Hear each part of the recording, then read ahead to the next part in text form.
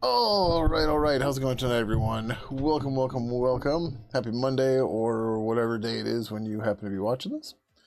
We're gonna pick back up on Pidgin stuff tonight and go from there. But how's it going, Matt, Laser Shark, and Surly Dev? Welcome, welcome. How are all of you?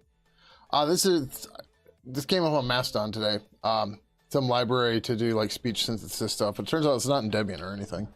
But I was just looking at it real quick, waiting for the ads to finish at the start of the stream here. As one does. But yeah. So, we were working on the stupid unit test for the conversation manager to create them because they didn't exist. We might have been working on this on stream, or we started them, we got sidetracked by the Zulip stuff. And none of this stuff has been reviewed yet, so it can't go anywhere. But that's okay. Also, over the weekend, we did, this is the third pull request, I believe, finally get everything to be able to deploy to Versity Gateway from CI and everything. The last bit here was with official Docker. When you log into docker.io, apparently it logs you into the hardened images too with Podman, but not with the regular Docker. And then old version of Convey on the build agents didn't quite work right either. So lots of ways to go. Good Star Wars Day? Yes. Today is May 4th, but tomorrow is Revenge of the 5th. And also Cinco de Mayo. So tomorrow's a little bit better. But yeah. So. But yeah, May the 4th is okay, but I think I'm a bigger fan of Revenge of the 5th. Not that I agree with the Sith or anything. It seems more fun and more fitting. But whatever. And I don't know, maybe the Revenge of the 5th is, because it's Mexican Independence Day. It's Cinco de Mayo, right? So, makes sense, right? Screw you, Spain, right? Was Spain they declared independence from, right? I don't know. My world history is not good. Not great. All right, so I had found this bug already. So I started digging through this because I started writing these unit tests a long fucking time ago. And the problem is I don't remember what they did or didn't do and what was implemented and what not, right? We can see it fails a lot. That's cool, right? Purple contact info. Oh.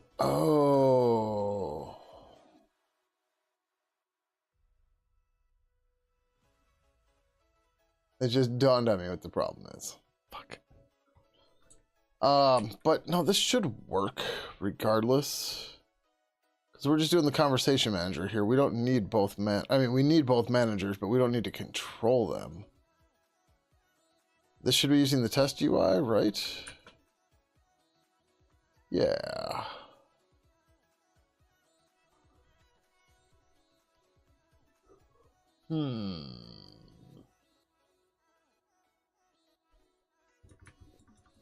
Okay. So the test UI does spin up, well, it should. It should have stuff for all the things. Yeah, contact manager has a memory backend, SQL memory backend.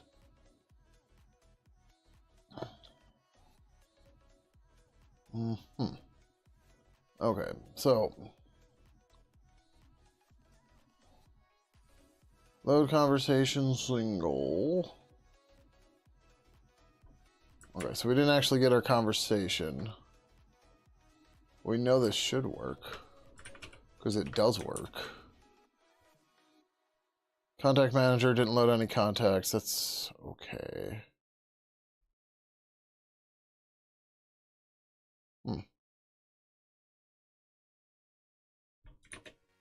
We seem to be missing some stuff here.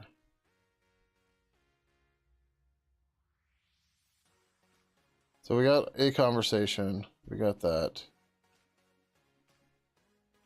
Verbal conversation, get account, expected account. That's fine.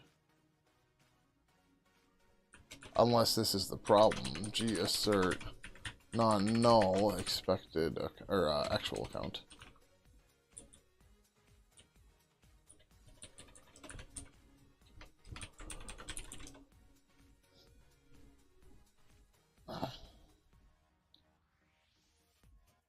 Yeah, we're still dead. What the hell?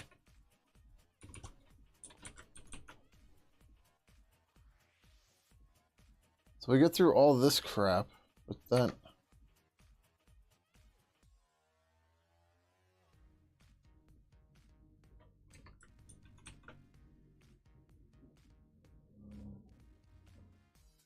Oh! This is just the backend doesn't implement this, right?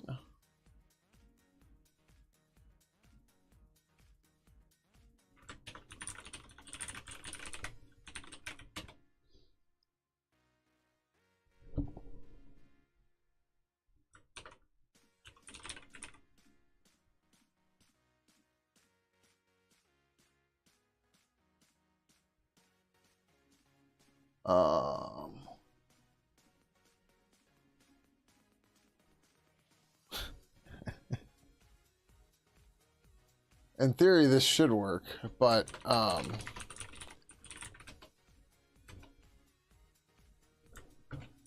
willing to bet we are. Well, no, the bind should have done it. Oh well, we gotta go back here.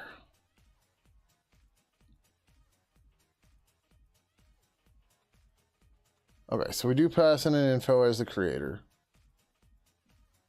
Cool.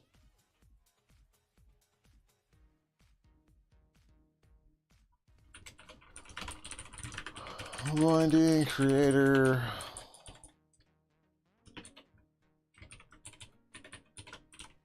Real creator. Finding null creator.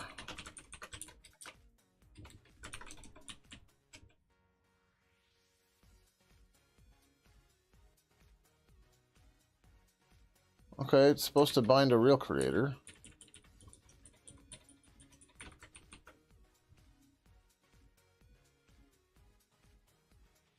Is that creator's ID null, perhaps?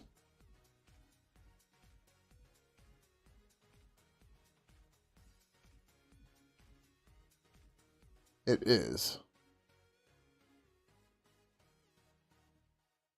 And we never added the account to the contact manager. That's what's going on. Okay.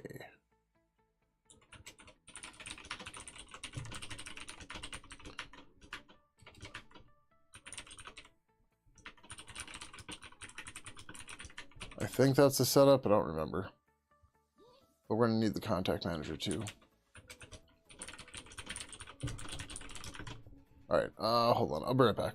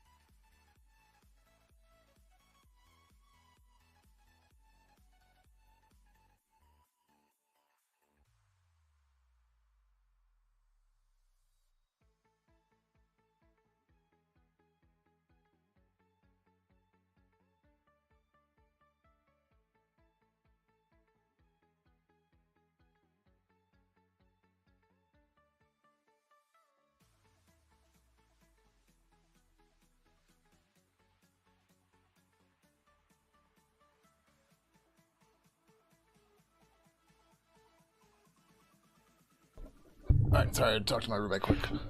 Okay, so we need a manager. Looks like we don't have the court. Oh, we do have the court, okay.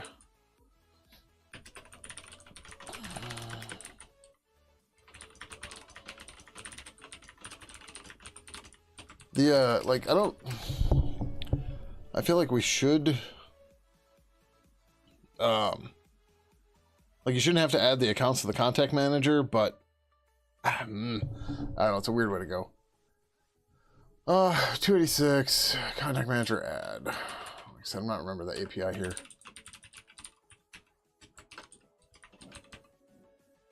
Okay, it's just a contact. Yeah, that makes sense.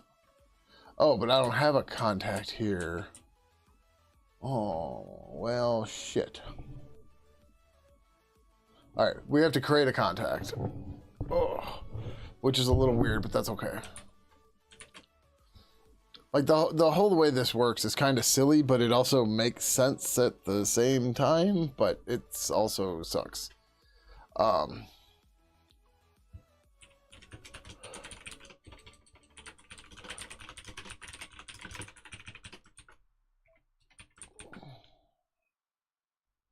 Okay, so then we're going to say contact equals purple contact new. Then we pass an account, comma, info.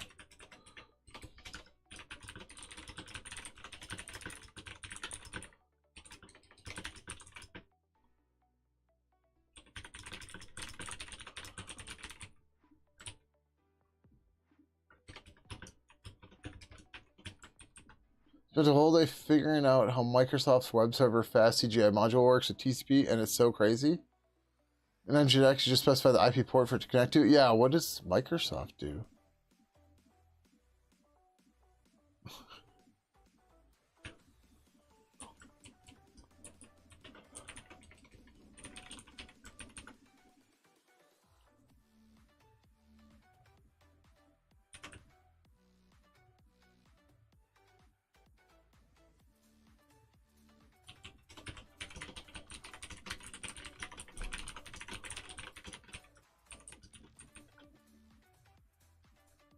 No, it's gotta go that way.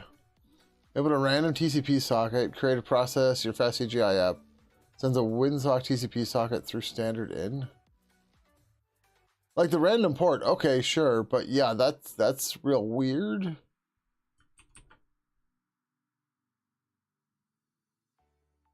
Huh. Like a random listen address isn't too weird, but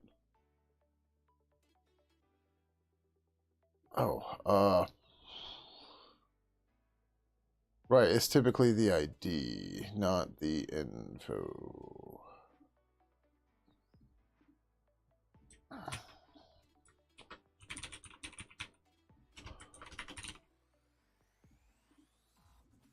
Oh, really?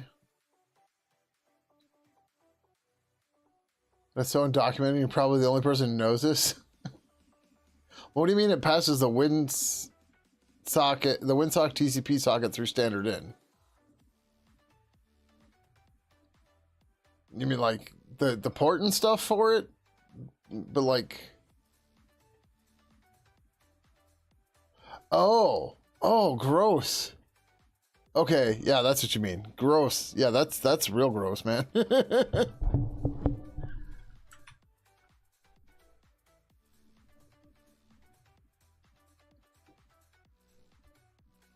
Yeah, that's yeah.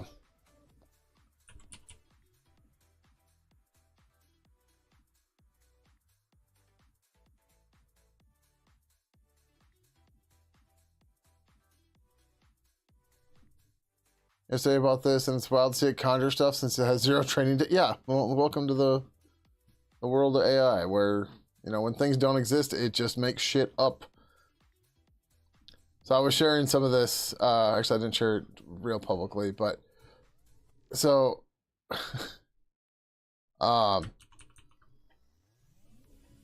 during an outage, somebody used AI to try to fix a script of mine, which wasn't actually the problem of the outage. And AI did this as part of it during an outage. So the delete lines are my lines. The plus lines, the added lines, are from the AI. This is in Python. AI thought this was better code. I can't imagine why I have issues with AI. Yeah. And like this whole script is just littered with this. And as far as I know, this is Claude code or whatever the fuck it is. And it's just like, what? Here's another good one that it also did.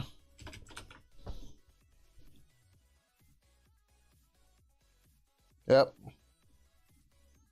It was real important to rename that variable. Real important.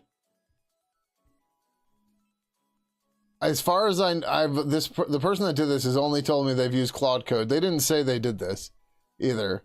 They said they made changes. Here's another one from here too.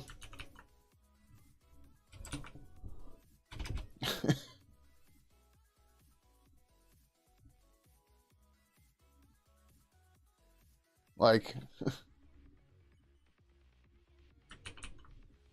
and another. This, when I saw this one, this is when I got fishy and started assuming it was AI, because these are the same thing. Like, if you don't, like, you don't need to specify the exception at all in Python. You can just put an except, and that just means, you know, you're not going to do anything with it or anything. And like, yeah, it's all sorts of shit like this. So like, I spent 3 hours today sorting through this shit, trying to figure out what had actually changed. And I'm just like, this is stupid. Like, I just don't care. I'm not going to use any of these changes. I mean, are they like, it's just luck, man. It's just luck. But yeah, like that's just a handful of things from one 300-line Python script.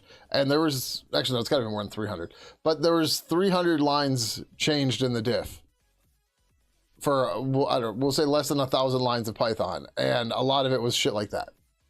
And it's like, why? What are you even doing here?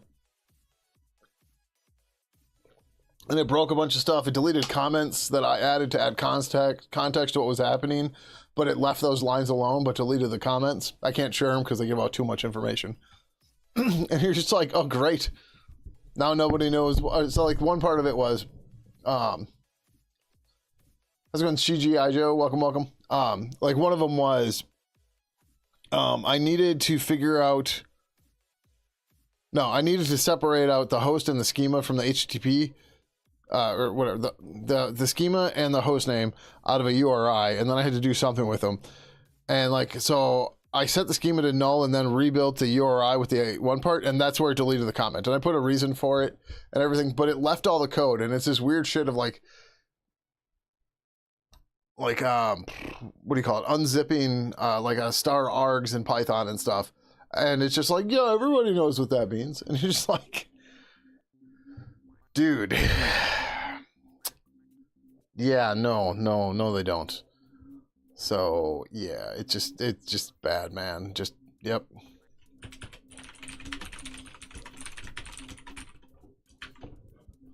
But you know, it's gonna replace us. Gonna replace us.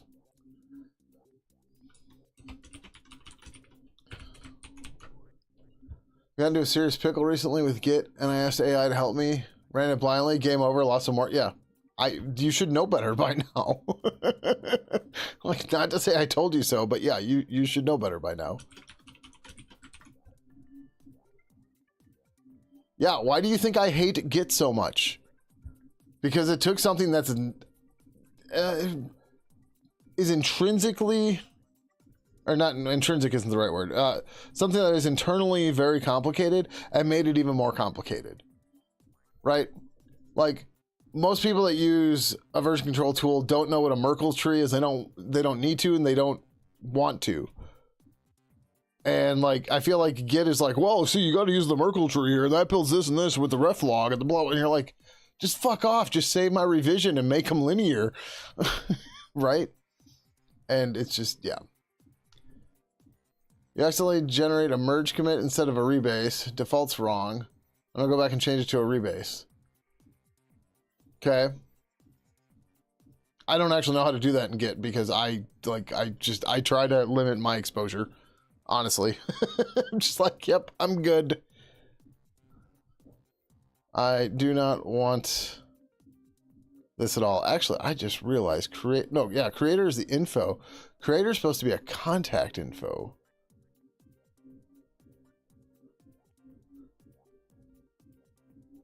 Right?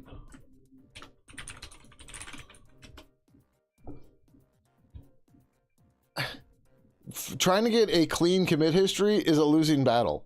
Don't listen to these nuts that are like, oh, well, you should have a single straight line for rebasability, blah, blah, blah. Rebasability is a myth. Or not rebasability. Bisectability is a myth that stupid people think exists. Even if you have like a complete software bill of materials and everything, you know what's not usually in your software bill of materials? The fucking operating system and the version of that, and all of your build tools are very important when it comes to being able to reproduce the build. So like, everyone's like, well, every commit should be bisectable. It should pass or fail. Like, yeah, cool, but that's not the way the world works, right? Because unless you're like even if you're requiring like a hashed version of npm and node and stuff, right? It still depends on the host operating system, regardless, right? Like, if one of your tabs is on Windows, one is on Linux, and one is on Mac, there's a non-zero chance that one of them is going to have some bug that is specific to their operating system, and thus your bisectability doesn't exist, right? Doesn't matter how hard you try. Now, I'm not saying you shouldn't, be trying to make single atomic commits that make sense, sure, but by focusing so much time and effort on things like making sure the commit tree is a flat line is just dumb. If that's what you really want, go use Subversion. Like, honestly, you need Subversion. You don't need Git at that point. And like, oh, you want distributed and offline commits with Subversion? Cool. Go use SWK like we had in 2006. I'm sorry, not SWK. SVK. It's close. Sorry, SWK, if you're listening. SVK, Subversion.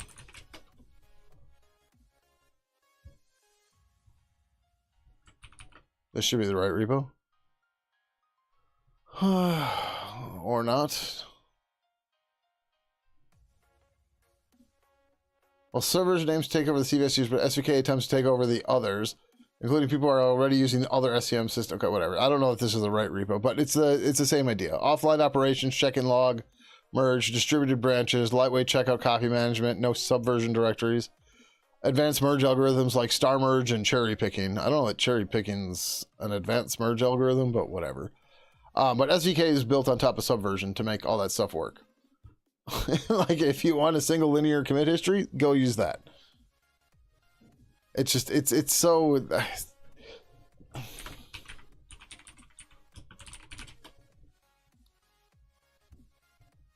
Like, people go through the extent of writing entire fucking blog posts and relating them to a dance move, whatever, an old-ass dance move, to make sure that Git doesn't get confused. Well, Git shouldn't get fucking confused. It should know better. It's just, there's so much stupid shit and so much time people put into stuff rather than just getting work done. Because the tool is, like, I don't even know how to describe it, which is pathetic because I've been making these arguments for so fucking long. But, whatever. It's so dumb. Git/pop doesn't like to figure out how to fix conflicts.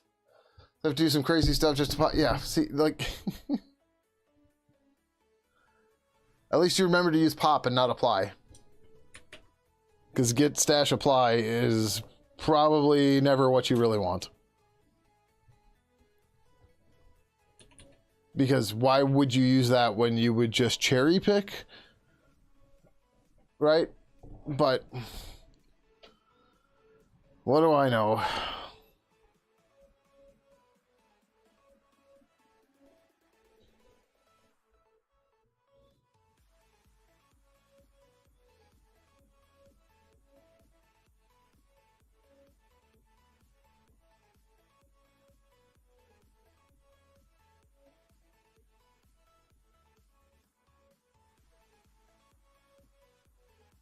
It just, it's, yeah, whatever. It's...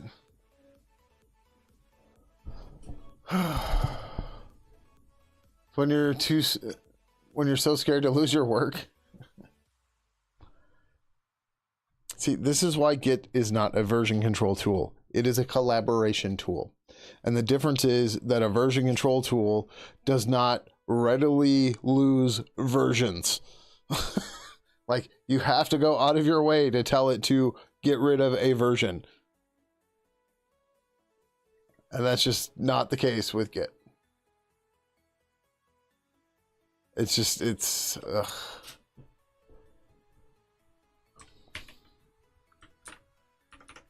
I think the funniest part is when people are like, oh, you don't like Git because it's a skill issue. And it's just like, listen here, kiddo. Like, oh, you can't drive your car because you don't know if it's a V6 or a V8. And you don't know what kind of oil needs to go in your car, so you can't drive it. That's a skill issue.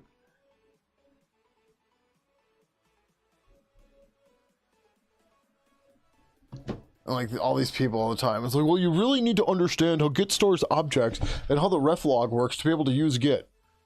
Just like, then it's designed wrong. People don't like that answer. Like, that's the case, then it is just designed wrong.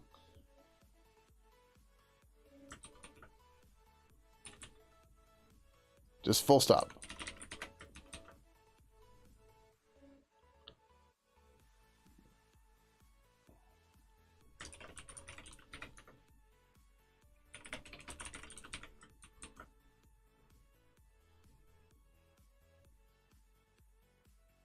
And also, that's even stupider. So if you give it an index number, even if it's what the default value is, it doesn't delete it off of the stash log or ref or whatever. So great. More unexpected behavior.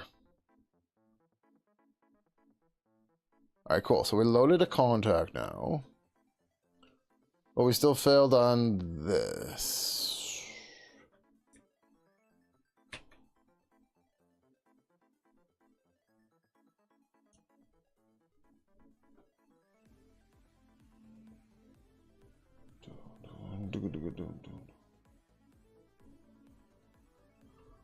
All right, what is going on here? Well, I mean, just like tools that where you have to know like tons and tons of little secrets and little quirks about them, regardless of what they are, what they're trying to do. That's just not a good tool, right? Like a tool should be allow you to do things reliably and safely. And requiring you to become an expert on the tool to be able to use it is just ridiculous. But I mean, I guess we're kind of programmed for that, right? Like the stupid meme about being able to exit Vim, which is really just a really, really stupid and played out meme at this point. And I'm surprised how many people are still into it, but whatever. Like, lol, you don't know how to exit Vim, ha ha ha ha. Wait, what? Well, yeah, we were looking at this. This seems real wrong.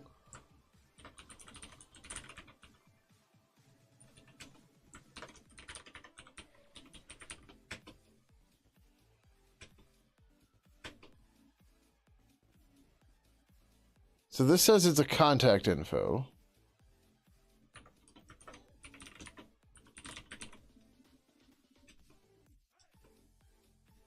Yeah, wait, what?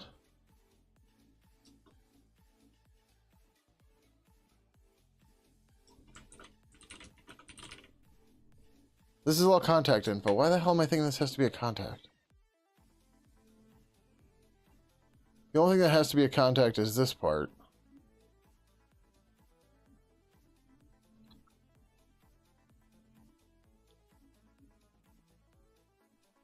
All right, what the hell?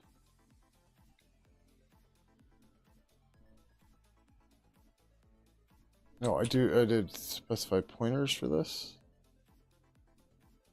which did not show up. 136. Yeah, where are my messages at, yo?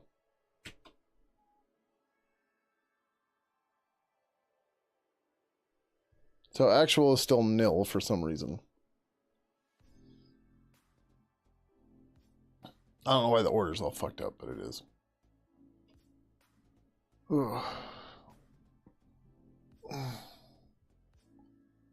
This is a pain in the butt, pain in the butt, pain in the butt.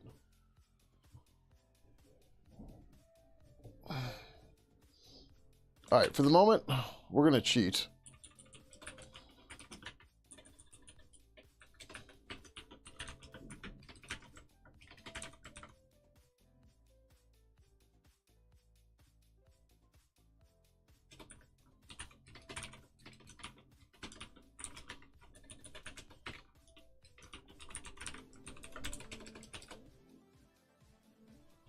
Okay, yep, some unused variables, don't care, that's fine. Purple conversation, get Sid, actual, so why did get Sid not save?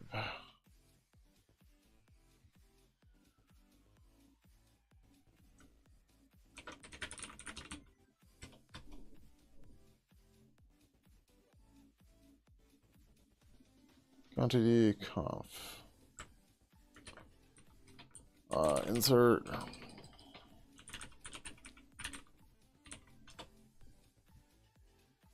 Because Sid's not in here. This is why we need the unit test. We added a secondary ID to the conversation when we didn't get this part.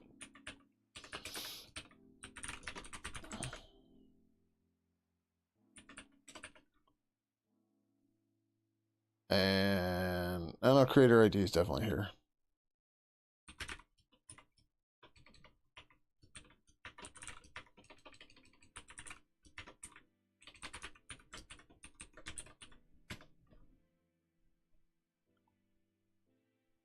Okay, that seems to have fixed that part.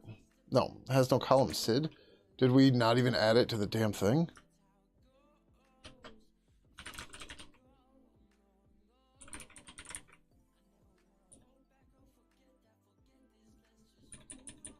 Yeah, so we just messed up a bunch of this. So this is...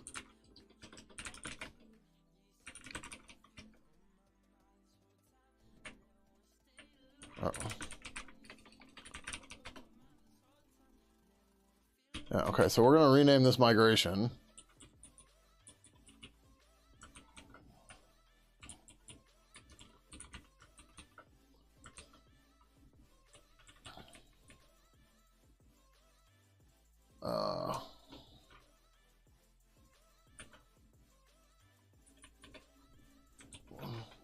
Did we do all, we didn't do all this in here, did we? Color got added a while ago. And it just wasn't added here in the properties, right? That's the case.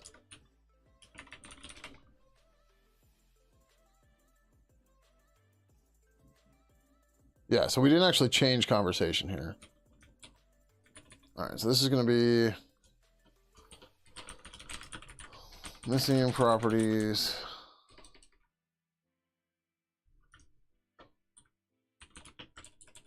Add some properties that were missed from conversations. Okay, yep. This is going to get renamed to missing properties. I can't do it here.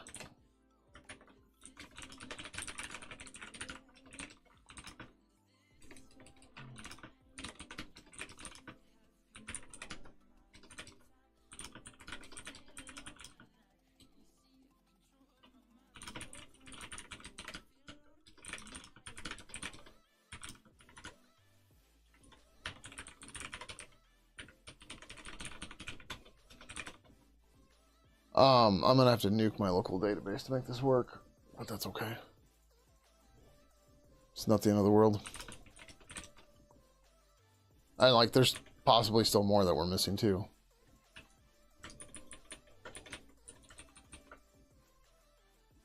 Nope, nope, nope. Okay, I did save it, right?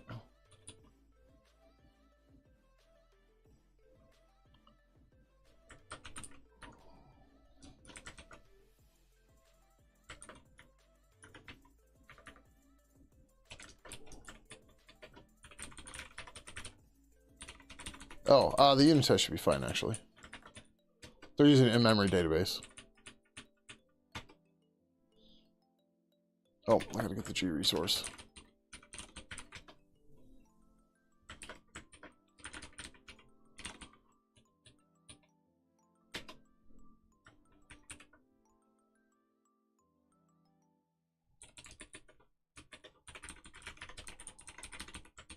This is what the whole thing started. like, oh, we're missing this property. We have to fix that. And then, yeah. Null equals Sid Vicious is still a problem.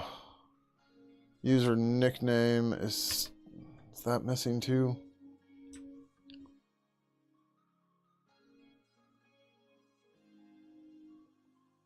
Yep. Jesus.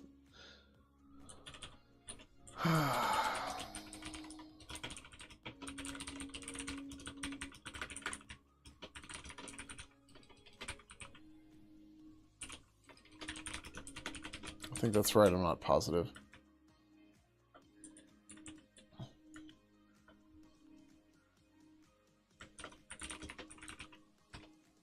Okay, that's how we do it. We'll double check here in a second. Yep, user nickname. Like, we need to be a lot more stringent on this. Like, a lot has changed since we did this. So, oh no, this is here.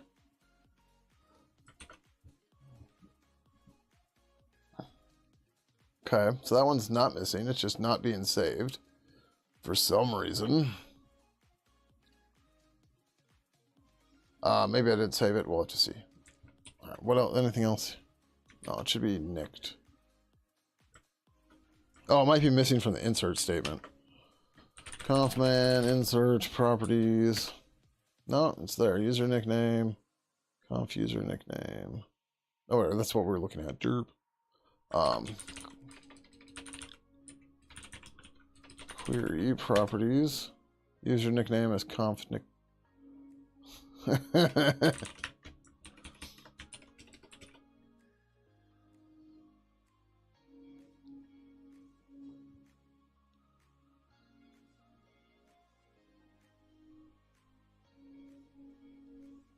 Duplicate column user nickname. Oh, did I actually put this into the thing twice now? Yeah.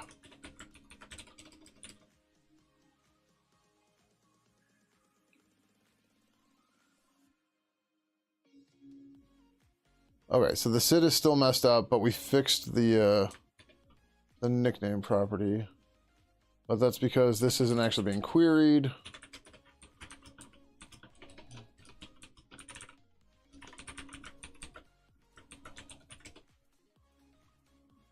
Hey, look at that.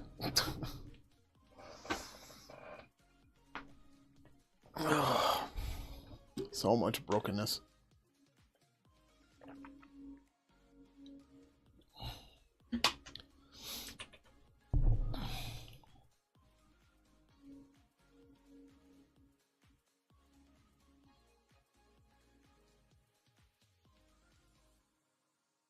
Topic author ID. Okay, those all look fine. It's very possible we're just not actually resolving those during the query. And that's why they're failing. Oh. Okay, let's figure out the rest of these errors here. I don't know which one of these is actually failing because that doesn't actually tell us. Because why tell us when we could just, you know, be forced to go find it on our own? Because that's so much more fun.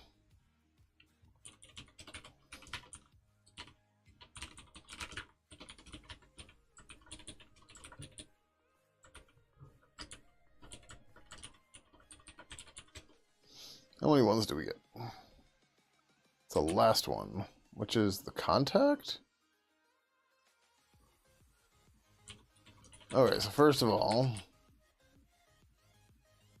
actually it's not necessarily that, it might be the account.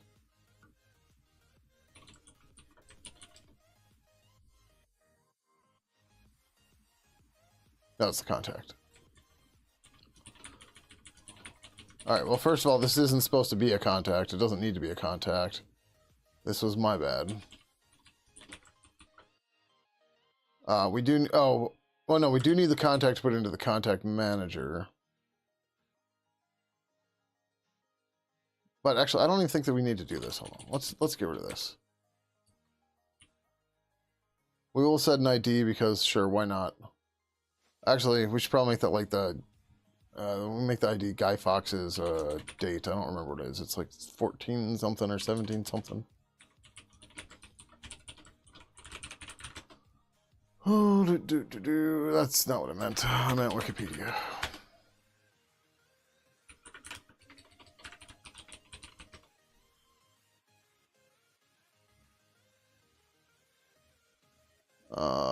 I mean, it's November the 5th, but what year? 1605. We're going to make that his ID. It's the 5th now? Not for me. I got an hour 10 yet.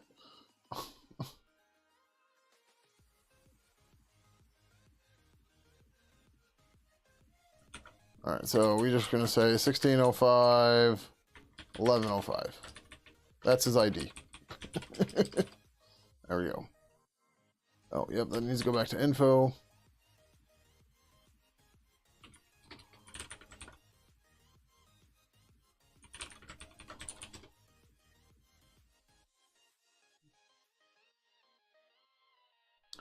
Contact uncleared, 358 is in the clear, which we don't have to worry about.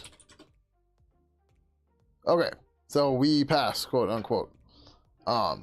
We have to fix the other stuff, but we're getting to where we should be, which is good.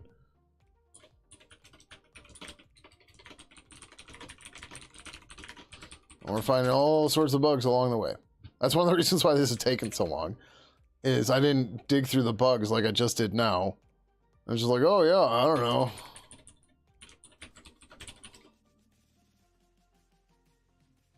Alright, so this is still failing. Why is this failing?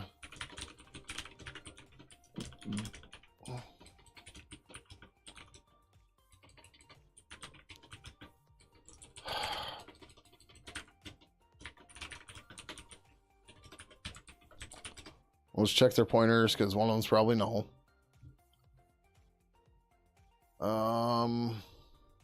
Yeah.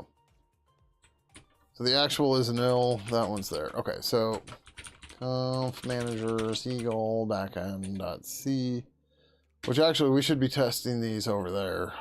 This is such a pain in the ass.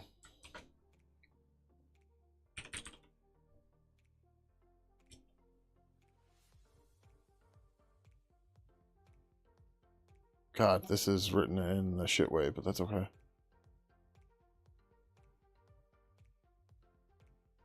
Yeah, we just don't do anything with these.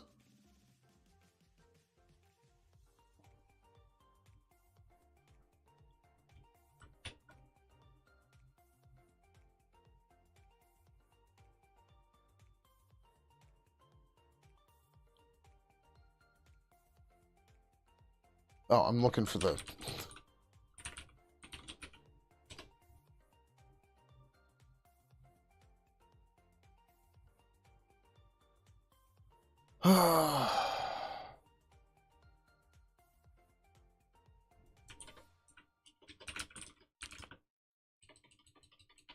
Oh, shit.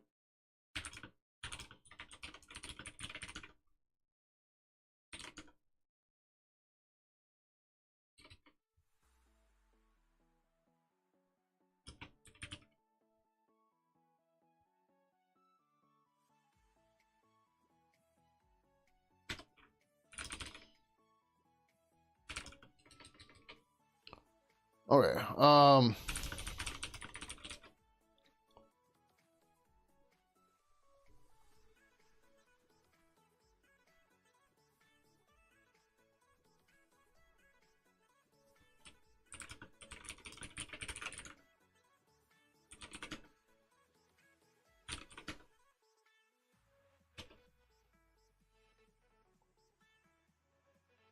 okay, what we're going to do, we're going to move the regular test out of the way. We're just going to shelve it for the moment because all of this other stuff only focuses on the Seagull backend. Then we can update the Seagull backend test to actually do these fields that we're missing. We'll do that as pull request, then we'll add the other stuff as a pull request, and then we can do the thing to actually do the contacts. And yeah. Or wait, what? No, oh, okay. I'm being dumb. this is the Seagull Manager backend test that we have added. I'm, for some reason, thinking we're using a normal backend for this, but we're not. Or just using the normal test UI for everything. But this is just, okay, never mind. We don't have to do anything that I just said, because this is all to fix up the Seagull Manager backend. Nothing else. Okay. It's been a long weekend. It's going to be a long week. Which, yeah, so the whole reason I started the stream late is because I fell asleep on the couch. It was 7:30. I was like, maybe I can get just an hour, and I woke up at like 9:15. I'm like, all right, fine. Only let me eat something, take care of a few things, and then we'll go stream. And then we're here. So wait, what was I looking at that did... No, I guess this was right. Okay, yeah. But yeah, okay. So we still need to go through here. We need to fix all the rest of this crap.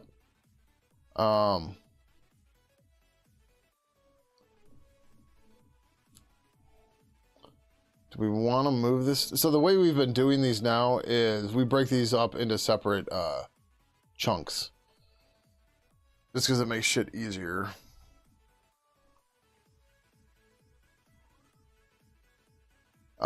We are going to need the contact, though, because we need to look it up in the contact manager.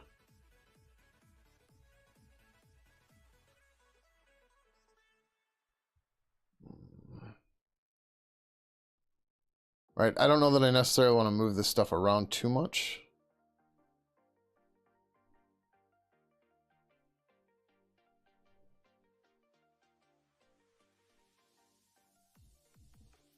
We have all the construct properties. Let's create the instance. Cool. Right, but then the problem is we load the tags, but we never did anything with the author or the topic author or the creator. So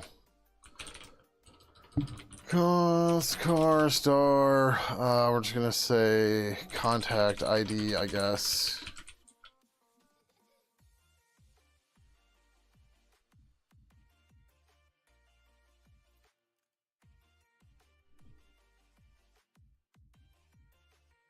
That's fine. How's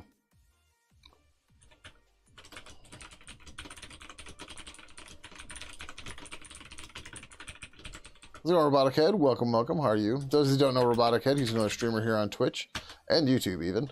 And he works on an open source project management tool called Near a Beach. And you should go give him a follow or subscribe on YouTube, which link I'm getting right now for you all over on YouTube land.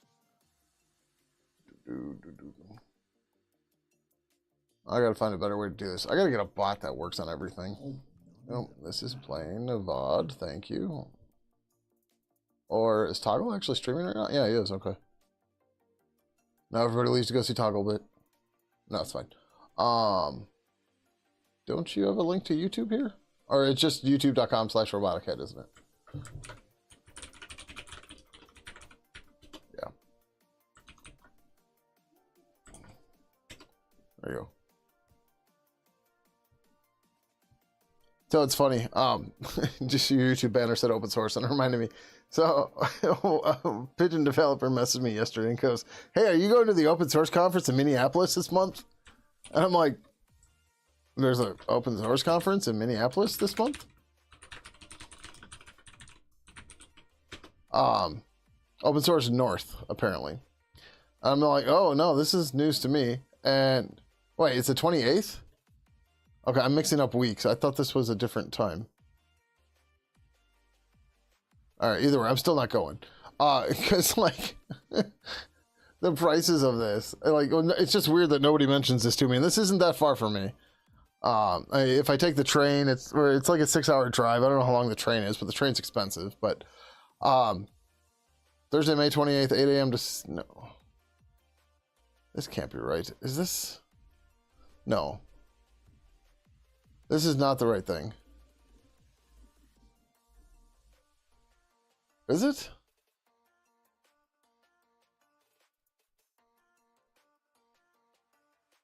This doesn't look right.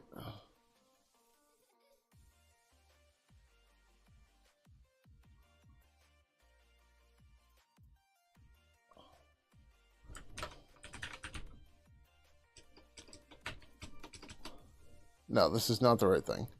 Oh, Open Source North American Summit. There we go. The 18th to the 20th.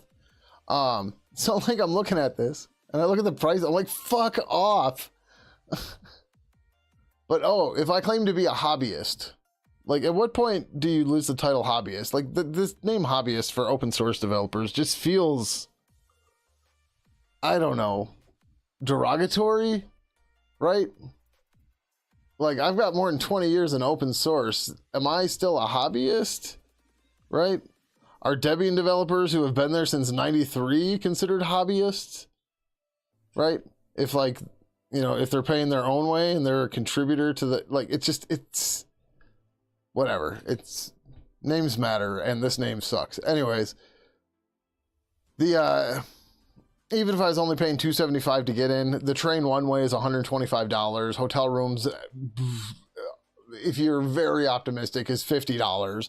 I'd need the hotel room for 3 days. That's $150 plus $250. That's already $400 plus $275 for that, plus meals, whatever. You're easily over $1,000, right? And I'm just like, yeah, I can't do that on my own. This is stupid. But so the academic or hobbyist, you may choose a selection if you are paying for yourself to attend this event, are currently active in the community. Please email to blah, blah, blah to request a hobbyist fee access code. Note, there are a limited number of hobbyist access codes available. I didn't even see that part. Fucking hell. But, where was it?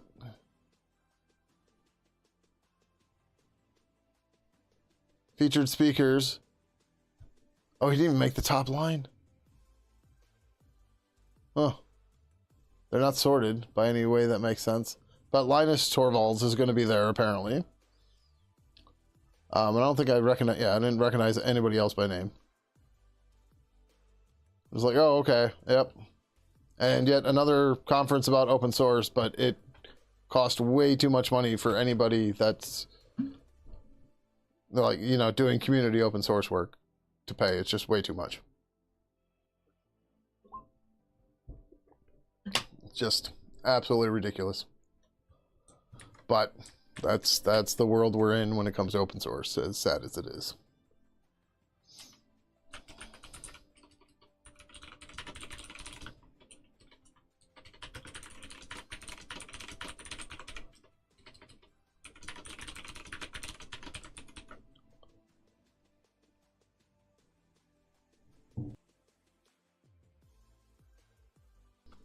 Ooh.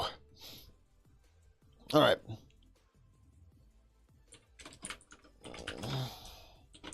Attempt to find the creator. What do we say? Contact ID equals purple conversation. No. Siegel statement. Column text. Backend. Query properties.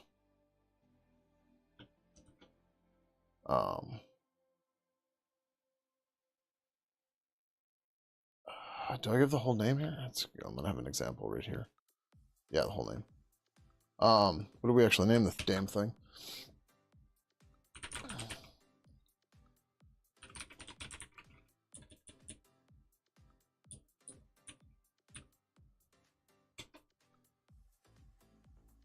Just creator ID.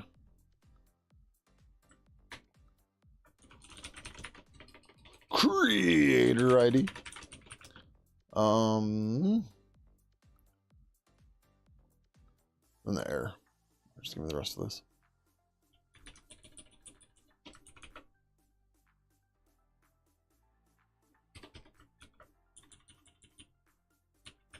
It's like, where did the other text go? Read the creator ID. At that point, we just give up, right? Or we're not gonna give up. We're just, the creator's not gonna get set, right?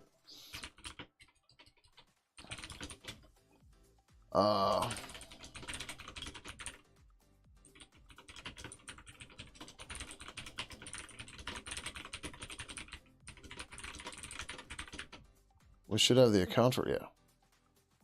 Actually, do we want find with that ID? Contact manager.h. Find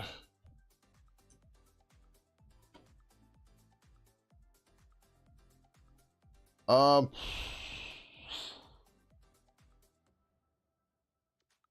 this is a tough call, but I think we're just going to do find. Or find with ID.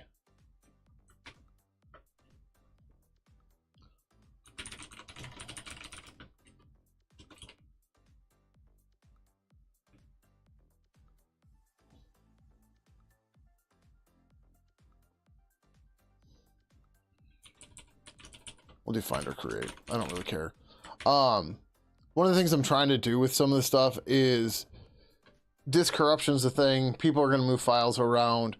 Let's try to be cautious of that, or maybe cognizant of it, and try to do things that make a little bit more sense, right? So rather than destructively lose, like if we have the ID of the creator, but we lost the contact because the contact database was lost or something, right? We shouldn't lose that because we couldn't look up and resolve the contact and then store it correctly in runtime, right? So if we will recreate it with the pieces we have, the account and the ID, which are the bare minimum. And that way, when the protocol reconnects or something, it can fill that back in. We don't actually lose data, right? Like we'll temporarily lose it, but we can resync it. It's a little weird. It's a little funky, but it's fine.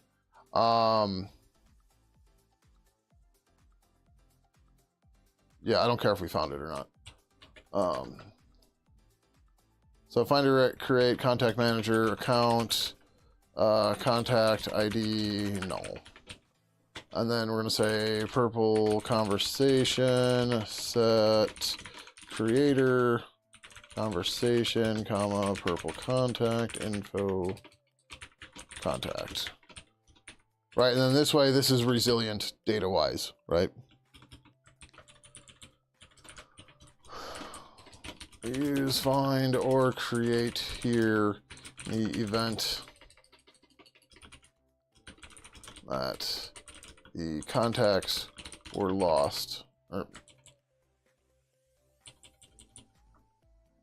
as we have the account and ID of the creator, so we can recreate the contact in the event the contacts were lost, and then the protocol can repopulate and update the contact later. Sure. All right, so that should get us past the creator ID problem.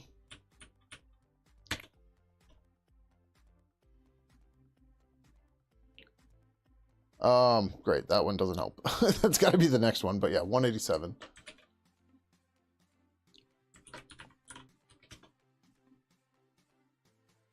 Yeah, so that's topic author. So we're past, oh no, we're not past this one. I uncommented it. Or I commented it out. Okay, 185, we're okay there. Oh, we should have the messages. Yeah. So the pointers are different, but that's okay, right? They're just different instances that have the same IDs, right? And that's fine. That shouldn't be that way typically in runtime, but that's okay. It's because we created it to fill it in. But that's fine. Oh, it's because, yeah, so because it didn't actually exist in the contact manager, so the function then created it, which is why we have different pointers. And that's fine, right? Because we don't so much care about the actual instances being right. I mean, ideally they should be. But the fact that they have, that the one we pulled out of the contact manager now exists and it has everything, that's what the protocol should end up using going forward. So, all right, then we got to do the same thing with the topic author, and then we should be good. And then we can finally put this damn thing to rest.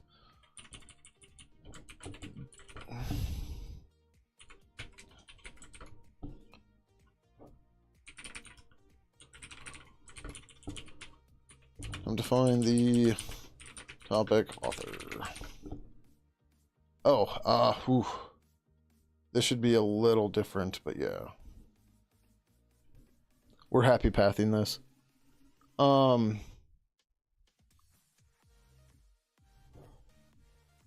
gonna change to else if not burb star is empty contact ID.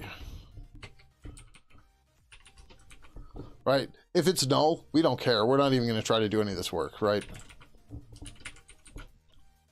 And that's what we're going to do there with that. So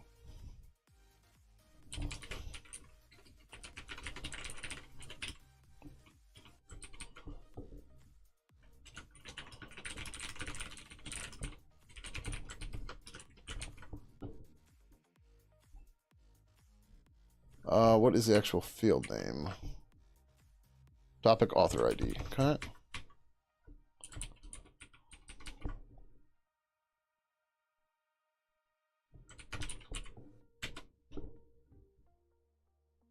Cool.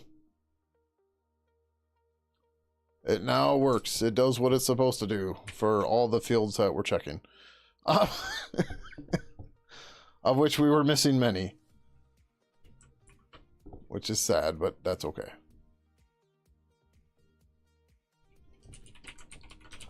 But now the next question.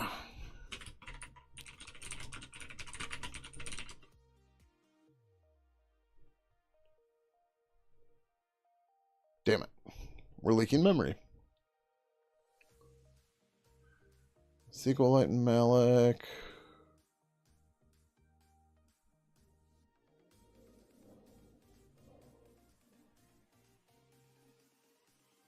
Oh, does finder create give us back a reference? It might. Yeah, it does. Okay.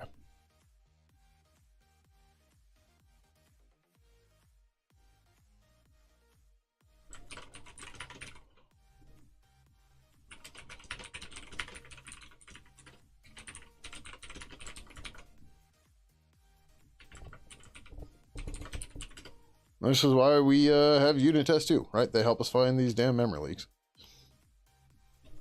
And apparently that was not it, because we are still losing 168 bytes.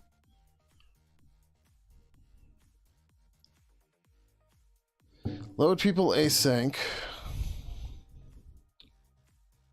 1229. Well, yeah, I hate writing unit tests, but I love when they find my bugs.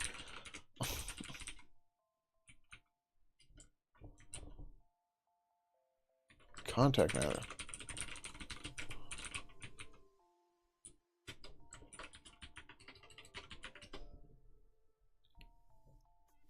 Oh, okay.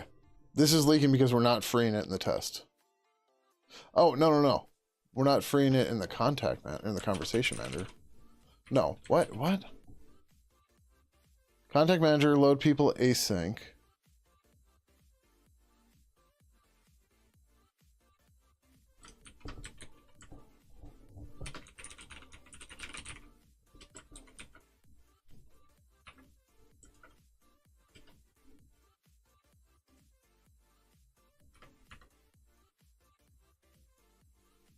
Am I like writing them at times? But yeah. Like my biggest issue with unit test is trying to write them effectively is hard and tedious. But having them is, oh my god, amazing.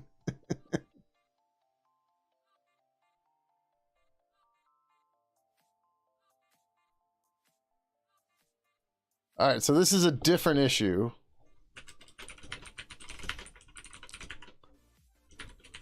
But this needs to be here.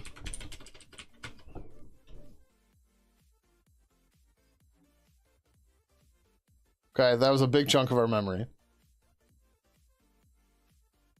I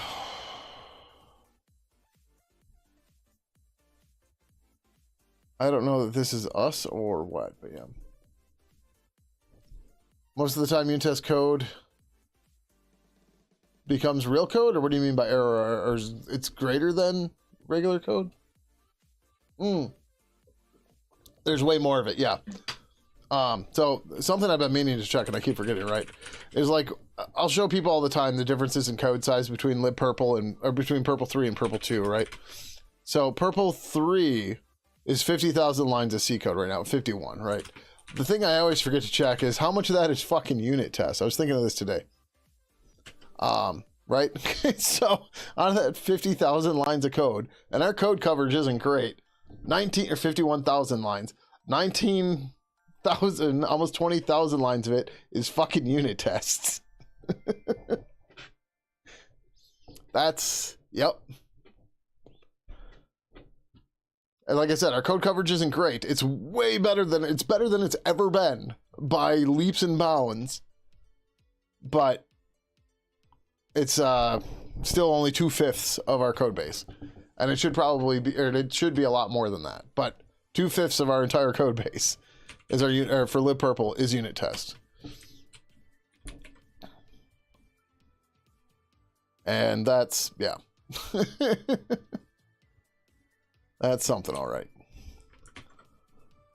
All right. Load save presence is async. Is this one really missing it too? Jesus Christ.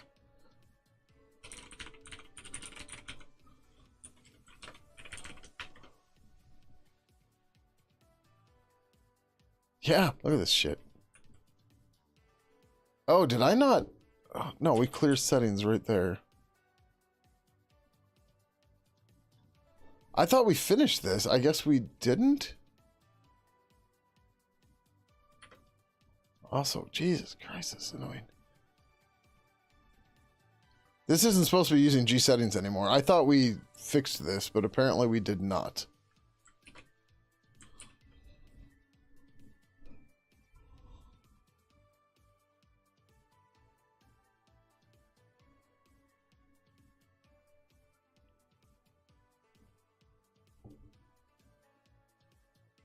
So 116.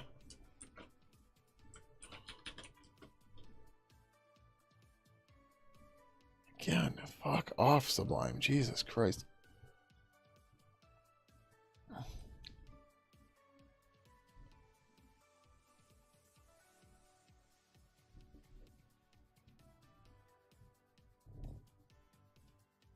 This seems wrong.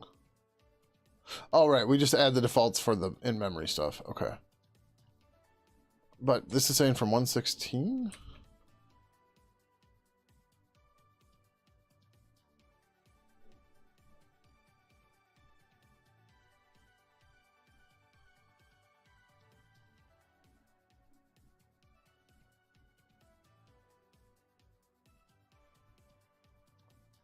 Yeah, it should have gotten killed here. Okay, well, either way, that's not related to us right now. And anything else that's using the test UI should have this problem.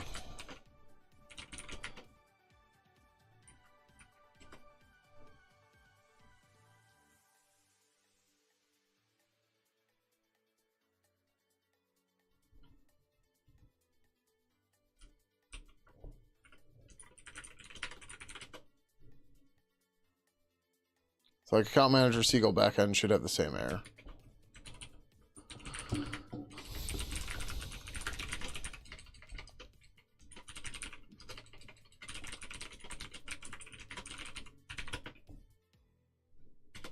So like this is fine, but wrapper, valgrind, or wrapper, we should get similar errors here.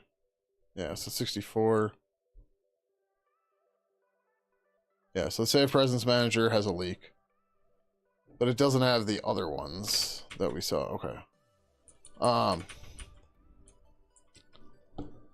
We're gonna save those in another pull request, but the one with the contact manager. Oh, why is this failing? This is very confused by this.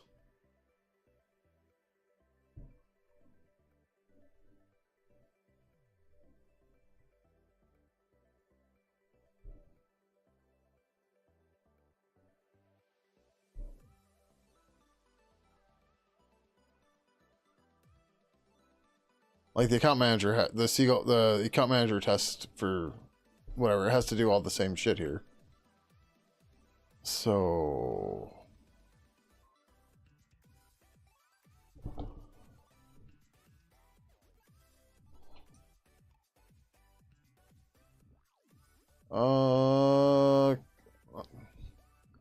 yeah, wait, and this is in the account manager. What the fuck?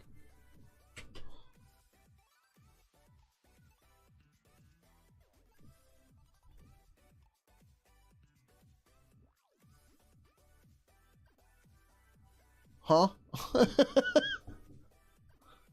How come the unit tests that are running the same migrations aren't hitting the same memory leak, quote unquote, or same suspected memory leak that we are from the other one?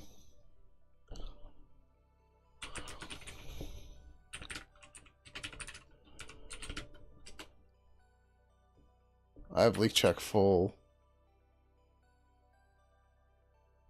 Oh, show leak kinds all, I think is what I'm missing.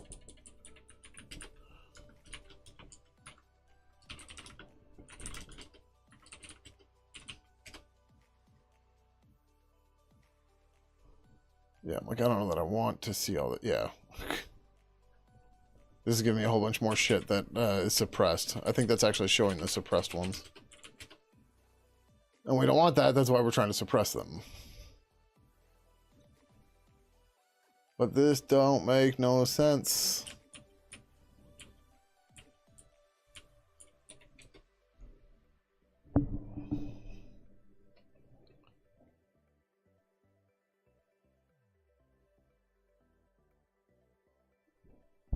Account manager 1108. Right.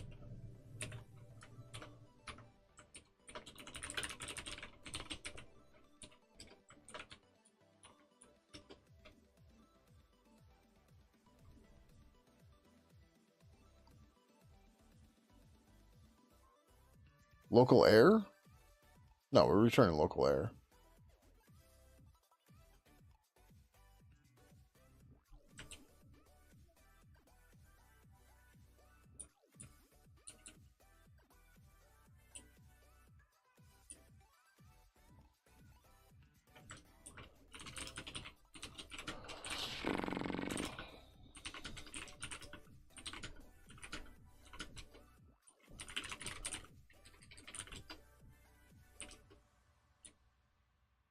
Wait, do we have a leak in here? It's very possible.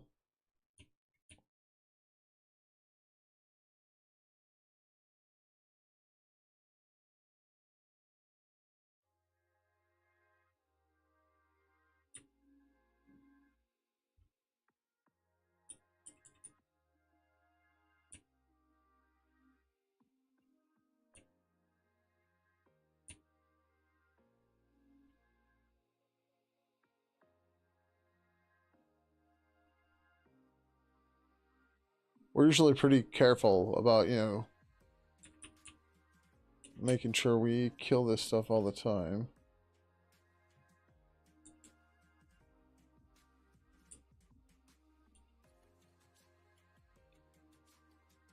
So we look up the data. Data is null, or local air is not equal to null. Yeah, we still call gbytes unref.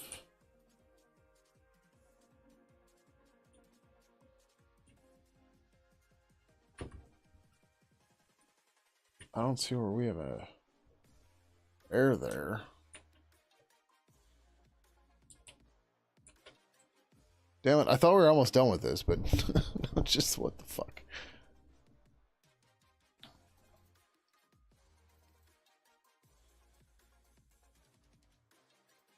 Line 218 and Seagull.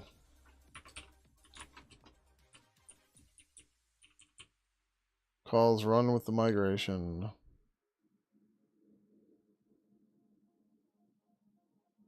gbytes get data doesn't return a string, does it? I don't think it does.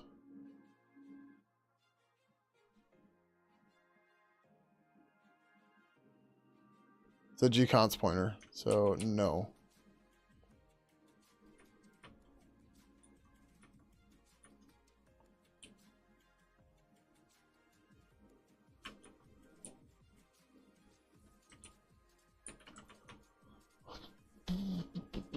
$47.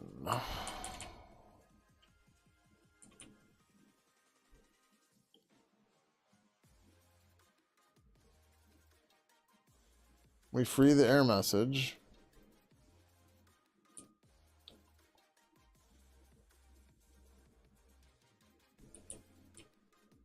We free the string at the end of the whole thing.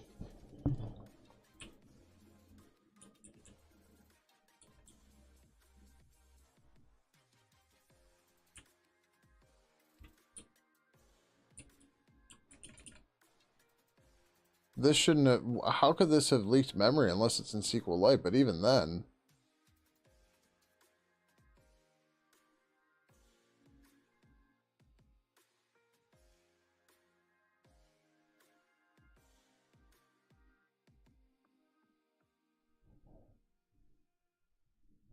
so like the statement is allocated, but we get rid of that. Unless the database isn't closed?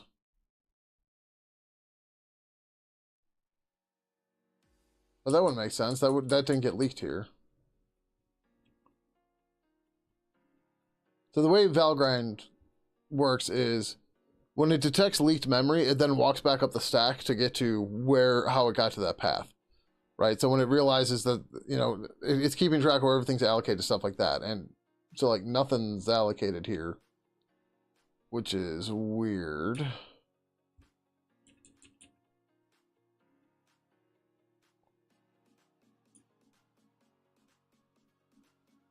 Error message could be allocated, but we grab it.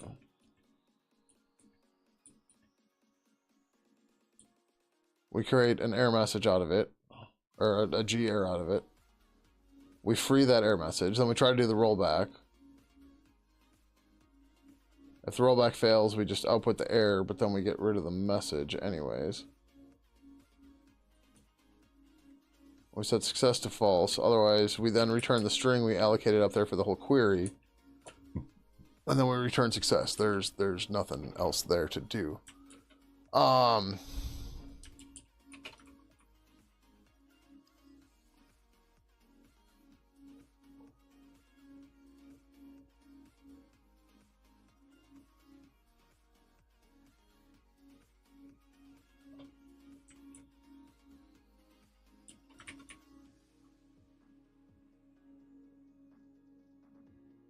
Yeah, none of this makes any sense.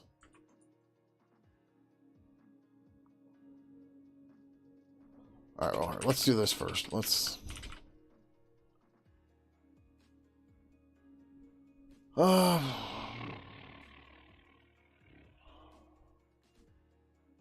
Contact manager.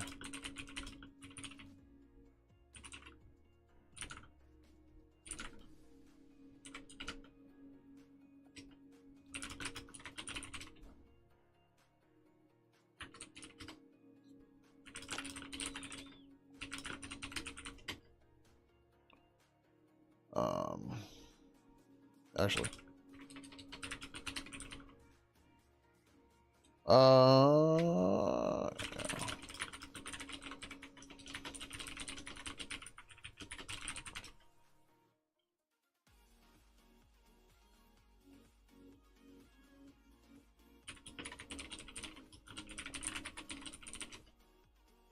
So this is with the memory leak patch on the contact manager, and we're still leaking 64 bytes in the presence manager, right? We know that's a problem, but if we shelf this again,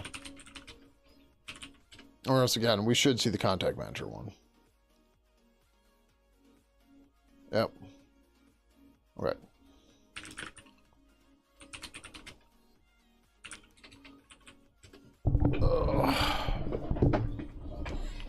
Time is it? 11:30. Okay. I'm not too worried about the memory leak in the presence manager because the presence manager needs to be fixed. It needs to use SQLite. I started this. I'm pretty sure I have a branch for it. And I thought I finished it, but apparently not.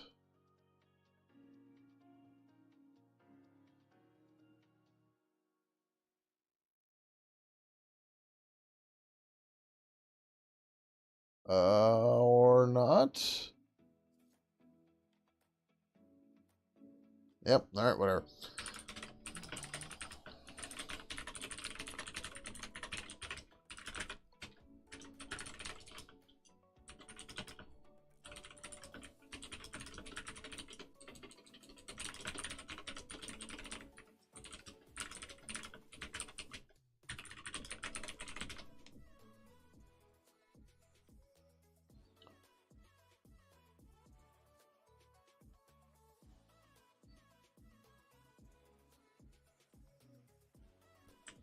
So I want to change this a little bit.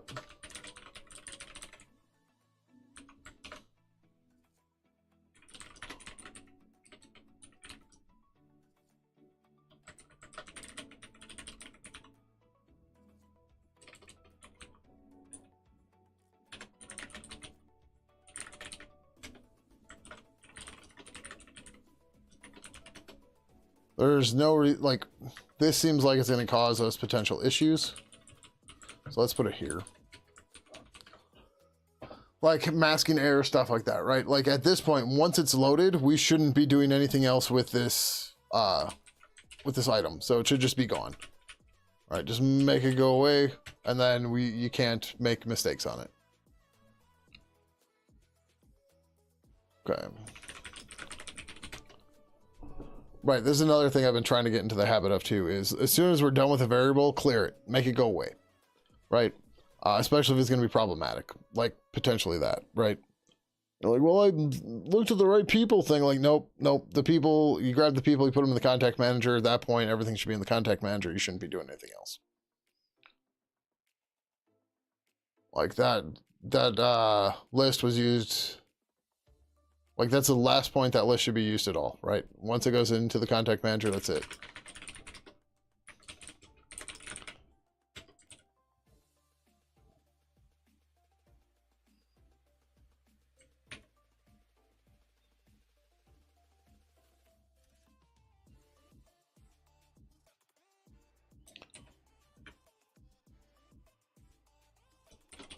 Rally test under Valgrind.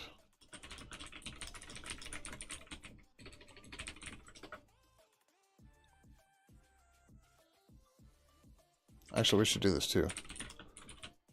We ran the contact manager Seagull backend. But we should run contact manager backend empty.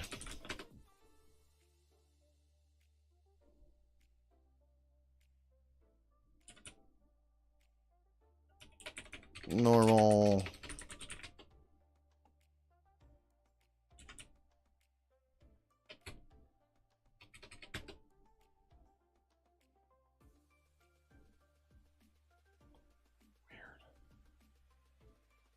Oh, those must not load the thing at whatever. Okay, whatever. That's fine. All right, the diff is just, you know, a +1. Very easy memory leak to fix. It's fine. It's okay. All right.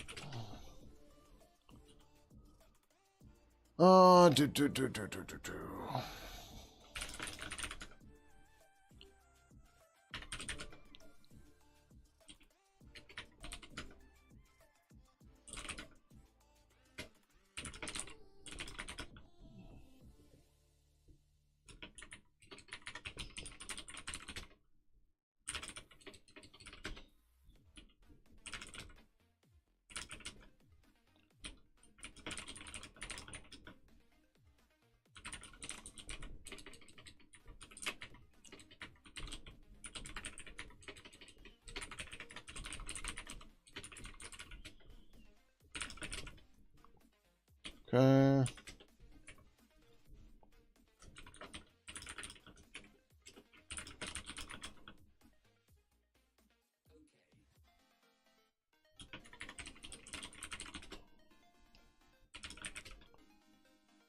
Okay. Ugh.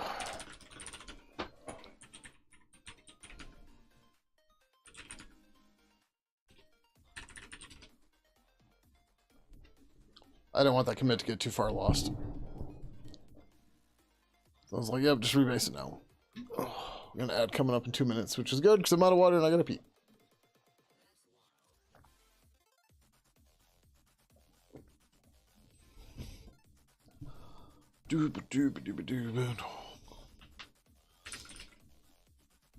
All right.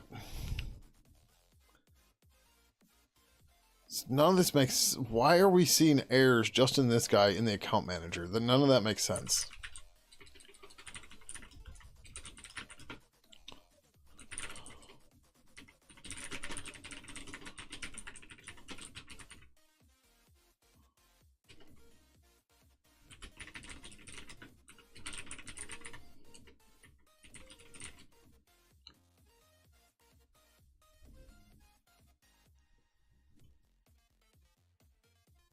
Oh. This isn't a full leak. This is possibly lost. Possibly lost. Possibly lost.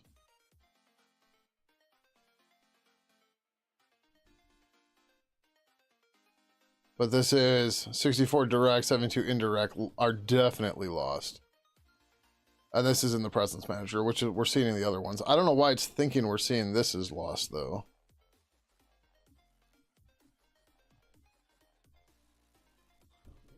Let's look at the DB init stuff here.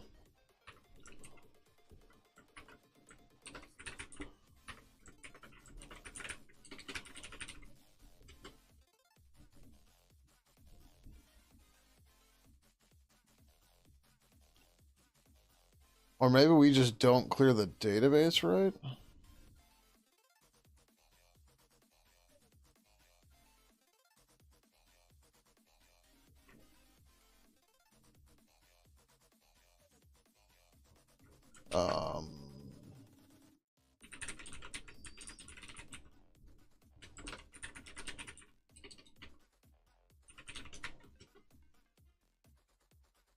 I'm a Pidgin.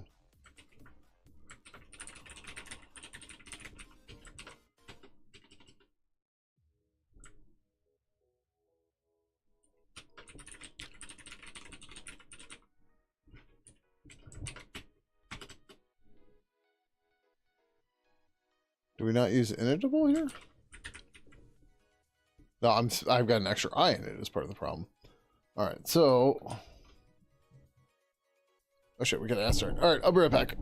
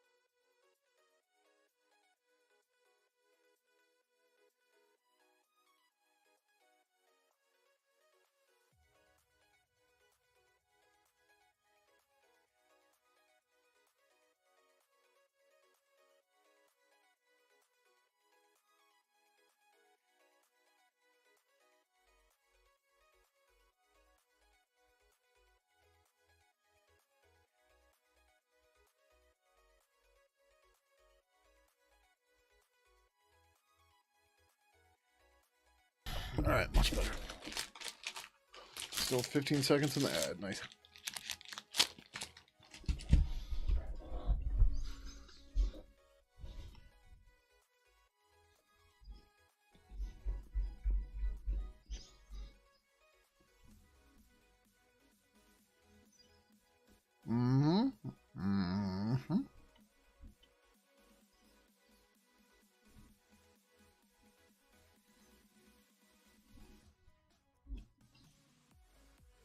All the statements, nothing new there, except this should be the propagate error thing.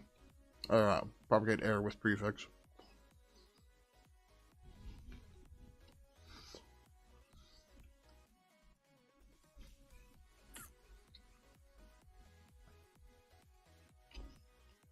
Load all statements, nothing major. Okay. Anything weird and finalize?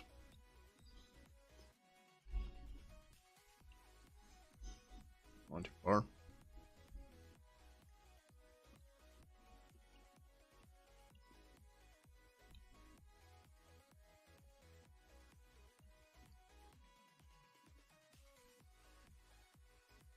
Nope. So, all right, but this is an account manager. Let's look at account manager. I'm looking at the wrong damn thing.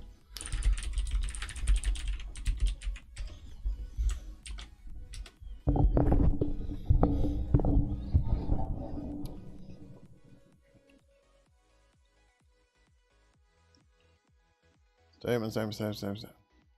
Oh, are we? We might be leaking a statement.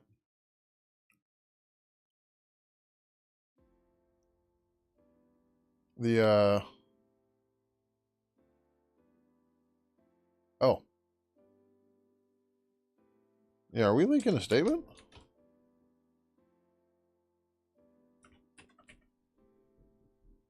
Well, looks like we might be. There's a lot of them here. Oh, maybe not. 1, 2, 3, 4, 1, 2, 3, 4, 1, 2, 3, 4. Query settings, properties, contact info tags. Insert settings, insert properties, contact info tags, info badges, delete settings, delete properties. Yeah, no, okay, we got all the statements. But we are using Seagull DB close. Well, like I don't see anything here that should be weird. Oh, no. We're even doing this part.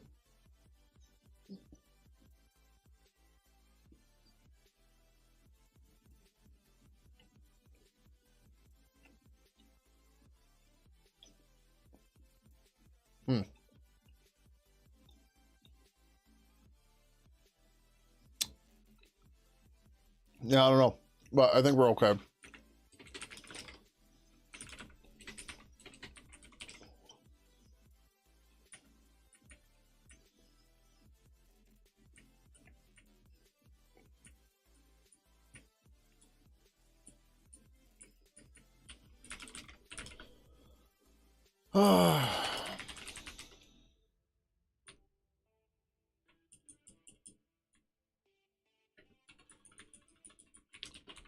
Some missing properties.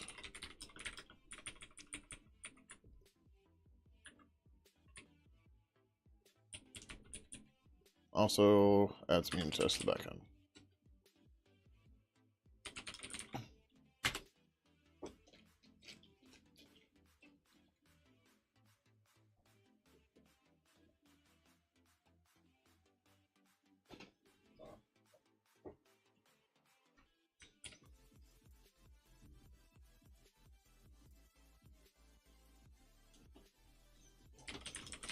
Test under val grind.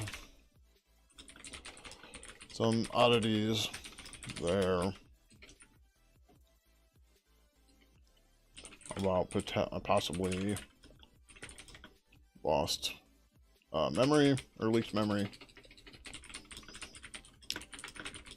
It's in the account manager. So it shouldn't be related.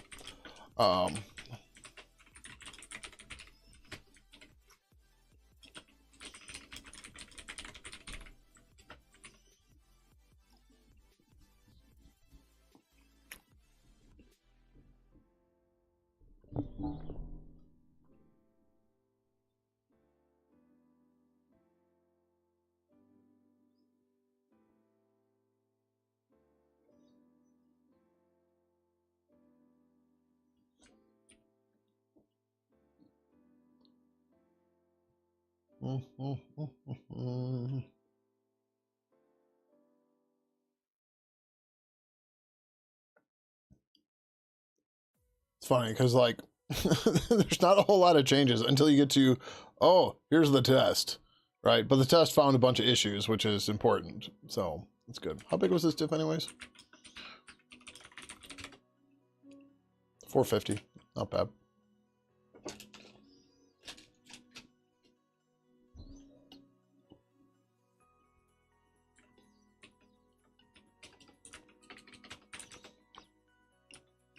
All right. I think we're gonna troll for some stuff rather than try to fix the next part of this because there's a good chance there's gonna find issues and stuff because it was written over so much time. I'm just completely code blind to it right now. Like, it's going to take so much more effort for me to try to understand everything that I wrote and get it together in my head, where it's just move to something else, let the reviewers take a stab, and we'll go from there. But we're going to go trolling, because I saw a couple already. Oh, yeah. Fuck, there's a lot. 253 minutes. Oh, okay.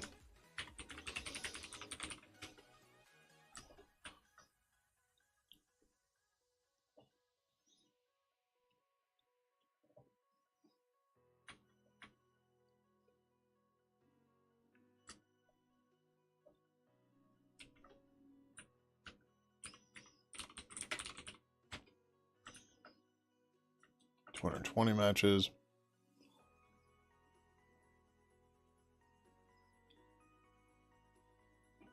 Oh,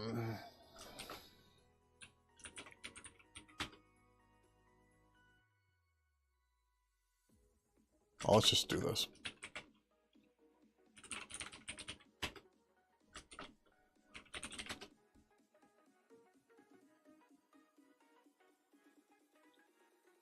This is a lot.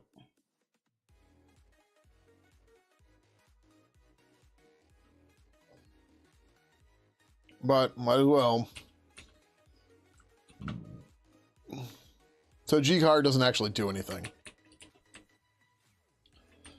At one point in time, it was believed by me and maybe others that by labeling something as a G-Car, you're kind of internally telling yourself that it's UTF-8, whereas a car could be the locale specific, but that's not true at all, right? Maybe if like you are very purposefully doing that, that's the case, but that doesn't, like, there's no special magic to it or anything.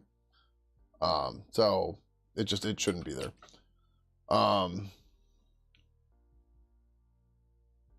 So we just get rid of it. And actually I should go back to that. What was that? Was in plugins? We'll find it when we look at the diff. Like, we should be looking for word wraps and indent changes, stuff like that with parameters and whatever.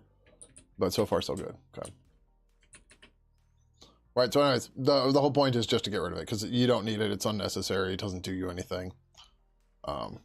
They like originally added it just to make things complete, because they're already wrapping a bunch of types, but it literally does nothing. And then it confuses people who are looking at it and like, what the hell's a G-car? It's like, it's just a fucking car. Like, let's get rid of it. And this lets me get a cheap, easy pull request. A couple. Because we'll do one for purple, one for Pidgin, and one for the protocols. And that way it's easier to review too. So that should have been contact info, contactinfo.h. Right.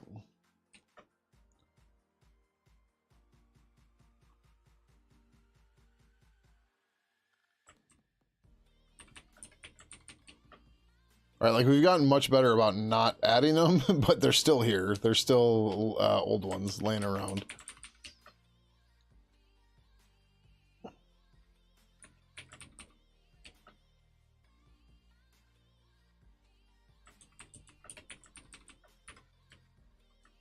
I want to get rid of purple key value pair real bad.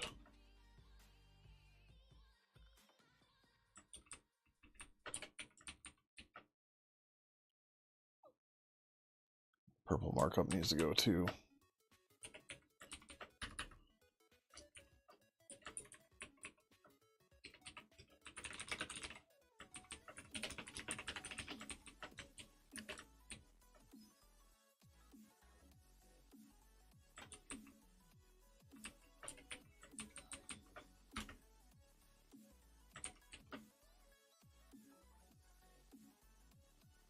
Is this still used anywhere? Oh yeah, it definitely is. Okay.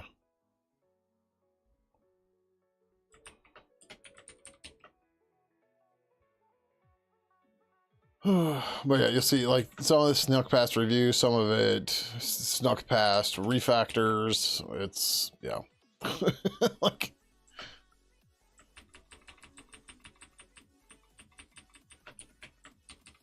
it is what it is.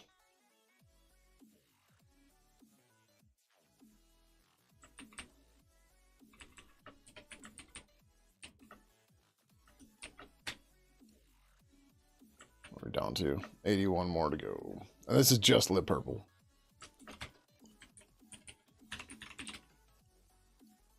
Which is kind of sad. That's okay. But so we'll do the same thing with G-Int as well, right? So we'll get rid of the G-Cars and G-Ints at the same time. Which is also why we break it up on lip purple, Pidgin, and then the protocols. Otherwise, it's just too much.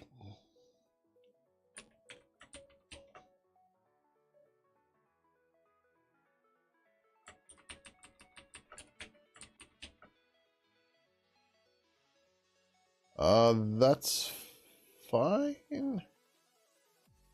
Okay, well that thing needs to be cleaned up in general, but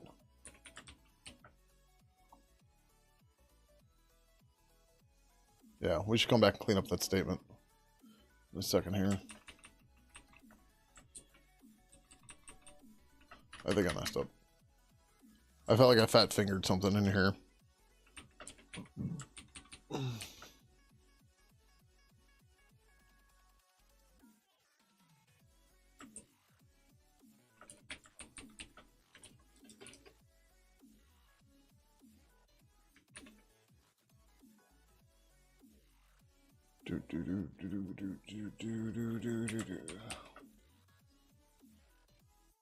Yeah, here's a G-Int right away too, right? Although this needs to be changed for other things, but... Oh. Zulip doesn't have whiteboards, does it? That would be nice if it did, but I don't think it does.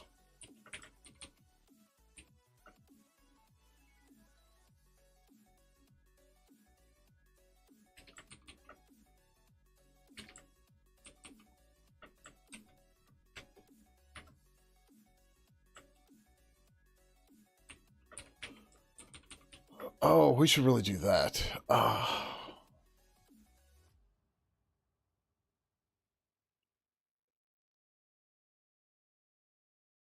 So there's something I wanted to do with... So, no, I'm not a fan of the request API. Like, it kind of makes sense, but it leads to laziness, and it lets us... It's a nice escape hatch, but people depend on it too much. But what I want to do is, I want to create an async version. So the request field stuff already is technically an async method in the sense that it has an OK callback and a cancel callback.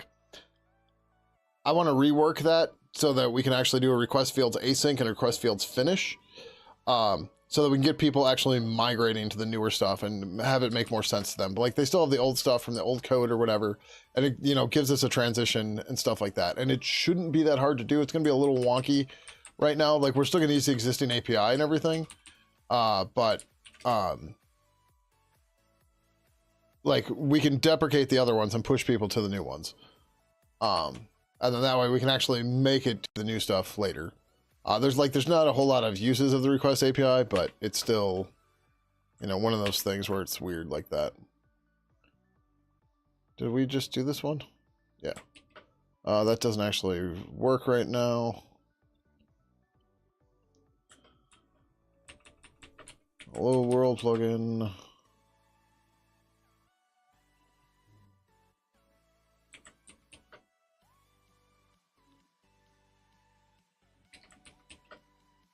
Oh, I should have done this. It's fine.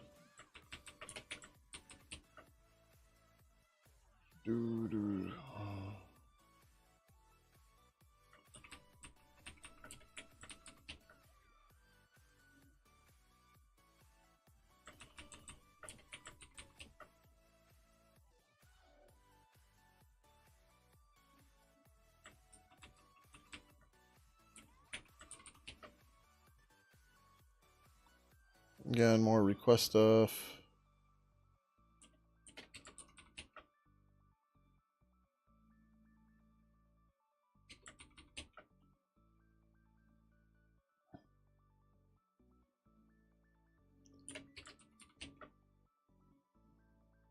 Oh, go back in here.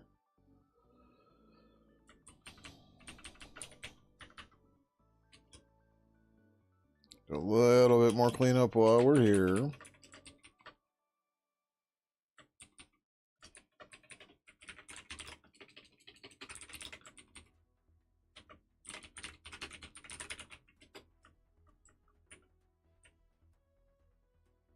What name is that validator?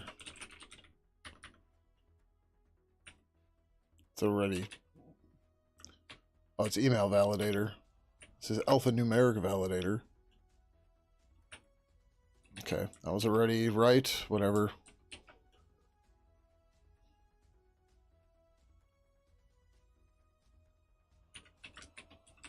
I should have been doing this for all these. Whatever, it's fine.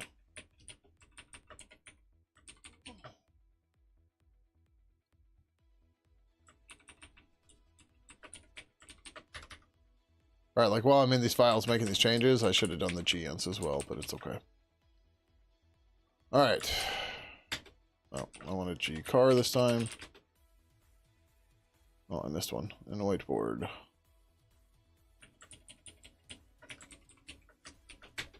Alright, cool. We're not going to worry about the plugin info docs right now. We'll get to that in a minute.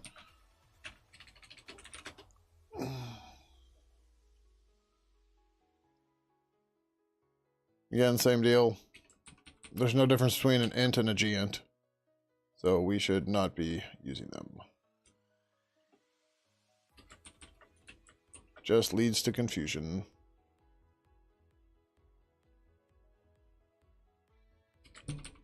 Oh, actually we should do this too.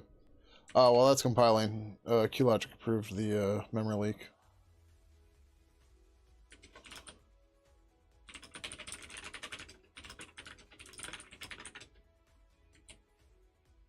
4568.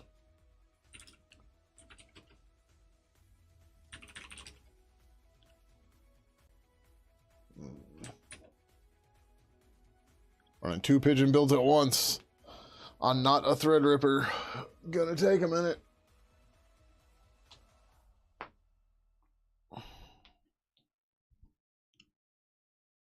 Gonna take a minute.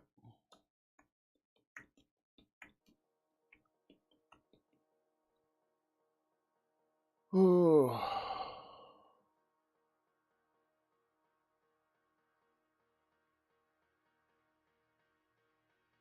Holy shit.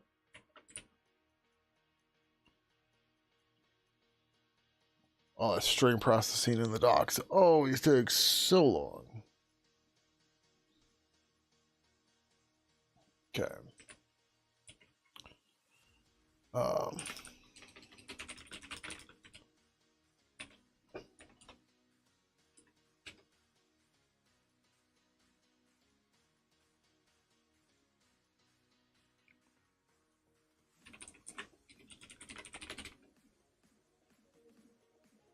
Luckily, like with that leak too, it's only a one-time thing, but you know, if your contact list is big, it's a big leak. But yep.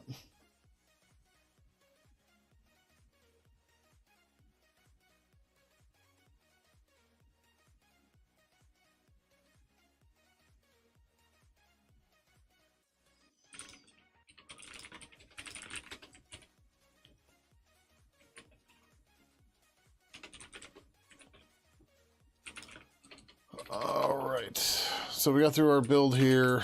We can get back to the GNs. Let's look at, well, yeah, that's fine. We get this one. Nope.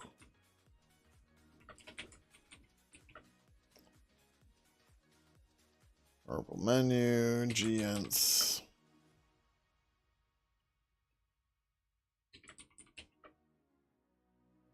It's funny how these just like I still accidentally make this typo all the time. It's really annoying.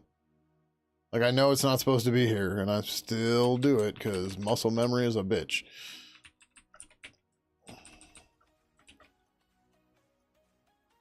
And just like, yep, what are you gonna do?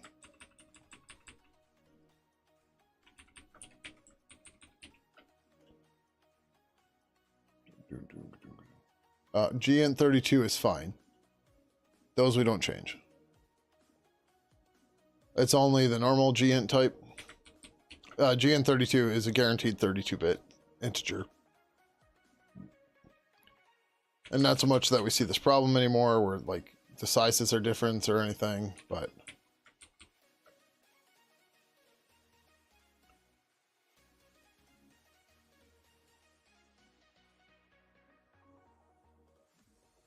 okay, well, this is wrong for a number of other reasons, but it's fine.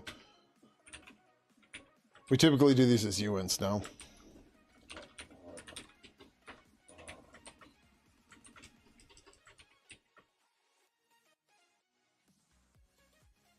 Like, we're not going to get to a negative count, but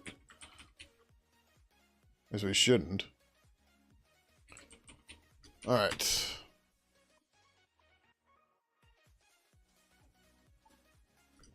Wow, a lot more G cars than GINTs.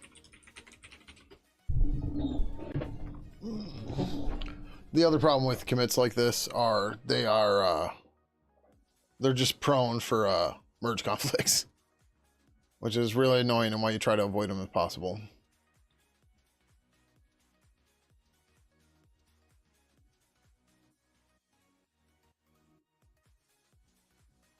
But sometimes you just gotta knock it out and deal with the problems.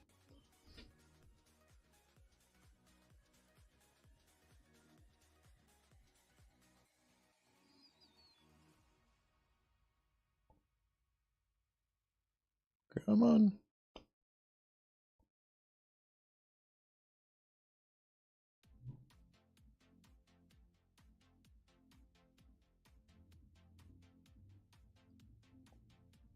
All right, HG branch, we should be on default. Purple, G, car, GINT. Purple, replace G, car with car and GINT with int.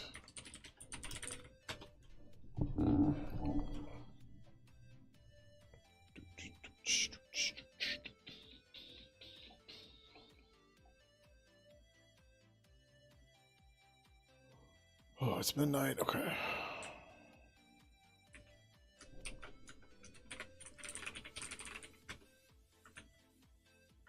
Yeah, there's a lot in Pidgin too. Pidgin as well.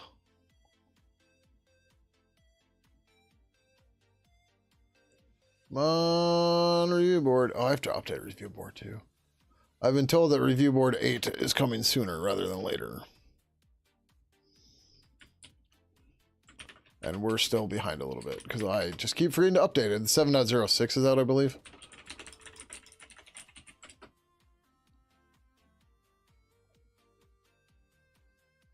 Yeah, there's a whole bunch of shit here getting changed, but nothing major.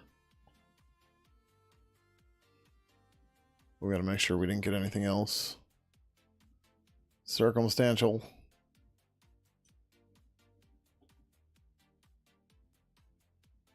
Oh, this is the GINT. Okay, yep.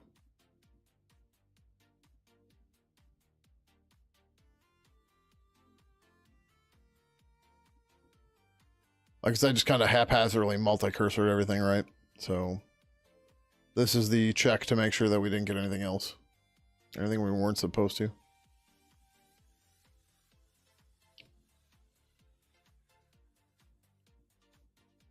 How's it going, Junin? Welcome, welcome. How are you? I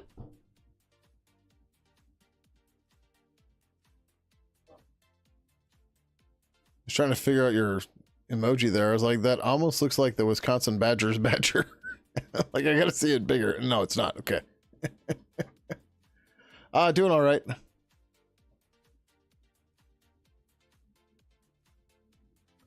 We're just doing some silly cleanup at the moment.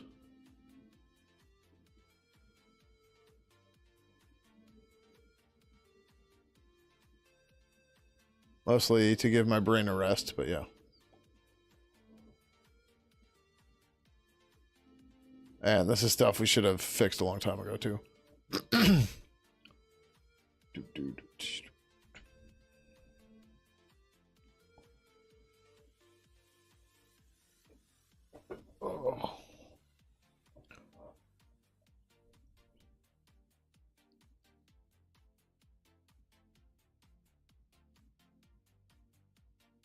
Page 2. Jeez, there's so many files here. How many files? Oh, it doesn't tell me here. But a lot. A lot. I can just check the diff stat. 49 files. Damn.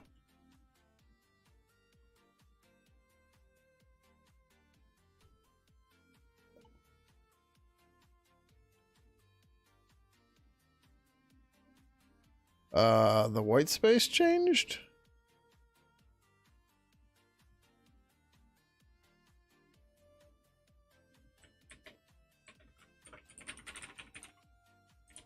.h?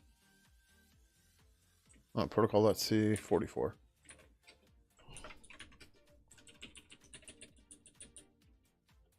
Oh, alright. I don't know why it's highlighted. Wait, no, that's not right. I'm in test protocol.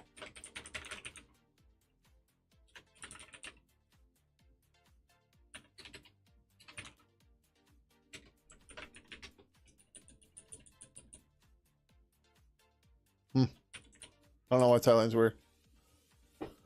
So we are working on Pidgin Instant Messenger, which is a multi-protocol chat client that has been around for a very, very, very long time.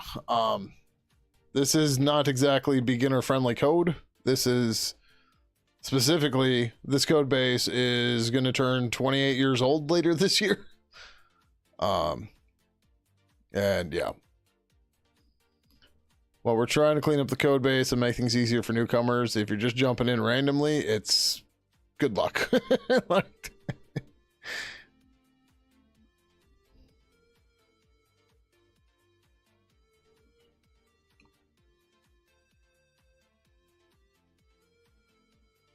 Yeah, unfortunately, this isn't like it's hard to. Nah, we're in an ad. I was trying to get it out before the ad. I failed. So we'll pick it up after the ad. Oh, I should clean this one up. Oh well, I don't really care. Oh, I didn't. Okay, yeah. I cleaned up the ones I saw, but I just multi-cursor through everything, so whatever. I multi-cursor what I want.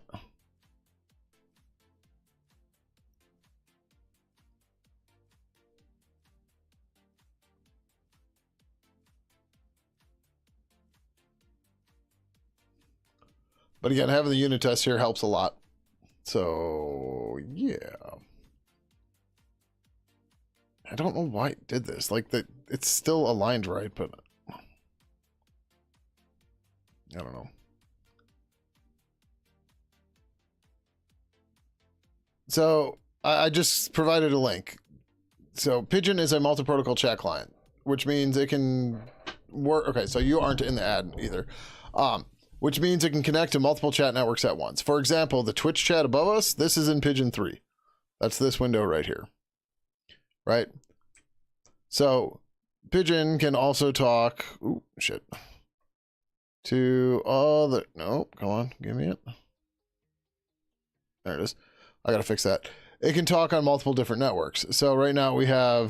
this is the demo protocol plugin, which this isn't going to work right now. Leave that. Contacts. Echo. There we go. So Echo is just a demo protocol for us for testing and stuff. So I can just be like, hiya, and Echo will just respond back with the same message, right? The same message I sent. But so like Pidgin connects to multiple different chat networks all at once and puts them in one interface. As you imagine, the code for that gets kind of complicated. No, I didn't switch conversations, damn it. So like, you know, trying to jump into it is difficult. This is what I was trying to say earlier, right? And there's lots and lots of intertwined pieces to make all of this make sense. And there's a big architect and stuff that it needs to be documented at some point. There's some high level stuff, but nothing that it's actually like, here's how this thing actually works. But yeah. But right now, this pull request that we're doing is this data type gcard doesn't actually make any difference. All it does is confuse people, and we shouldn't be using it. There were some thoughts a long time ago that it was necessary, but it's not. So we just use the normal car type, and that's all we're doing in this pull request. Same deal for gint to int. And this is just a maintenance pull request to clean stuff up. And I'm probably talking too fast for you. Sorry. All right, so now we're going to go do the same thing with the pigeon tree. I don't know why that thought it wasn't saved, but okay.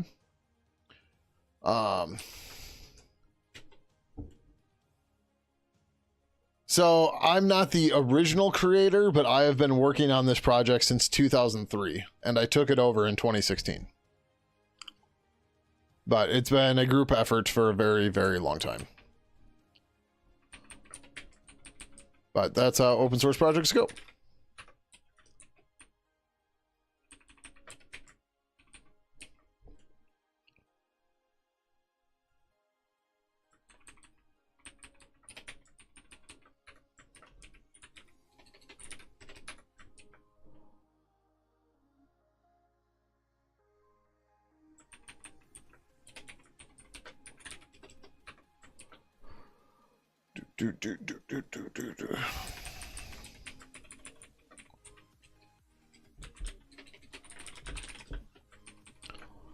One of the other things we're trying to get out of the habit of this, defining multiple variables on the same line.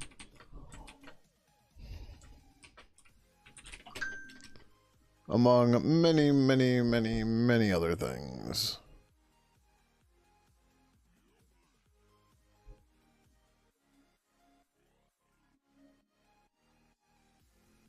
Okay, weird. Oh, was that this one? Yeah, that was this one.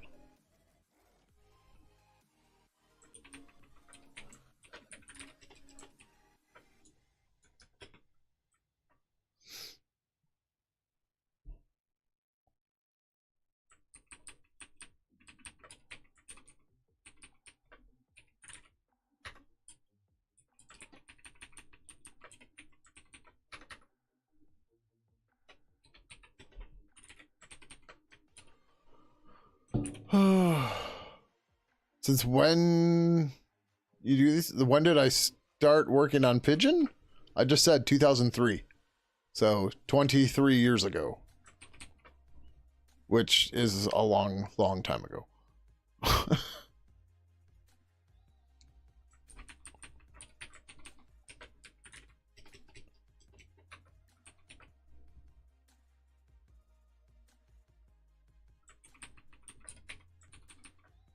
When did I start programming? 1994. When did I know what I was doing programming? Probably 96.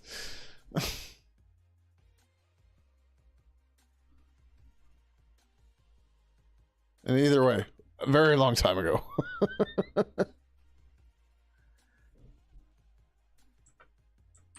Where like there weren't YouTube channels and other stuff to learn stuff. You had to go to the library and get a book or take a class. And times were very, very different.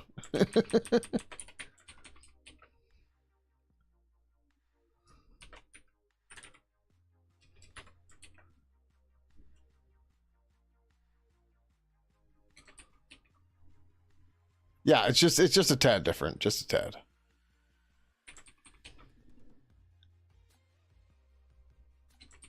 Oh.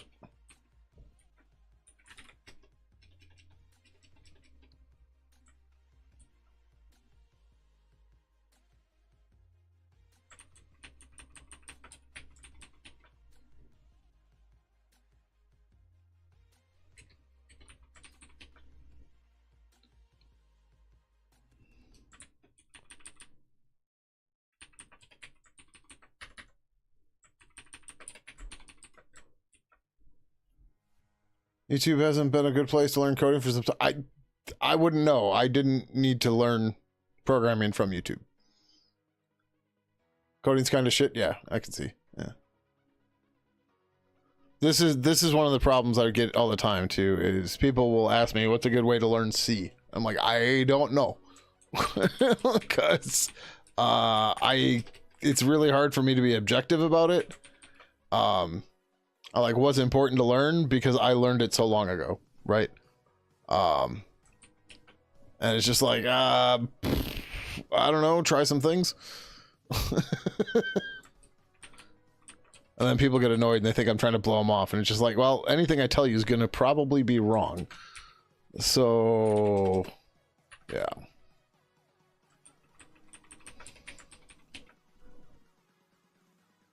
It's fun. Let's go with that.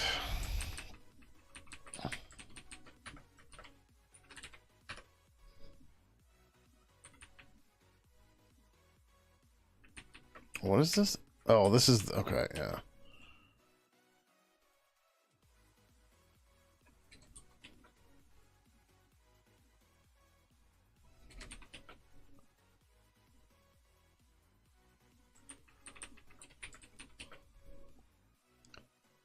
Like, I cut my teeth programming on QBasic, and I didn't have a book, but I used the ever-living hell out of the online help that was in that program. And, yeah, I would just sit there and read the online help, and then, like, look at functions and stuff like that, and then use that to figure out how to build stuff. So, I'm probably not the best person to say what's good to learn something from. See, what you do is you just start trying shit. And then when it doesn't work, you try other shit. And eventually, it might work. Or you might just, you know, lose it because you've been smacking your head against your desk for a while, trying to figure out solutions to these problems.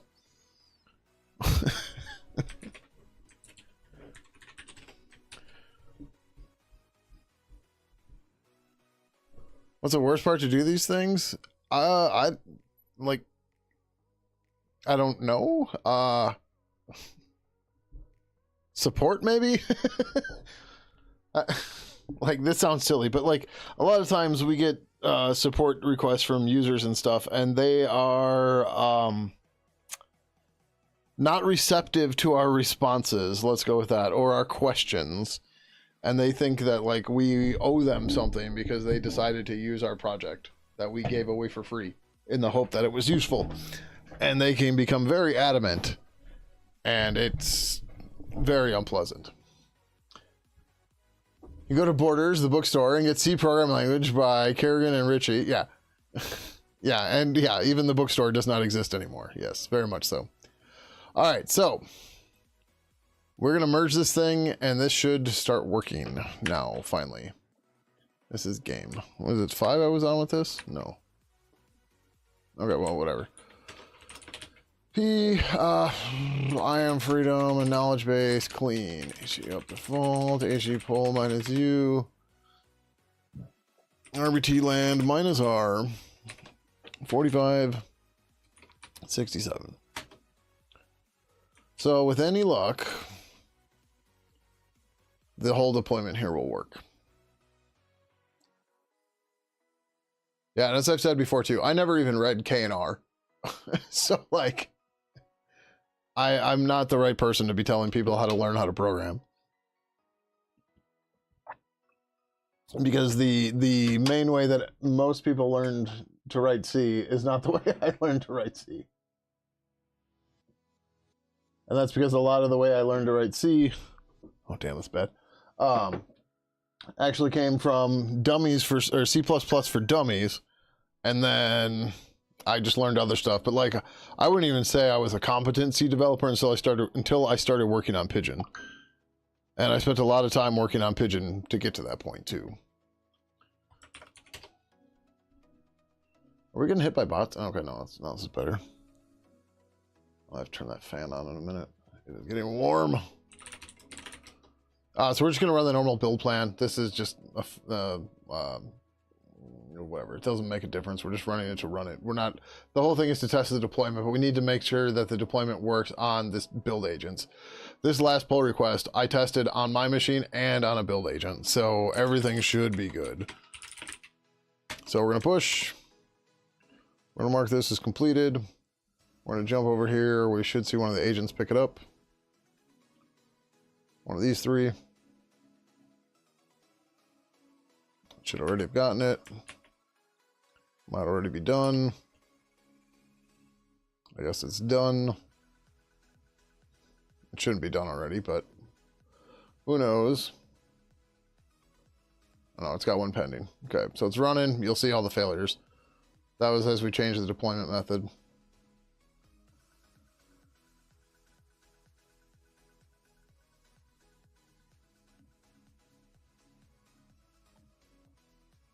Come on.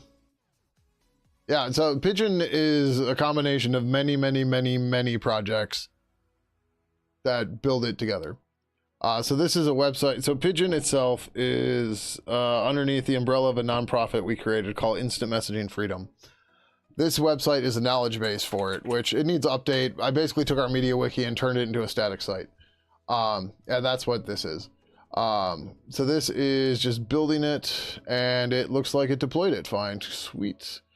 We shouldn't see any of our secret tokens or anything. So there's the build. It downloaded the container right to do the deploy, and then it did the deploy. Sweet. So we finally have that proved out and working. Yay. So this is just a bunch of different stuff about different chat networks and stuff like that, because we need to have all this information. This needs to be cleaned up a lot. I'm probably going to move this to Hugo. And I want to have more ideas. So like there's some comparisons here about different chat networks and stuff like that. So like for who supports avatars and whether or not who supports avatars, whether or not they can be animated and whether or not they have transparency, right? This is not a complete list, but it gives you a rough idea of protocols at the top level. How's it going, Ivanhoe? Welcome, welcome. How are you? Yeah, Zulip's not even on here, right? But the idea is, so like when we're building features into Pidgin and libpurple, we run into issues of like, well, does anybody actually support this? Does somebody need this? Whatever, right? And what I want to do is I want this knowledge base to keep track of that data. And then one of the other things I want to do here, so here's like a whole bunch of stuff on emojis across all of them, blah, blah, blah. But like this should be broken up to like this should be an overview of like a rough idea of it. But like this then describes like each type of emoji, stuff like that for these networks, when like this should be under their page, whatever. But one of the other things I want to do is, so we're trying to figure out how we're going to make the state of the bird more digestible for people that are casual observers, which is the vast majority, right? And that's not a problem. It's fine. The problem is that, you know, the state of the bird, which is supposed to describe the state of the project, requires you to be keeping track of the project constantly. And one of the ways I want to tackle that is I want to have a list of, or I want to have like some sort of a table or something that's similar to this kind of thing, but not quite. But, you know, it'll list the protocol and then list a bunch of features, right? And then we can use that to determine the state of the protocol in purple, right? So like, so like Zulip, right? It would say like channels, kind of, but threads, yes, right? Whereas IRC threads would be no, channels would be yes, DMs would be yes, right? And then that way we can start doing a breakdown here, and we can drill down further into the feature set, like Slack for whatever reason.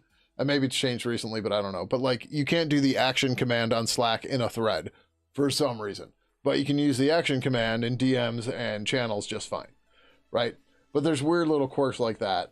And for most of the stuff, like we don't need to track it because, you know, just in general, it would work in a conversation and be fine. But in Slack, you know, we would disable it for threads and other weird shit like that.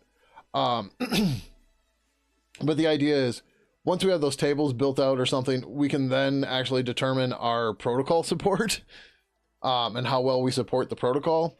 And then we can use that to drive information for everybody else. But until we have something like that, it doesn't do us any good.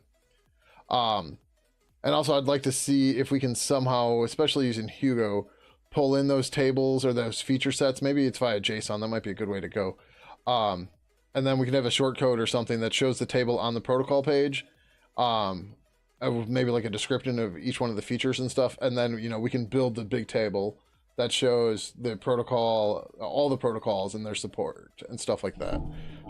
But we'll see how it goes. It's something I'm kind of slowly working on as I'm still trying to get, you know, all the main shit working. So that's the idea. But all right, cool. So the knowledge base finally freaking deploys right. Which means we can start deploying all the other stuff. this way. We still have to work out the Hugo stuff, but it shouldn't be too bad. Fix for real.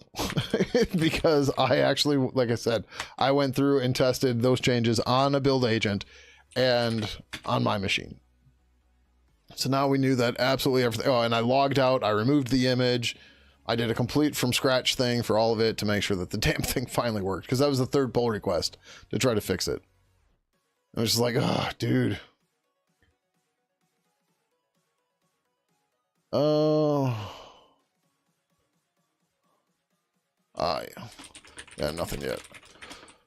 I'd started branch for that. Branch just for that. I realized some properties were missing and we didn't have any unit tests.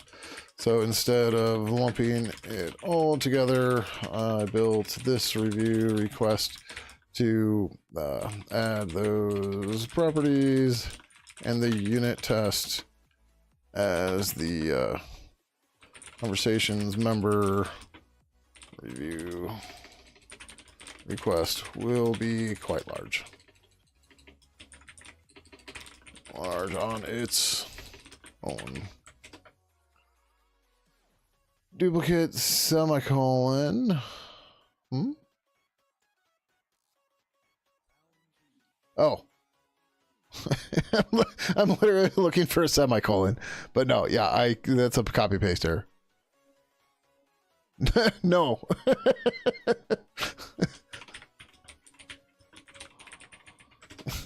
I've looked at that line like 8 times. Jesus Christ. All right, let's finish this up real quick, and then we'll get to the fixes there.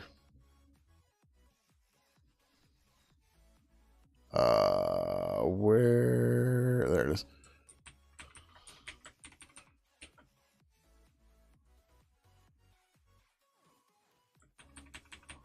And yeah, I have no idea on Guy Fawkes's orientation. My fingers just apparently decided to say he was gay, though. Which is fine, but totally not intentional. You know, G doubles probably don't do anything either, right? User lib. It's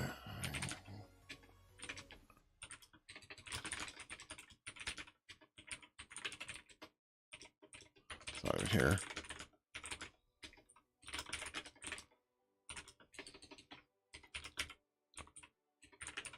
Like, I don't want to go through and do this. Okay, Glib is still using it. Well, I mean, they're probably still using it everywhere. They try to not do this stuff too.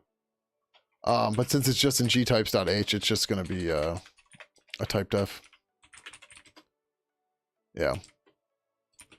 All right, like, there's no reason to do this, right? For all of these. All the basic types, there's just no reason for it. But I guess we'll grab the doubles too while we're here.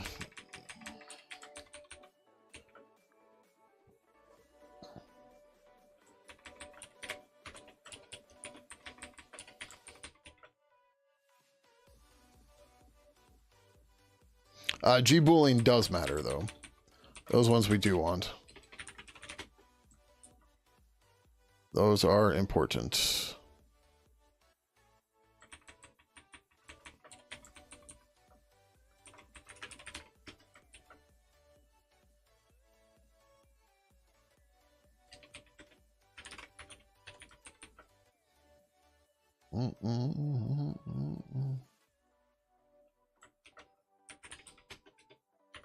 Like I thought there was more.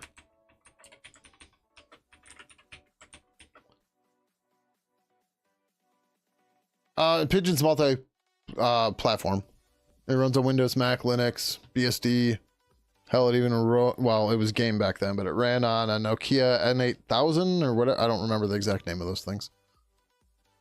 It's not on Android or iOS yet. iOS has a bunch of licensing problems. Android has a resource problem of we don't have the resources to do it. That might be easier now, but we haven't taken the time to look into it yet.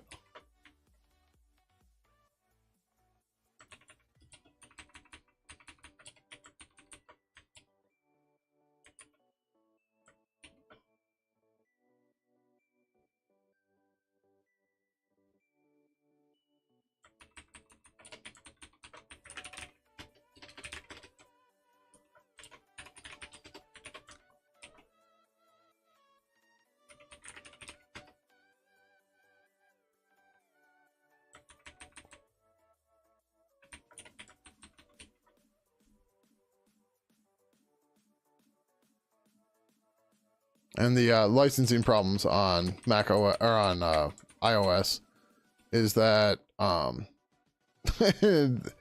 iOS App Store is not GPL compatible, and we can't easily, just not even easily, we can't feasibly, it's infeasible for us to grant an exception to our license to make it work.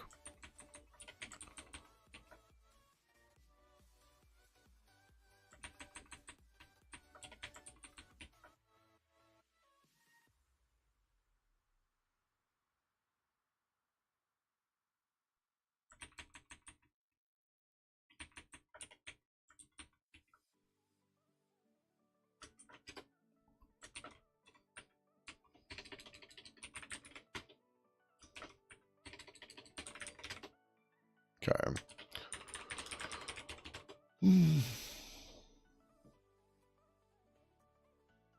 I don't know. We haven't done either. Like, did I just say that? So for Android now, there is a GDK backend. So GDK is a library, is the backend that GTK uses for rendering and drawing windows and interacting with the operating system. There is now a GDK backend for Android. So like we shouldn't have to really build a new UI or anything. It should just work. But there's still a bunch of stuff of setting up the Android build environment, going through and testing, finding the stuff that's broke, fixing it, that we just have not even started doing yet.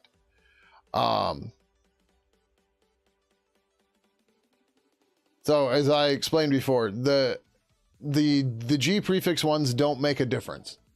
All they do is confuse people who aren't used to them. So we are getting rid of them because we shouldn't have been using them in the first place, but we did because it's just what everybody did.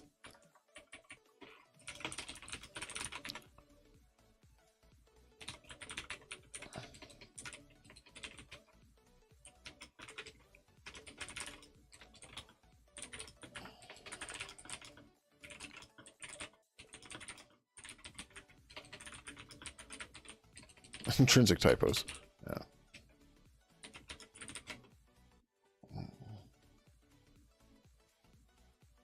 Yeah, they're the same thing. Glib added aliases for them. Everybody started using them, but we really shouldn't have. So we've been slowly whittling them down for a while. And now it's just like, screw it. Let's just make them go away.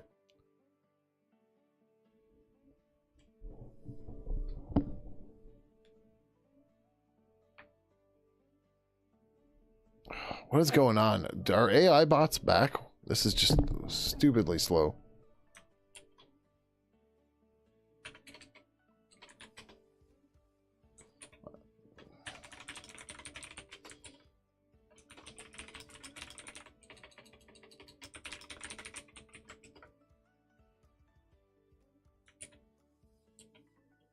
My machine's just really slow right now. I'm not dropping any packets, so that's good. But I'm dropping any frames.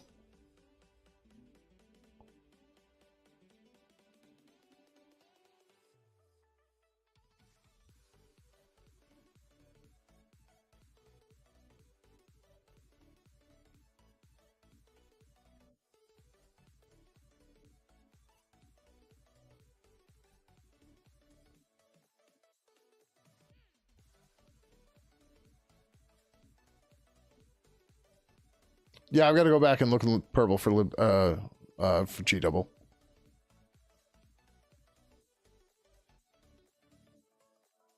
We'll do that in a second once we get this one done.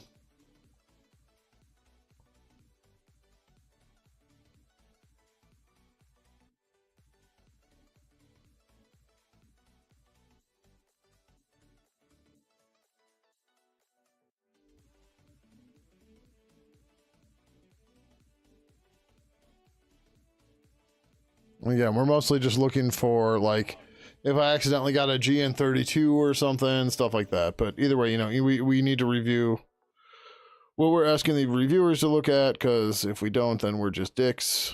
And, yeah.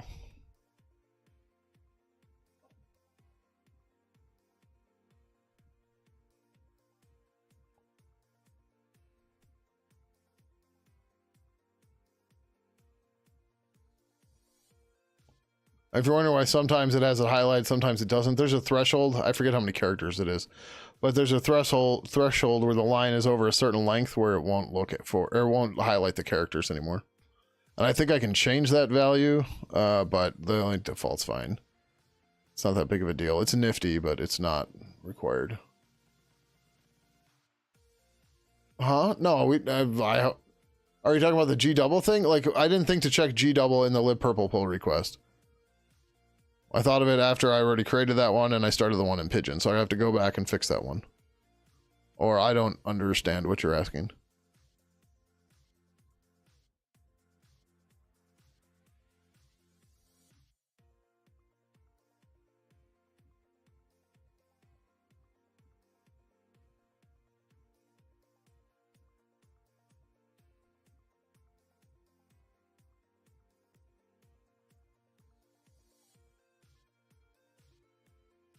Yeah, I checked G float here.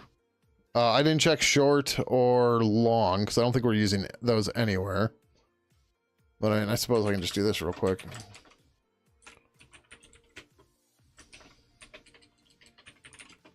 Yeah.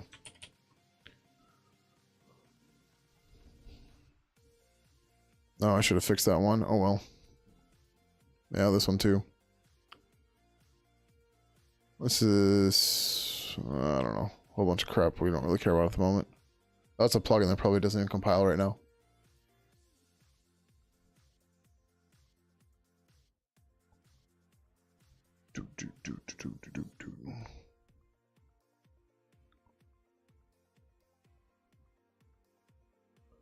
All right, good enough for me. All right, let's go back to the lip purple one.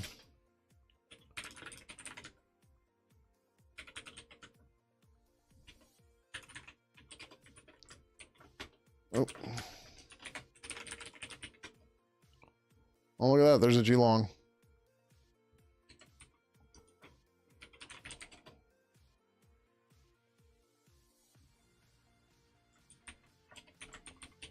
G float.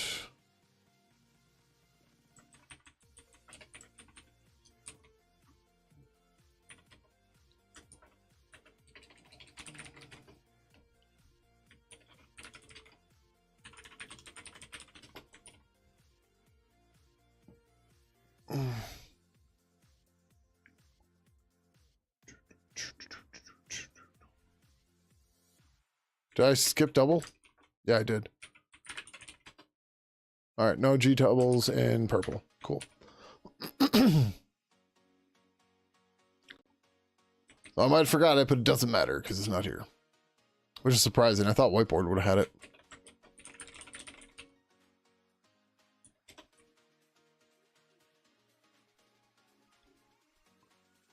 Nope, apparently that works in integers and doesn't do floating point. Or better or worse.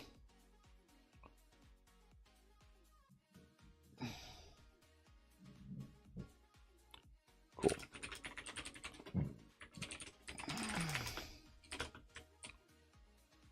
$45.70. We're gonna update the description stuff here too. To be more like the other one. When I say something, yeah.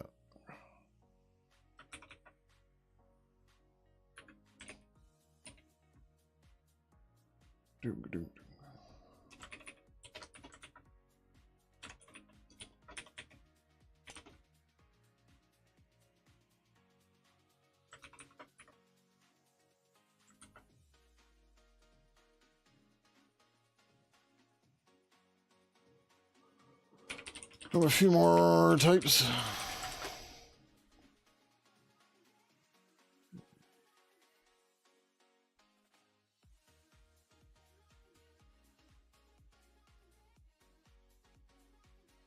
Okay, cool.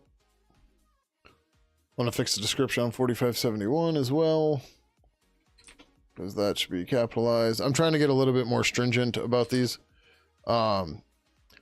Because I would like to auto-generate our change logs, because doing it by hand sucks. So the more we get into the habit of actually doing things right, the easier that will be to do later. Okay, back to this guy.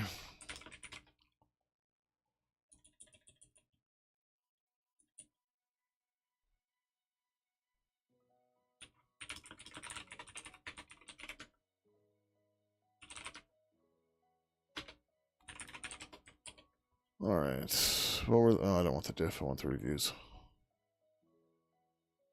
Dude. Duplicate was on a 163.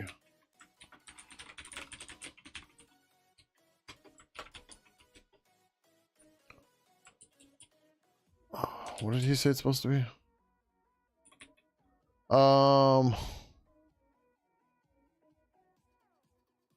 Yeah, this one should be online.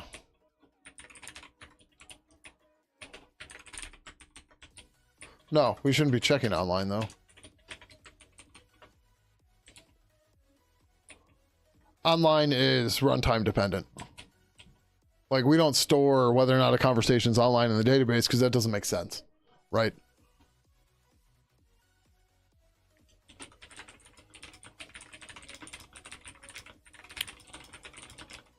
It's a runtime property. So I'll just delete this. All right, and then we just got to fix my stupid typo. 277. Well, 275 now. 274 actually.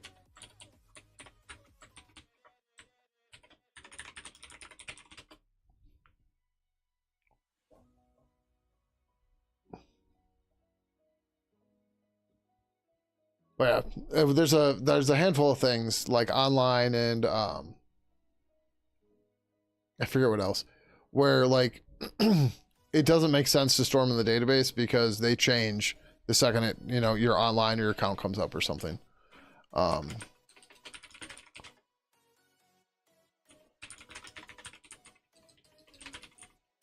It's like it doesn't do anything. Like, maybe you've got the last state of it, cool, but like, is that actually helpful? I don't know. Probably not. But if somebody needs it, write a plugin, store it yourself, right?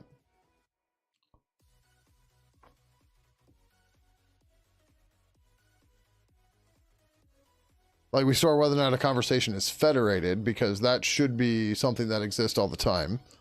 And we use that as a helper to determine, like, if an account comes online. No, actually, we shouldn't be doing. Okay, whatever. I gotta look at that. There was a thing at one point in time where an account comes back online. Oh, I think we do it for DMs, at least. I don't know that we do it for channels, where we just mark the conversation as online for the protocol, so the protocol doesn't have to do it. Because it's a little tedious, but like, so yeah, I think that code's still there. But if a conversation is federated, we don't mark it as online then. But we should probably have a flag for that somewhere. But whatever. All right, it's 1:45. I'm not going to worry about the other pull request for the conversation members at all yet. Oh, we have to do the protocols for the intrinsic types.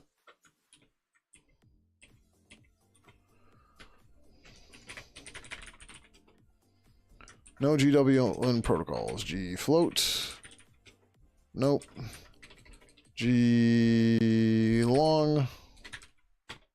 Oh, we didn't check GU long. Oh no, we would use GU long because it's shorter than unsigned long. It's a little silly, but it's fine. Lots of GINTs. Oh, it's a GN64. That's fine.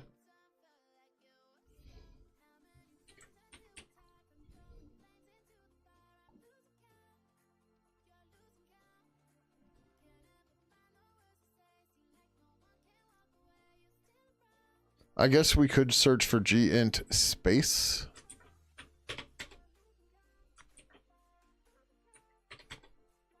Zulip uses a lot of GN64s. So, okay, but that looks fine. All right. GCar.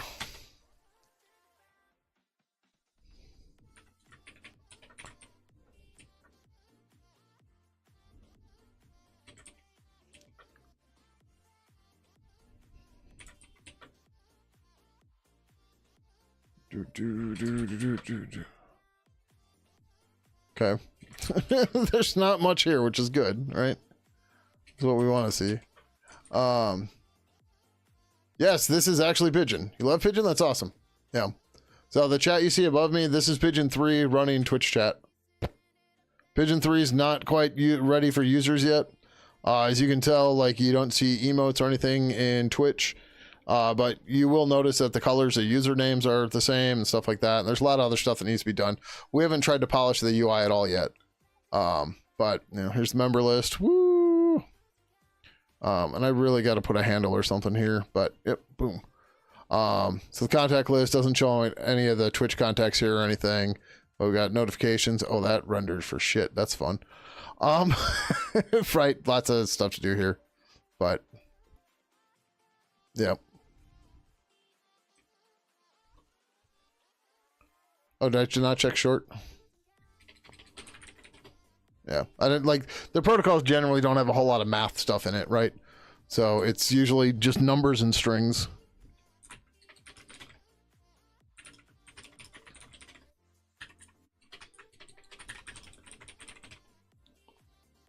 Like any math that would typically be in a protocol would be like cryptography stuff, and we ship that all off to a library now. So who cares? That is just not our problem.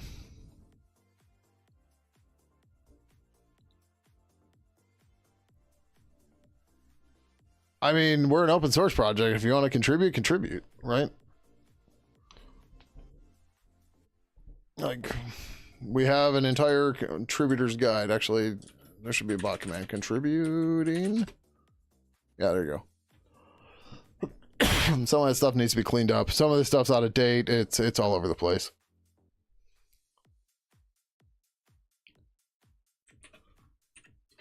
But so you might be more interested in the state of the bird. Nope. Do I have a command for this? I don't know that I have a command for this.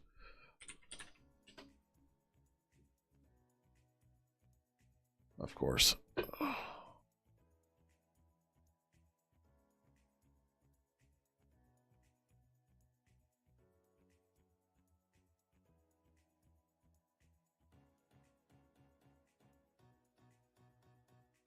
I missed the mute button. There we go.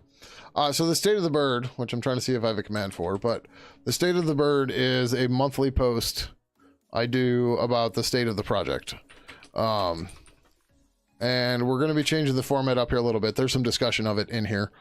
But yeah. So like in March, we had, or yeah, in March, because I have to do the April one yet. We had 3 contributors, 2 developers, 1 casual, or 1 crazy patch writer, no casuals. We opened 103 pull requests. We closed 102 of them.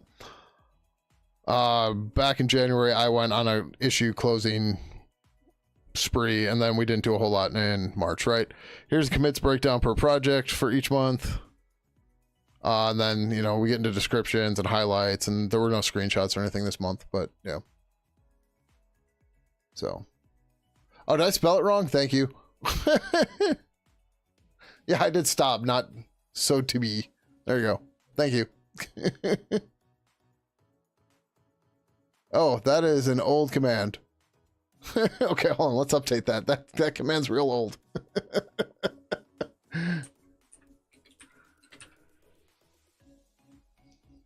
Because that's when we're still doing quarterly and doing them as Twitch streams. The state of the bird, well, we can just grab it from the thing here.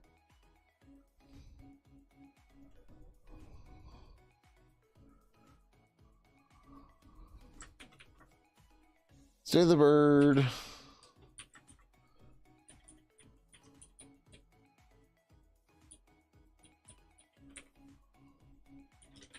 Can find previous posts at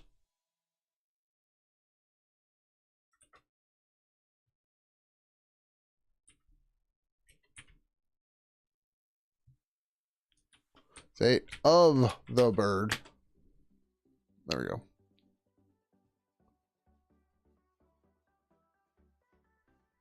Okay, much better.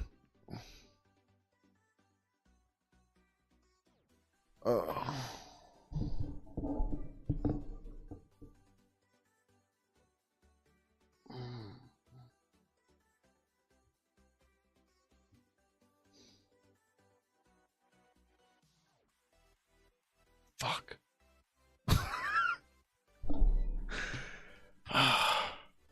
QLogic just found a bug in my code. That's a doozy. It's fine. It's good.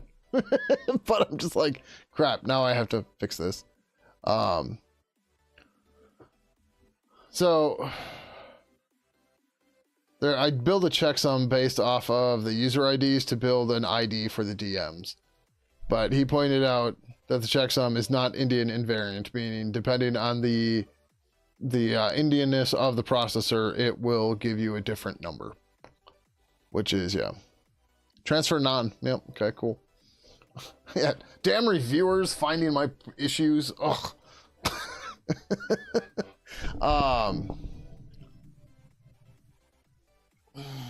Gee.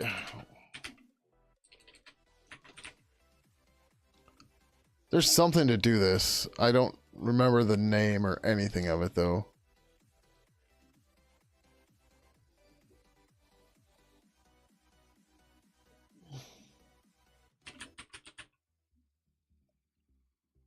G little Indian, G, okay. G byte order. Of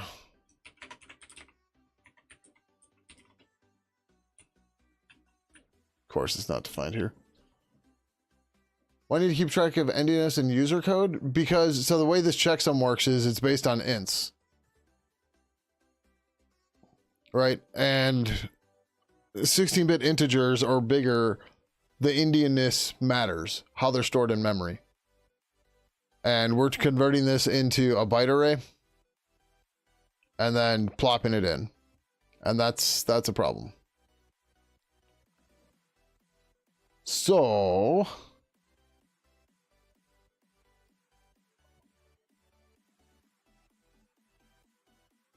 right, so we're taking the user ID, which is an int64. We're taking the address of it, and wait, is that even right?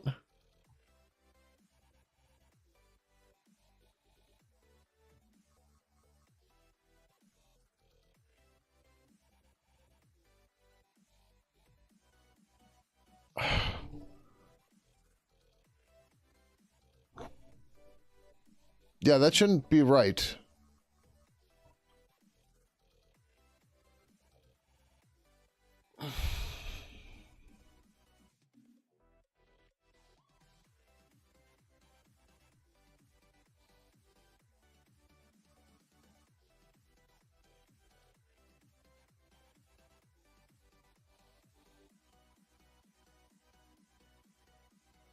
And you have to keep track of Indianness all the time when you're doing like network programming and stuff, because like most TCP stuff or most network code, at least below layer 7, is in Big Indian or network byte order, which is Big Indian, right? But most PCs are Little Indian.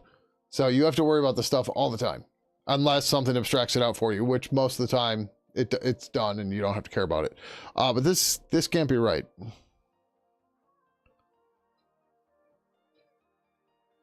Because we're casting it, the address of the user ID to a pointer, which is very different than the actual thing. But why didn't we get duplicates then?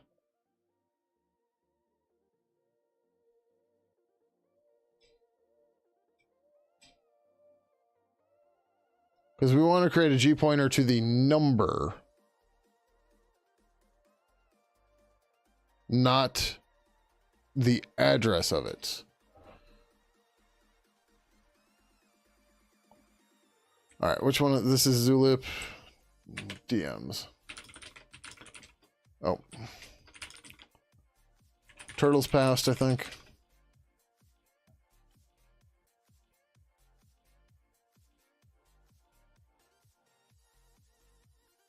The cast is superfluous. How does that work then? How's that not the address of the int?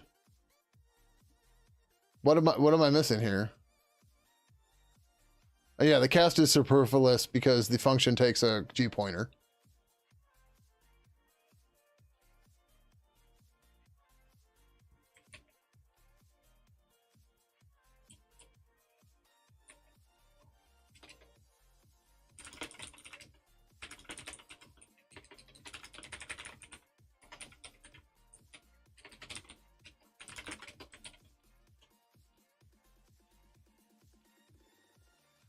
Oh, it takes a GU car?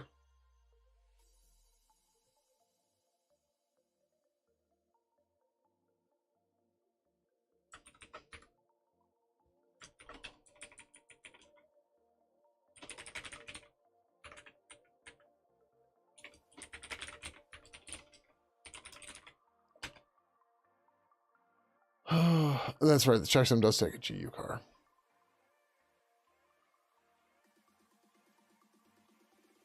Right, so that will definitely be broken Indianness wise.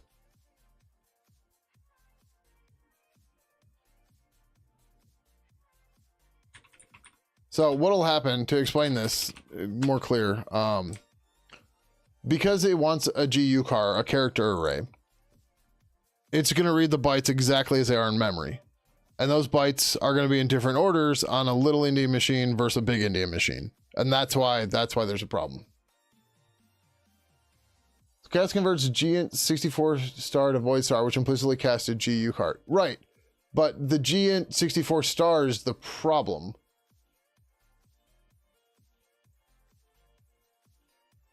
Right? It has to be, right? Because we're casting. Oh, no. Right. Okay, so we're still pointing to it. Okay, yeah. Sorry. I'm being dumb. Because we're not converting it into like an integer or whatever. We give it a pointer to the address space with a size, so it's going to read from that memory location of that. But the problem is the byte orders needs to be fixed. And there is a way to do it in glib. I just don't remember what the hell it is off the top of my head.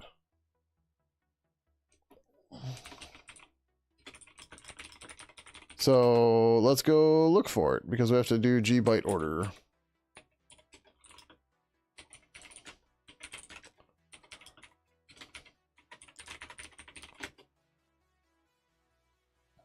But yeah, so we're telling what we're doing in this function for people that are still not following along. And I see, even after all these years, I still second guess myself on pointers occasionally, which is dumb, but you know, it's the way it goes.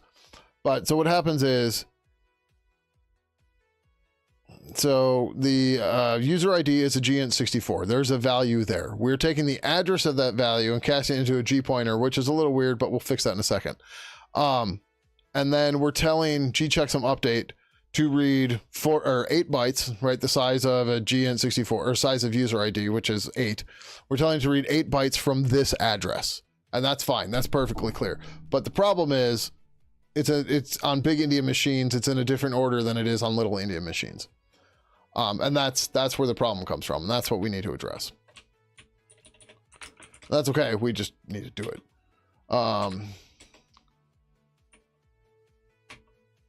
And props to QLogic for even detecting it.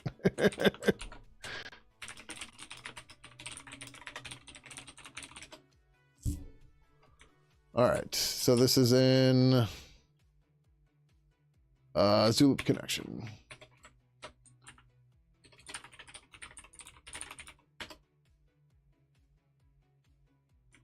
Right, and this is another reason why you want reviewers too, right? So like I put all the code together and I made not an egregious oversight, but an oversight, right? And it's something that would be a problem. So like it's not a huge problem, and that's like as QLogic said in the statement too, was like, you know, I don't know how portable this needs to be, but knowing our users, at some point somebody is going to take their home directory even and move it to another machine. Now, whether or not it's big Indian or little Indian, I don't know, right? There's not a whole lot of big Indian personal computers out there anymore, right? Like PowerPC Max, those were big Indian. I don't think there's a RISC-V big Indian anywhere. If I'm not mistaken, didn't Linus Torvalds just complain about somebody setting up, oh, maybe it was RISC-V big Indian. It was like, why are we doing this? Like, this is stupid. And you know, stuff like that. Yep, have a good one, Erotica. Thanks for coming by, hanging out. But yeah, so we need to, okay, yeah, so we can say if G byte order equals big Indian, then we can flip the pointer around. Once we know how to do that.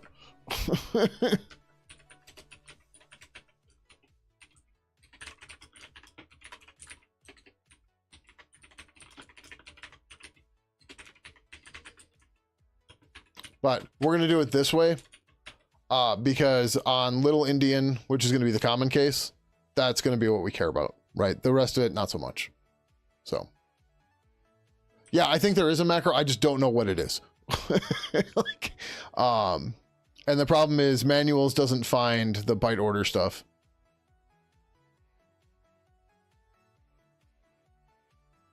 G checksum is something. Let's look at G types. No, where are the defines for these things?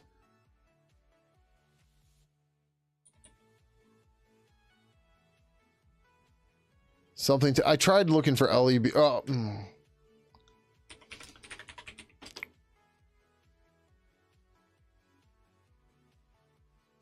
GUN, there we go.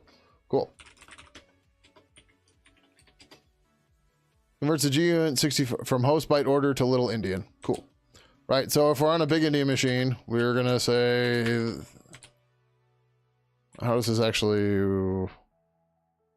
Okay, yeah, it returns value. So then we're just going to say user ID equals user ID. That should work, I think.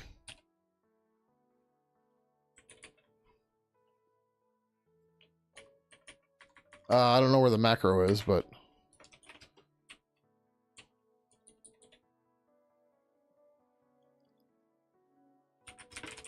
libconfig.h.in. Oh, that's the wrong one.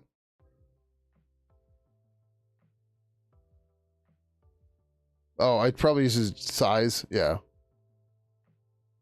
Okay, whatever. That's fine.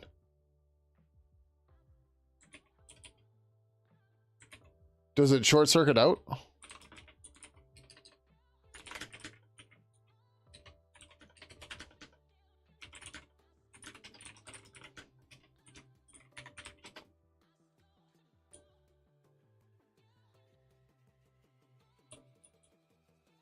Oh, so there's a swap LEB. Okay. Yeah, so you don't even need that. Okay, yeah, I gotcha. Yep. So we can literally just say this. Or, no, we want to do this.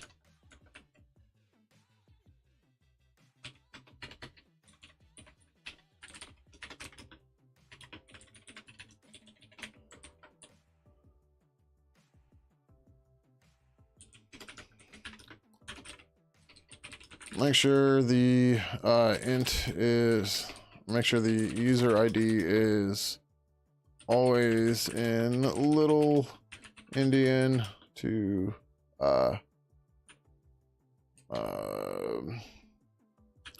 make the checksum match across Indianness. Does Indianness have one N or two N's? I don't know. Two N's. But yeah, so otherwise this will just do a cast and the compiler should just get rid of it. But we're comparing it against the account ID, which we've already got up here. And this should just be a normal in the host byte order, right? As we're going to put into the checksum, we'll drop it in here and that's fine. And that should be okay. But yeah, this is the kind of weird shit you have to watch out for checksums. And I should have thought of it, didn't, right? But again, this is what reviewers are for. And sometimes they don't catch it either, and shit happens. But this time it did get caught. All right, cool. Was there, I thought there was, yeah, there was another comment, 249. No, different file. Zulip connection.c 249. All right, we got an ad starting, and I've got a P. Was it? No.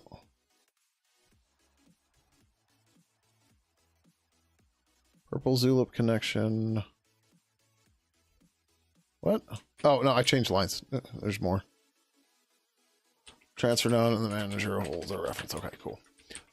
All right.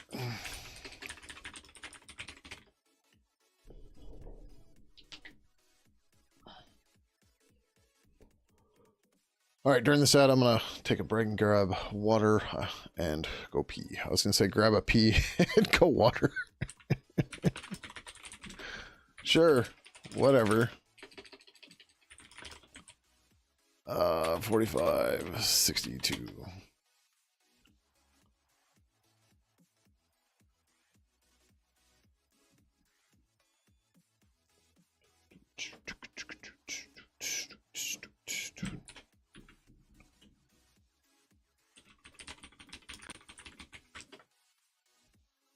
Go water the porcelain. Yes.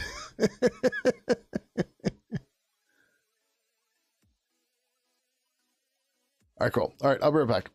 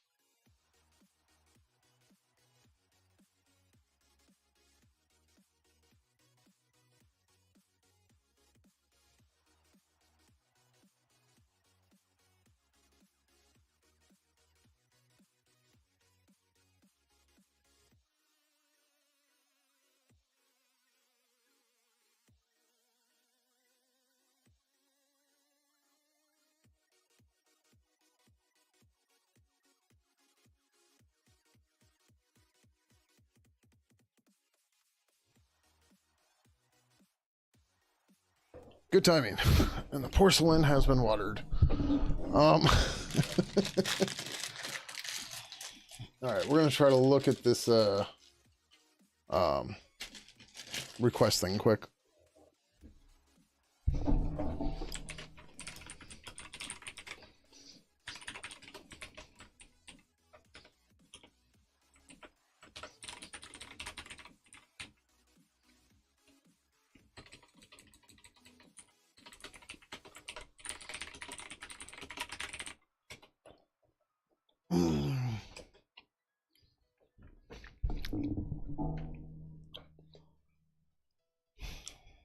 There's that problem.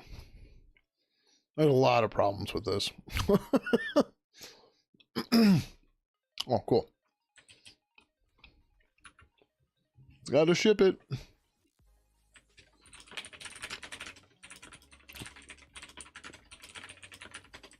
$45.62. $45.62.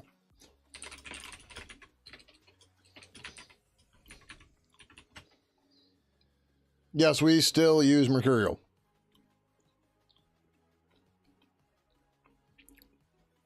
No, I'm not interested in Git. If you want to contribute to Pidgin and want to use Git, use Git Remote HG or here's another one. I forget what it's called.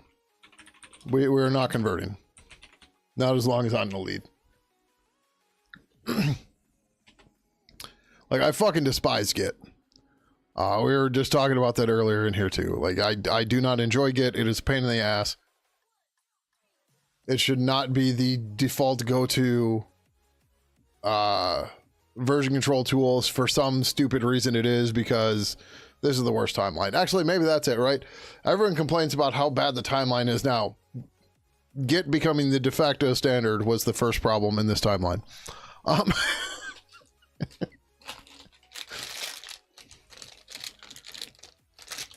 Nope, what? What are you noping?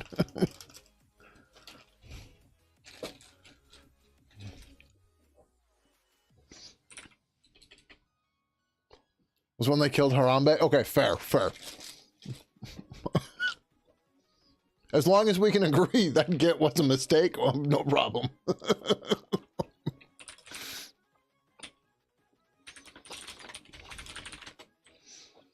And like, not even that Git itself was a mistake. The mistake is that it's still so bad 20 years after it was released. That's just the absolute ridiculousness of the entire situation, right? Like, does it work? Sure. But like, it's so bad, man. It's so bad.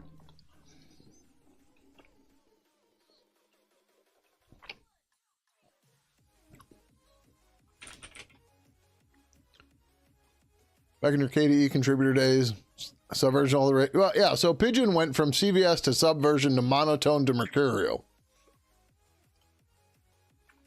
And like, we purposely picked Monotone over Git and then picked Mercurial over Git. So like, that's twice we've passed on Git. And people are still like, well, I'm not going to contribute. Then fucking great, don't contribute. I don't really care. Right? Like, if you can't figure out that there's other tools to use to contribute that lets you use the tools you want to use, then you're probably going to have a bad time in our code base. Nope. This should be default.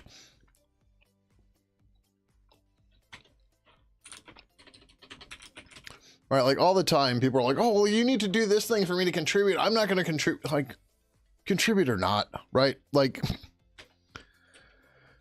actually getting this isn't meant to dissuade anybody or talk shit about anyone, but actually getting a contribution that's worth merging takes a lot of work from both sides, right? And if somebody's not willing to even like follow the contributor guidelines or read them, why would I waste my time on them? Right? I mean, it's not necessarily meant to be a gatekeeping strategy. It's because I prefer Mercurial over Git, right? Like, Mercurial makes sense to me, and I cannot keep track of all of the stupid shit I have to do in Git, and I fuck stuff up all the time. Now, that might go away if I started using Git more often, but like, it's still full of problems. I didn't say coding guidelines. I said contributor guidelines.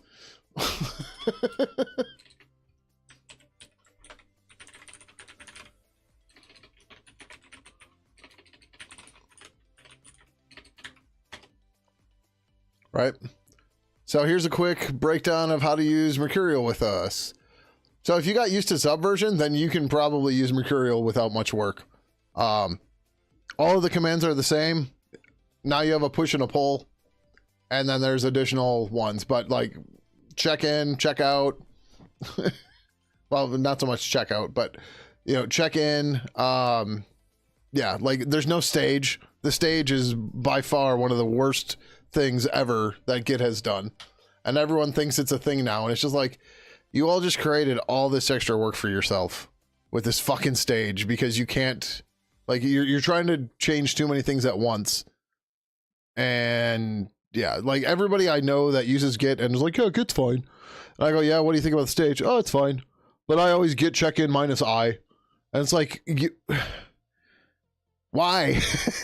Just fucking why?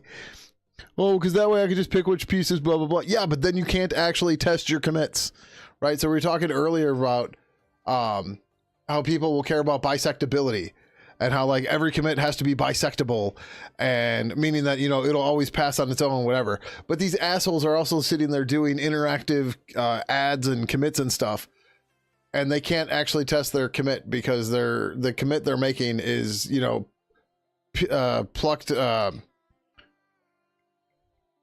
whatever, it's plucked different parts of their work directory. So like, does it all work and compile? Who fucking knows? Cherry pick, that's the word, thank you. Like, they cherry pick what they're putting into their commit because they're only staging bits and pieces of it. But when they go to do their build, it's going to look at what's on disk, not the Git stage. It's just like... And then they're the same ones like, well, you can't have merges. Merge commits are gross. We should have a linear tree and everything should be rebased and squashed. And you're just like, but you use interactive ads? Huh. They use the stage wrong? What is the right way to use the stage? Because I after 20 years of putting with Git, I still don't understand why anybody would ever want to use it. Don't use it at all? Okay, fair.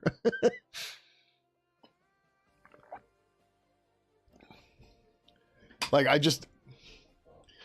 if you want to save what you have, commit, and then amend your commit, right? And then when you got the next change, then amend it.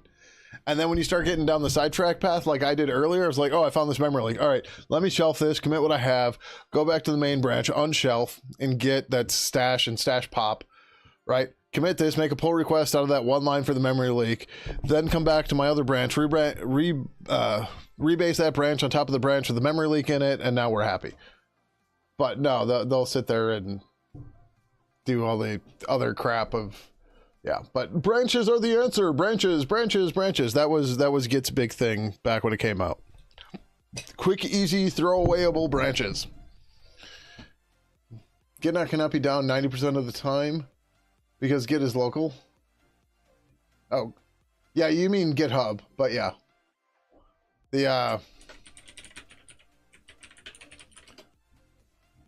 That's a typo, but yeah, QLogic's right because it's local. But yeah, this is, yep. They're down to 2 nines. Oh, 3 nines in API request, but 2 nines for Git operations. Yeah. Yeah, or just make another commit too, right? Fair way to use the stage, just have a sort of temporary buffer of changes so that you can properly do some clean commits.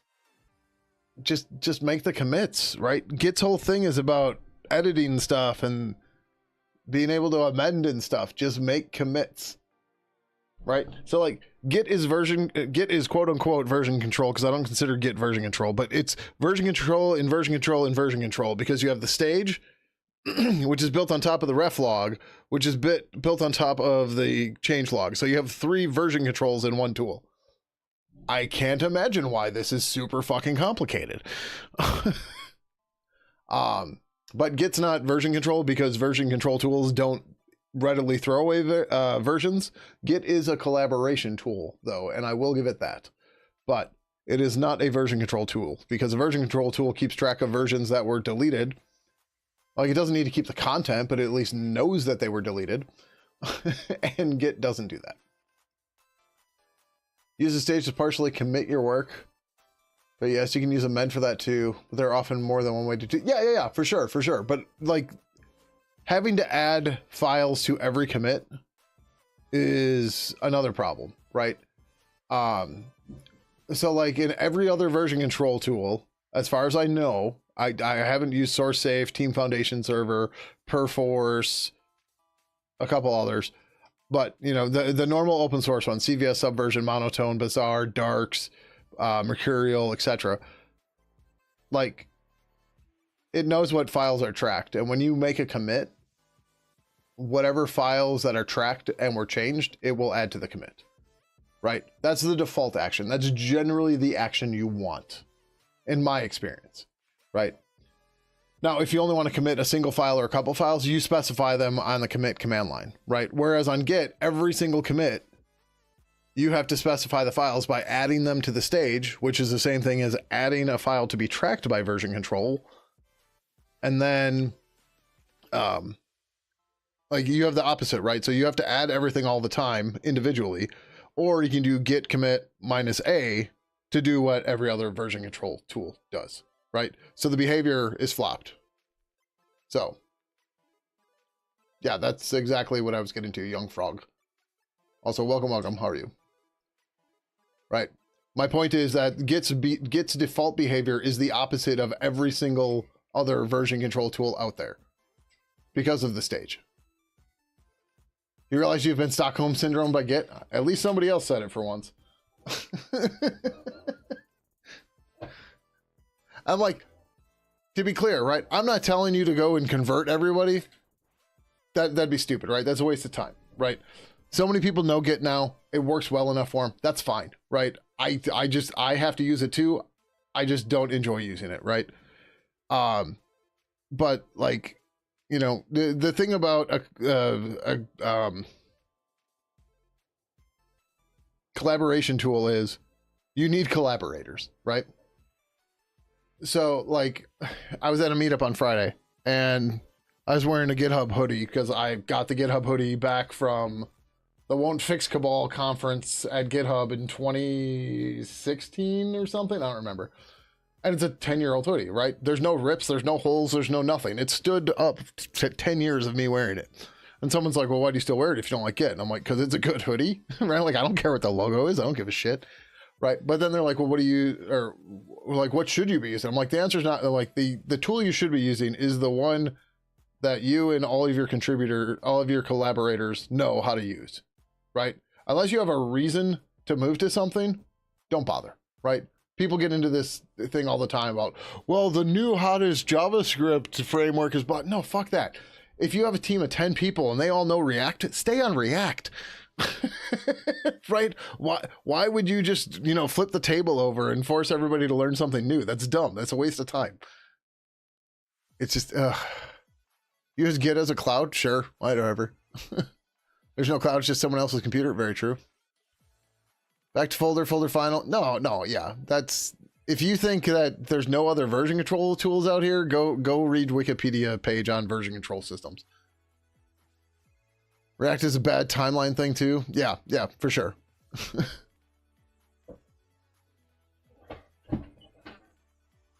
Yeah, I know my chat got the SWK's colors wrong. It got it right.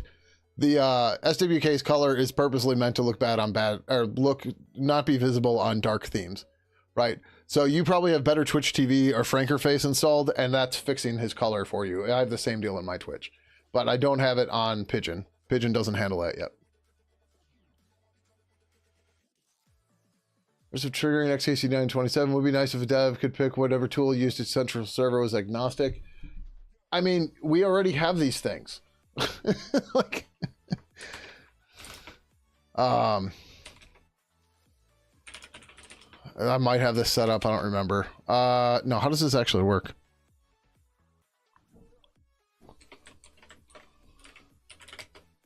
Do I have HG? Oh yeah, I should have HG installed. So the whole way I built, okay, yeah, so give it a git, okay, right? So github.com/r/Pidgin, right? What am I doing? I'm thinking I'm going to Reddit. So we have a landing repo on GitHub that just says, hey, our real stuff's over here, right? This is on GitHub. It's a Git repo, right? So I can HE clone git. I think I can do it this way too. Okay, maybe this plugin doesn't work right now. Because I updated Mercurial and I didn't update the plugin.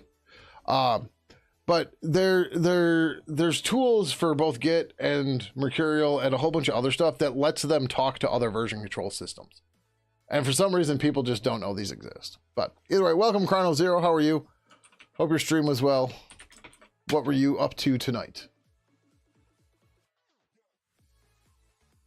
I thought Jiu-Jitsu only did Git. I don't know if it does anything else, though.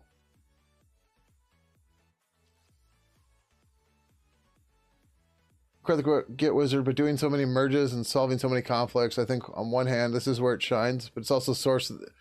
I mean, the real problem is people need to rebase more often, right? But the problem is the default, the pull request model is, it encourages destruction or destructive practices by default, right?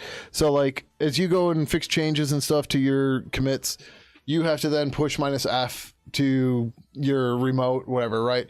And then anybody who had your branch has to pull -F it, and you've got a single Boolean flag for destructive action, and people are using it all the time, and that sucks, right? It's not ideal. Doing some machine learning algorithm study for some upcoming interviews. Oh, nice, cool, good times. But like, it's, you know, again, the thing always comes down to use the tools that's right for your team, right? Like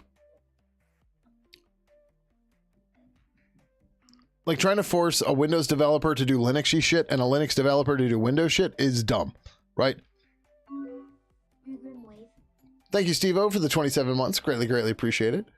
Right, like, you wouldn't take somebody who is an expert in one field and try to force them into another field, regardless of what the field actually was, right? So like, you know, with the version control tool stuff, sure, go ahead, do whatever, right?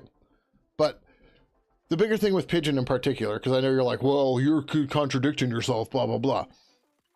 We're not necessarily looking for a ton of contributors right now, right? Like, I'm not looking for like Hacktoberfest contributors, right? Our code base is in a big state of flux right now. There's not a whole lot of little things that need to be done. There's a lot of really big things to be done. And to walk through and mentor somebody through all of this stuff, if they're not going to stick around, is quite frankly a waste of time, right? And that's not a scenario we want to be in, right? As we get as we get general releases of Pidgin 3 out, some of that might relax, but at the same time, like if you can't figure out how to use Mercurial or how to use Get Remote HG, how are you going to be able to figure out our entire project and actually contribute? And that's part of the issue, is people think that for whatever reason that the code base is just easily, and they're just going to grok it and completely understand it immediately. But like, if you can't figure out the tooling, like, I don't know what you're going to do, right? Like, I understand back in the day when like everybody's using auto tools and there was auto tools black magic everywhere. And like in the Pidgin code base, it was me and one other person that actually learned how auto tools works and made it work. And like that's a crap thing, but like the version control tools aren't hard. And if you're not going to put the time in for that, you're not going to put the time in to do anything else. So why should I make it easier for you to waste my time? Is ultimately what it comes down to. So, always, how's it going, CSB? 6, welcome, welcome. How are you?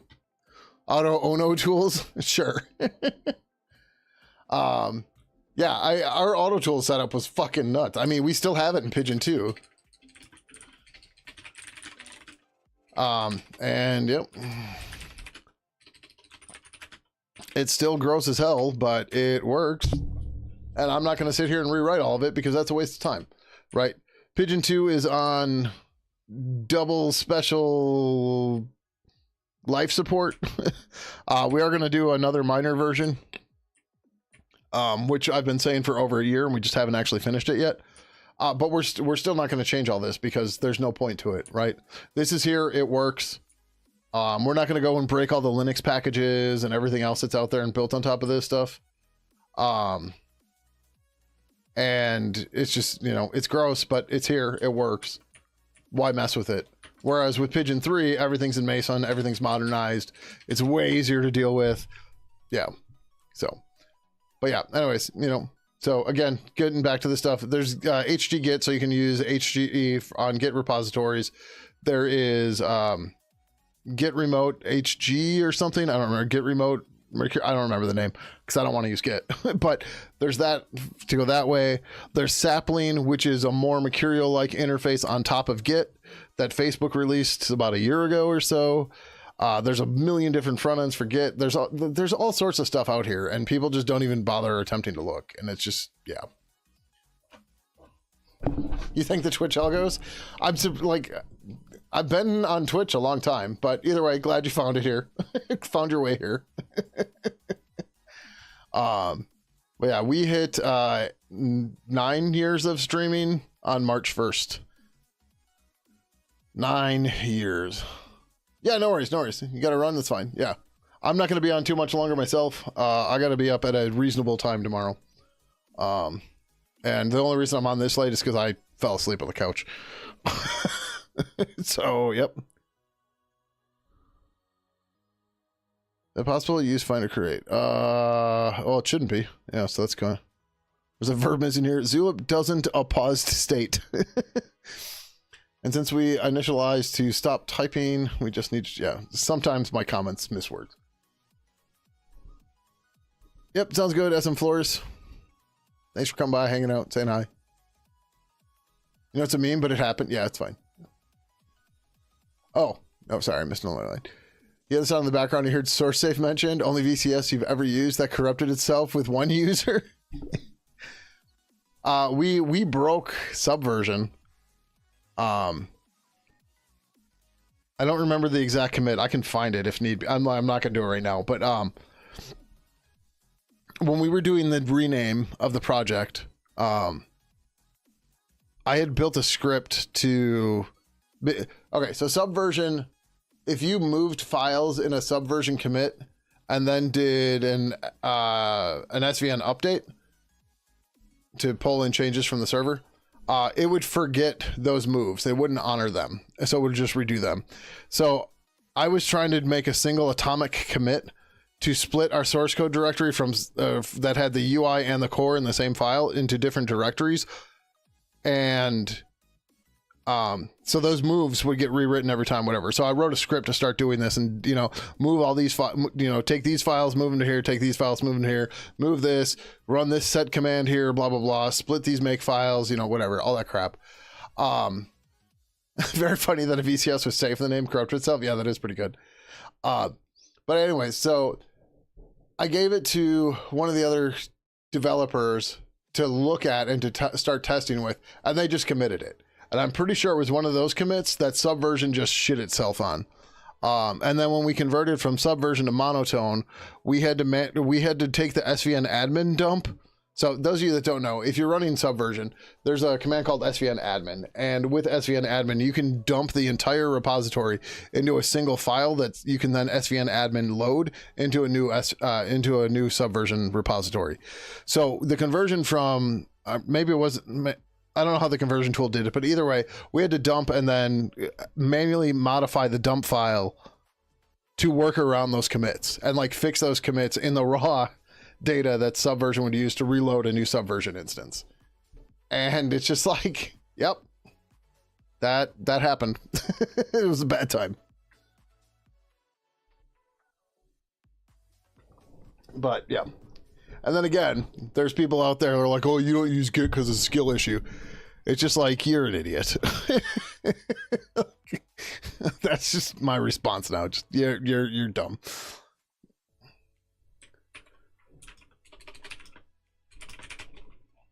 Like, nope. Git just sucks. Sorry. Are you reviewing these out of order? 45, 64, 45, 66. Which one am I looking at? This is 45, 64. This depends on 45, 63, which has not been reviewed yet. No. Okay. Well, in the meantime, we're going to merge 45, 69.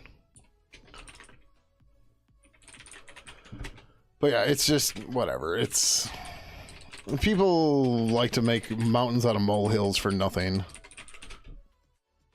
It's like anti-normative determinism of MS just tempting fate. Yes, pretty much. Likewise, I was just about to mention. So I just saw an article today that Canonical is going back to GNU core utils because they did a security audit on the Rust core utils and they found 113 security issues, 44 of which already have CVEs created for them.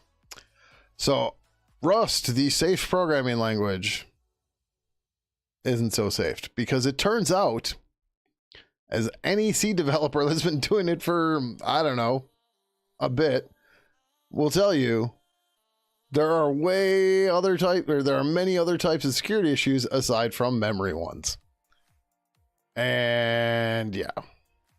Is memory safe not safe? Sure.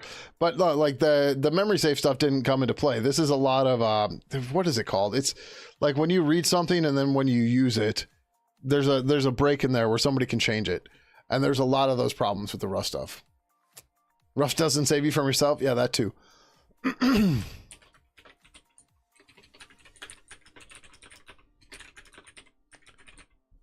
We're close enough.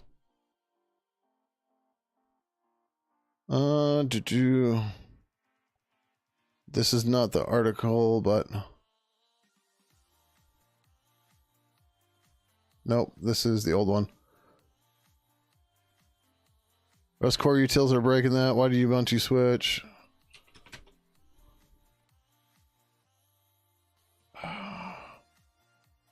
Hold on. I think I sent this in somewhere.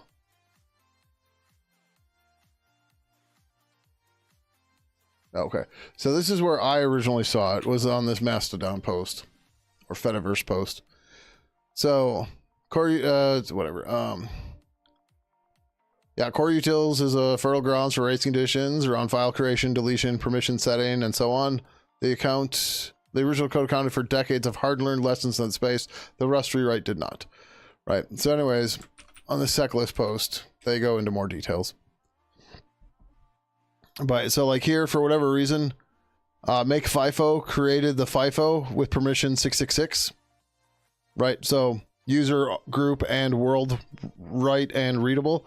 And then after it created the FIFO, it then changed the permission. Great. That's the I'm not sure how the exact attack vector here works, but yeah, time of creation, time of use. Is that what that is? TOC, TOU. But whereas make FIFO sets a UMask properly and then creates it with 0770, and then it doesn't have the problem. Right. Creates a FIFO with the world writable and readable permissions, and then uses chmod, which introduces a time of use, time of whatever. Oh shit. Tony Moonyach, thank you for the $100 to instant messaging freedom. We greatly, greatly appreciate it. Thank you very much. Oh, okay, yeah. So you create a symbolic link in its place. That's the thing, right? So like you use like an iNotify watch for this, so that when the file gets written, you use the iNotify watch to then replace it with a symlink, and then the program, which could be set UID, will set it to 70 and maybe it's set UID or something, right? And then boom, you just have a root shell. Your word is an ad.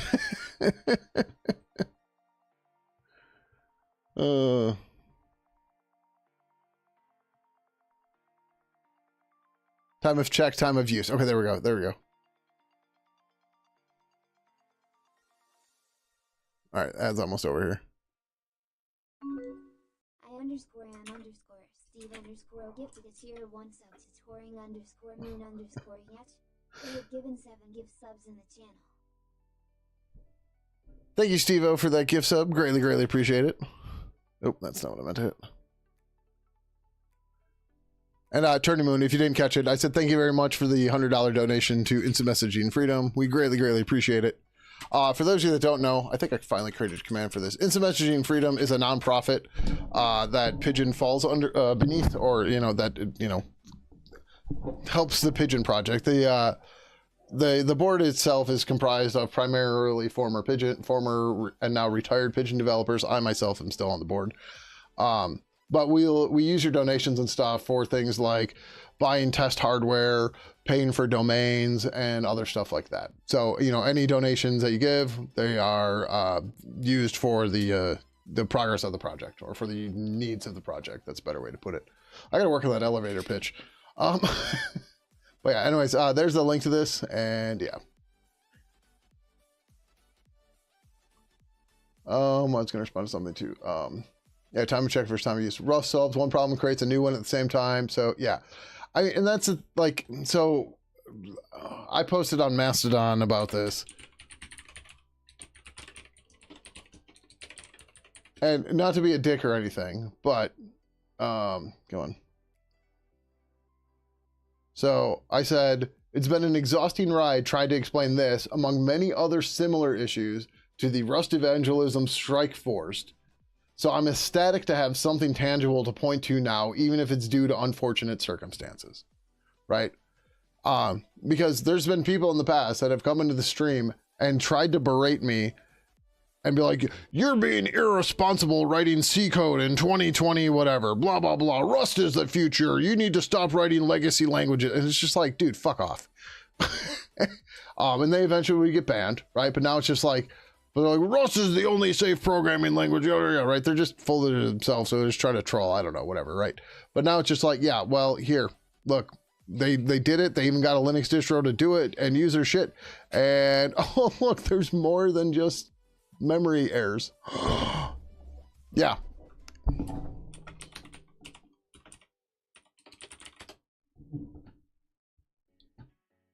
Acronym, RESF.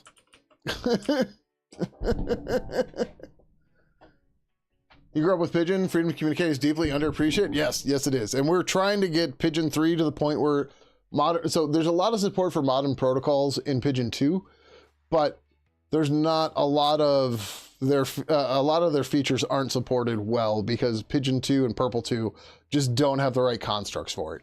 And that's what we're trying to do with Pidgin 3 and Purple 3 is make it so that all of those things, threads, reactions, redactions, sensitive messages, inline attachments, link previews, all that stuff. We're trying to build all of that into Pidgin 3 to make, so the Pidgin becomes useful like it was 20 years ago. Shit code is shit code no matter what the language it's in. Yeah, exactly. Right. Whereas we just caught a checksum error on Big Indianness because somebody thought of it while reviewing the code. Right. Rust wouldn't have caught that either. So it is what it is. Did we land this? Some languages way easier to write shit code than in others. Brain fuck for sure.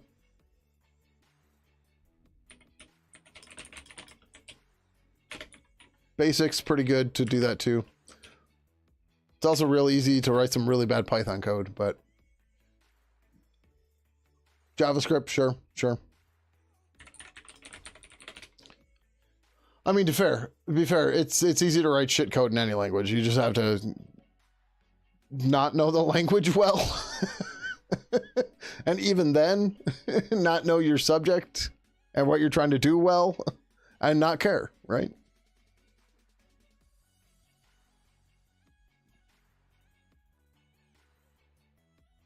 Like if you don't care, then it's fine, right? And that's how I feel like a lot of these people using AI coding things are. They don't care, right? They don't care about the process. They don't care about the future. They care about solving something right now. And okay, sure. Like if that's your goal and you don't care about anything else, then sure, it's a fine tool. But yeah. Be good enough to be bad, a real sweet spot, yeah. JS is good to get more shit code, which you didn't write. Yeah, that too. Like, I will never understand how the tiny package thing caught on in JavaScript and why it continues to be there, to be a thing. I've never seen this before, but this is hilarious. What are they holding? I can't read it, but they're obviously Mormons. I fucking hate Reddit's image shit. It's like I just want to see the image bigger and I can't.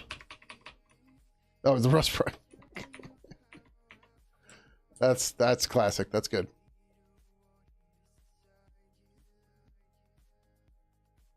Why is it so bad? Wasn't there an initiative from the US government to rewrite C software and Rust using AI? Yeah, exactly. It's just like for new projects with developers. So like I was on open source security podcast a while ago talking about open source maintenance and stuff. And Josh had to ask me the hard question of why don't I rewrite Pidgin in Rust? And the straight, most easiest answer is I don't know Rust. I am not a Rust programmer, right? Like, why don't you rewrite it in Java? Because I don't fucking know Java either, right? Like, and even if I were to rewrite Pidgin in Rust, it's going to suck because like you don't just like you get better and better with practice. And if I were to rewrite Pidgin in Rust as I was learning Rust, it's going to suck, right? And then I would just spend a whole bunch of times doing iterations as I get better and better, right? But we're still doing that with the C code even, right? Because like, okay, we come up with an idea to do something in design, and then over time we, refactor it a bit. We find better ways to do it and stuff. And then the code just gets better over time. I don't want to do that with the entire I mean, we already have done that with the entire project mostly, but like, I don't want to do it again in a different language I don't know.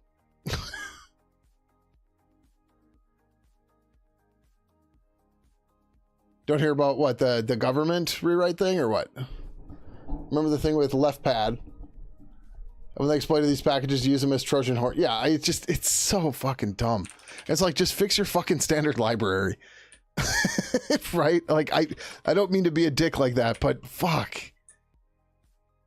Like, what a waste of time. Which one was this? Missing properties.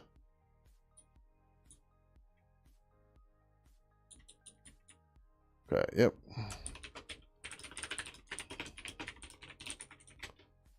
Okay, so now I can find my other branch for members, and I can rebase this on default.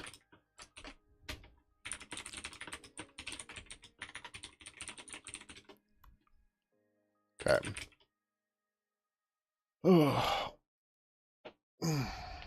But yeah, I don't know. There's so many weird things that catch on in computer science for reasons that like I can't even comprehend why people think they're good ideas. It's just like you're literally just taking someone's word for this, aren't you? It's like that's all it is.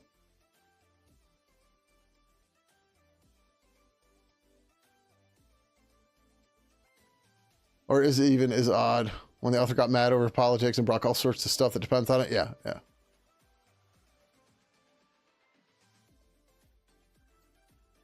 Shut off for Ada. Nice. Should really look at Ada one of these days. I think there's even an is odd package that had the is even package as a dependency. Fucking hell. I would not be surprised. And there's probably one that has no underscore or dash. You know, it's just ISEVEN. And it's just I don't know, man. I just Oh yeah, that was debug. Which one is this? This is sending typing notifications, which is later in. All right. We merged one of these, right? I'm gonna have to rebase all of them anyways. Yeah, that's fine.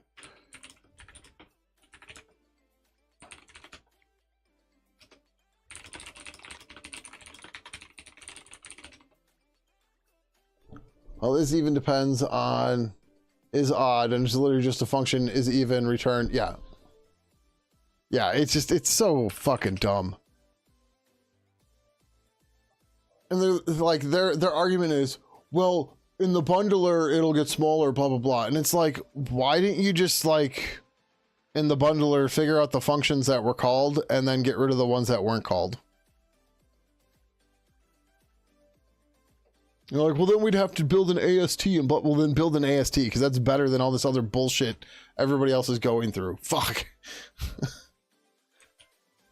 Just yeah, I mean there's that too, of course. But we can't expect JavaScript developers to know bitwise operations. Just full stop. They're too busy worrying about quirks mode. Is that still a thing? To know how to do a bitwise and.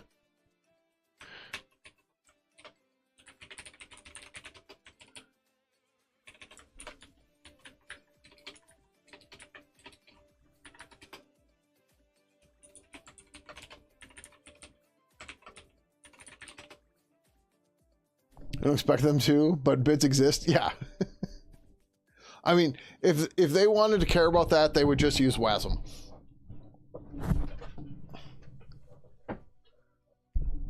Like, what was the weird? There was some weird syntax the pre-WASM stuff did.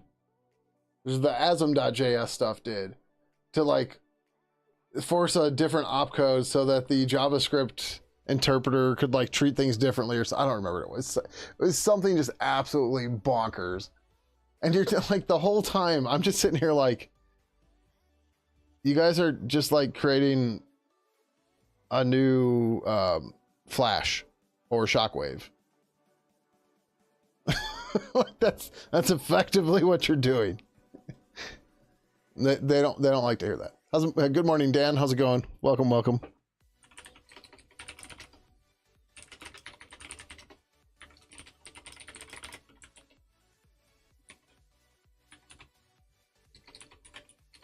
And like, to be fair, to have like WASM itself, it's a good idea, right? To have a more native-like platform for people to target to build web applications.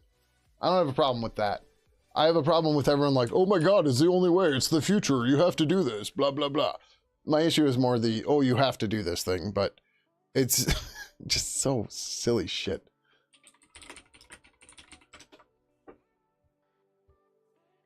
It's like if we all followed what some random people said on the internet, we would be in worse shape than we are. We're already in pretty bad shape. So.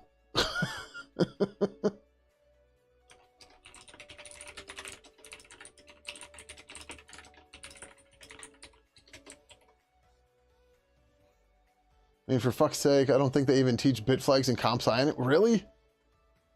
I have heard that they are teaching version control now, which is good, but those poor kids with fucking Git. Those poor fucking kids, man.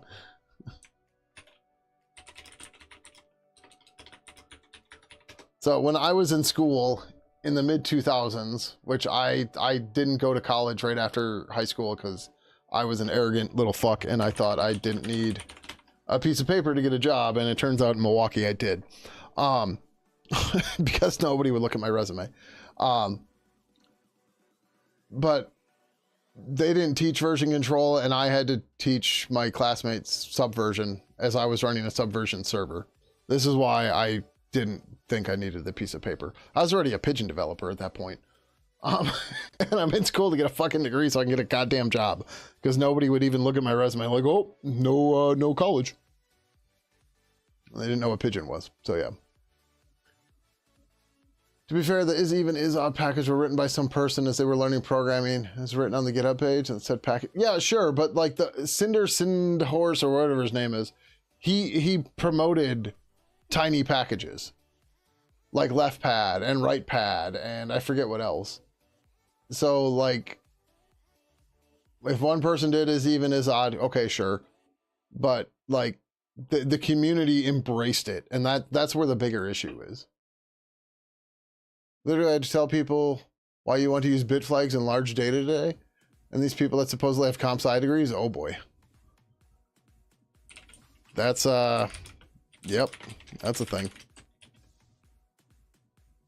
Oh, I don't think I told you this story, SWK, but I'll share this here regardless. So, a friend of mine recently just accepted a position, but like 2 days after he had, or the day he got the offer, he had an interview set up for 2 days later. He decided he was going to accept the offer. He canceled that. So I reached out to the recruiter that he had for that, because I was like, oh, I can do this job. It was DevOps for a video streaming site. Doesn't matter which one it is. And like they're using Kubernetes and all this other stuff. And I'm like, yeah, sure. And it's a senior developer or DevOps position, whatever. So I give all the stuff to the recruiter. The recruiter doesn't respond, or I email them, whatever. My friend tells him I'm going to email him and get in contact with him, whatever. He's just like, all right, cool, I'll get back to him, blah, blah, blah. I add him on LinkedIn. He then responds to me on LinkedIn. So he says he's going to respond to me in email, doesn't, but then he responds to me on LinkedIn. And then he goes, well, I see you don't have a bachelor's degree here. Most of my clients won't give somebody who doesn't have a bachelor's degree a senior title. I'm like, are you fucking kidding me? I'm like, I have 25 years of professional experience. What the fuck difference does a bachelor's degree make? And I haven't heard from him since. So he's a shit recruiter, and I'm gonna talk shit about him all the time, because wow, thinking that somebody who has 25 years experience but doesn't have a bachelor's degree doesn't deserve a senior title? Get the fuck out of here, man.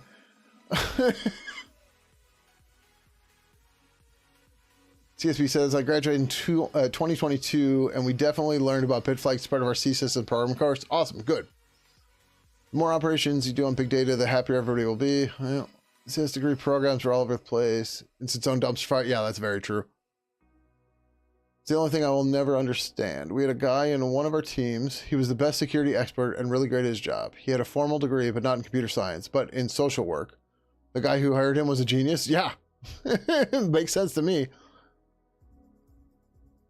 Might have been someone learning to code, but 700,000 downloads.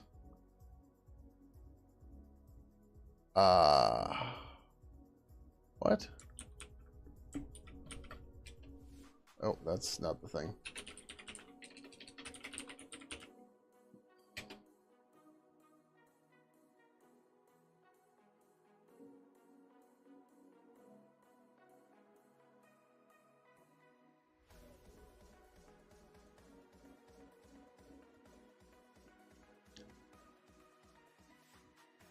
Yeah, we're just, yeah. Standing grounds, thank you for the raid. I didn't accept your collaborate thing because I don't know you. And I'm not just gonna randomly accept people, but I'll give you a shout out. But yeah, we don't tend to get raids and stuff here, so not very many. So like, I know Twitch tries to get everybody to do that, but it's like, oh, I have no idea who this person is. Let me go look. And then, you know, you're spending all your time doing that. So yeah, anyways, how was your stream? What were you up to tonight? Hope you're doing well. And I cannot read any of chat right now. What the hell would have a degree earned 25 years ago give? Yeah, exactly, Surly Dev. Exactly. SWK, you don't even have an associate's degree? Yeah, and your title is definitely bigger than senior. Yeah, it's just, it's so ridiculous. The gatekeeping crap they do here. There are many people learning to... Yeah, of course there's lots of people out here.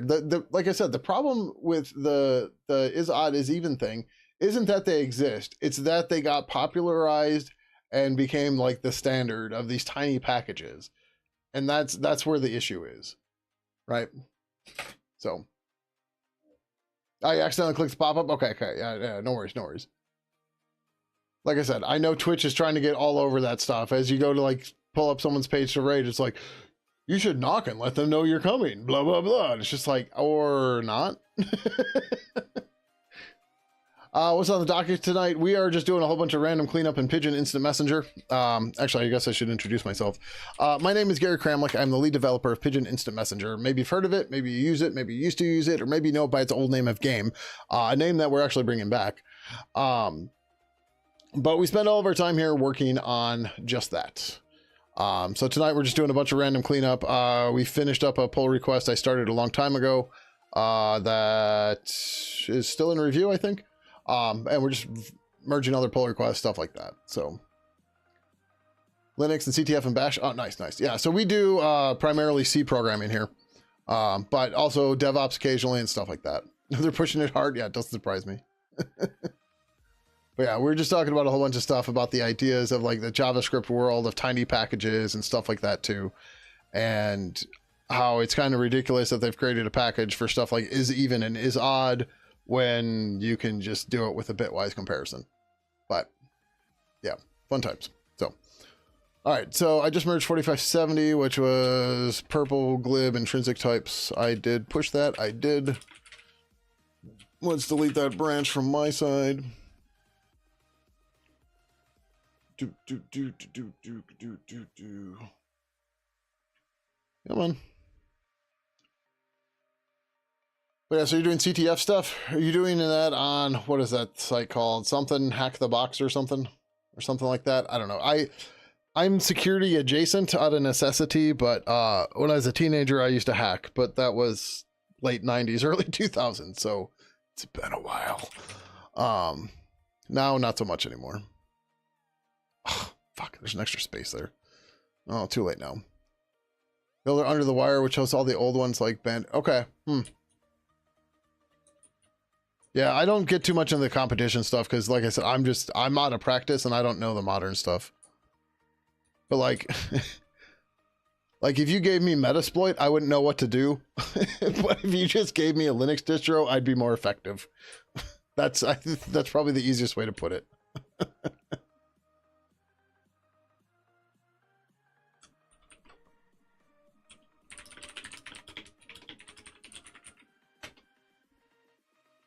Like, you know, give me ngrep, ngrok, nmap, and, you know, whatever else. And I'll make do.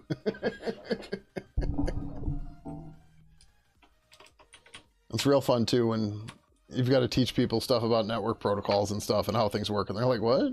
What's a who is? You're like, okay. Do you know what a domain is? Capture flag, give me 5 minutes and a screwdriver or crowbar. Yeah, there's that too. So, years ago, I used to work on a Bitcoin exchange. I was a DevOps on a very large Bitcoin exchange. By very large, I mean daily volume was in the billions. Billions USD. Because, of course, everything was compared to USD for fiat. And the trick about, the thing about working on a Bitcoin exchange is, even though you know you don't have access to the wallets, people will still think you do. And a $5 wrench is well within their means of of things that they'll use to try to convince you to tell them or to give them access to the wallets. So you have to be very careful about what you do and say about that kind of stuff publicly, right? So while I worked there, I don't think I actually ever told anybody what site I worked on. I might not even have said it's a Bitcoin exchange, just for those very reasons, right? If you can dodge a wrench, you can dodge a ball. Yes, very true. Right? But like, that's a whole nother problem too, where you're just like, yep, just nope.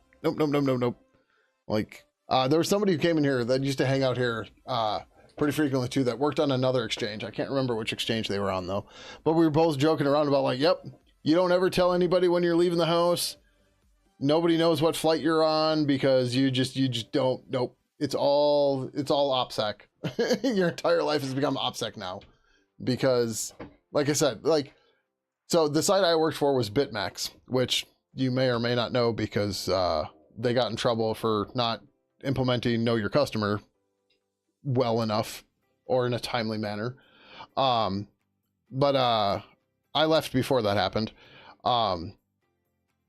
But the thing about BitMEX, and they were very open about this, that they needed, all of the transaction stuff was set up using MFN, meaning that they needed to have, in their particular instance, all of their transactions would be signed by at least two of the partners and the exchange key itself.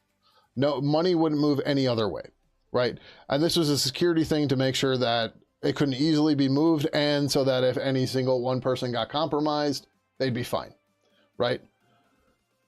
So the thing is, again, people don't necessarily believe what they read, but that is 100% how it was. And I know, because I was a DevOps on the mirror, or on the exchange, that they had air-gapped machines where they would do the signing for the day's withdrawals, right? So what they would do is they each would, they'd download the part of the key, they'd put it on a thumb drive, plug it into their air-gapped machine, sign the transaction, take it out, put it in the other machine, put it over there, right? That was part of the process for doing the daily withdrawals from the exchange. But again, people aren't going to believe that. So they're going to assume that I, as somebody who has access to the internals of the site, would have access to the wallets when I did not. And it's just like, yep, stay quiet. I'm not doing shit here. Please don't hurt me because I can't help you. So yeah. Used to work in telemarketing that required OPSEC too. Yes, very true. Different types, but yes. Lots of people like, stop fucking calling me. I'm going to come and hunt you down. Whereas people would just hunt me down to get money, which I didn't have. Didn't we merge this already? I thought we did.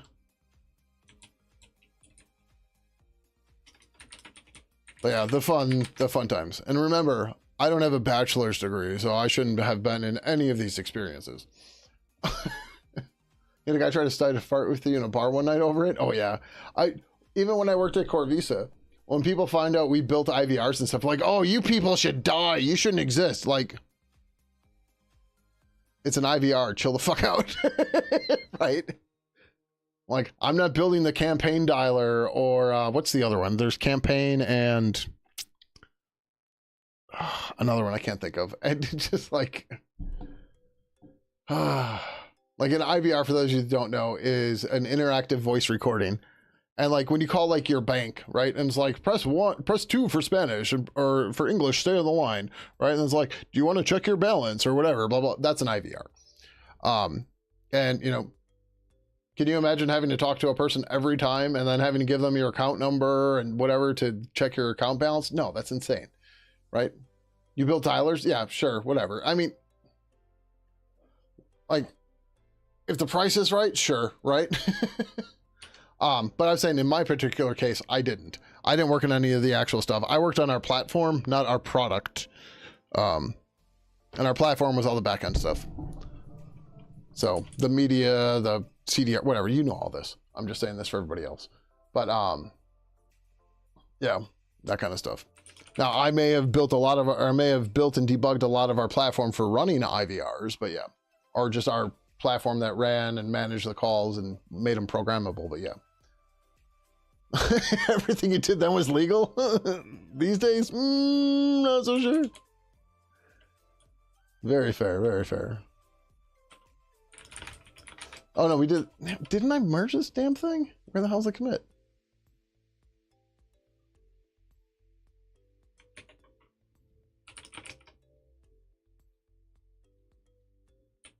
Well, that's the clean one. There's no changes. Where the hell's the memory leak?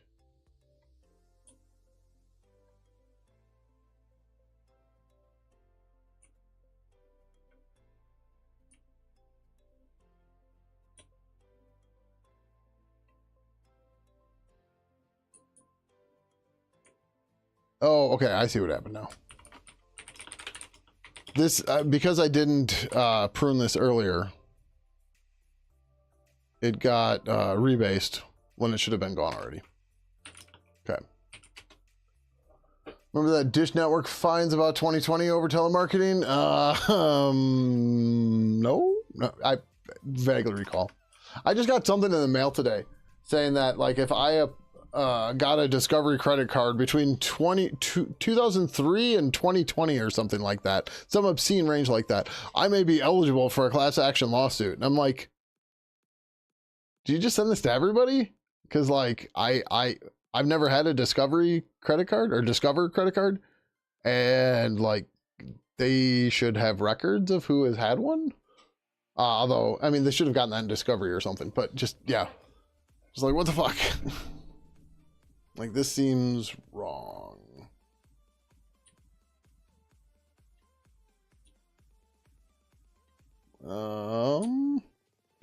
Okay, we did the purple glib one already. Okay. 2020 was when the case finally ended.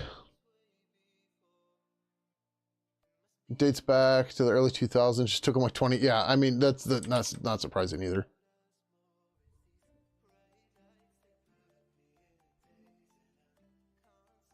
Oh, yeah, okay. So I have to fix this one before we can do the other ones. Okay. So this is support sending and receiving DMs. Get out of here. Yeah, all these other ones are stacked. Zulip for receive messages. My commit messages don't or my branch names don't always stay the same. I try to remember to update them, but yeah. Might have been one of the people providing the dialer capacity back in the day. I mean, section 230, right?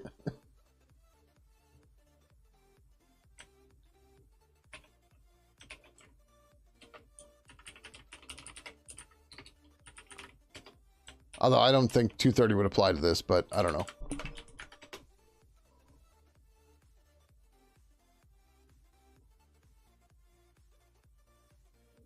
Oh,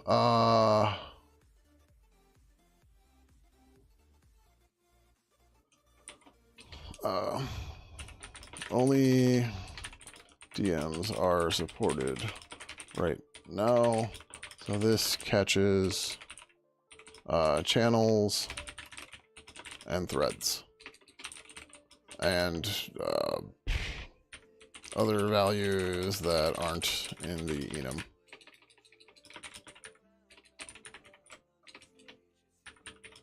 The intent is to remove this when channels/threads are supported.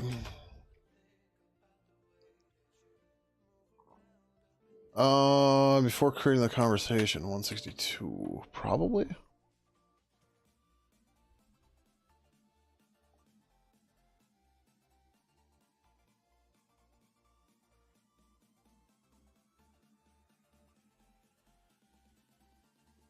Oh, ugh.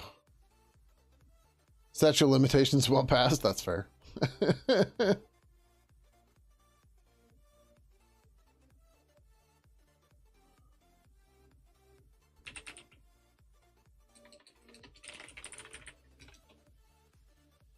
Um,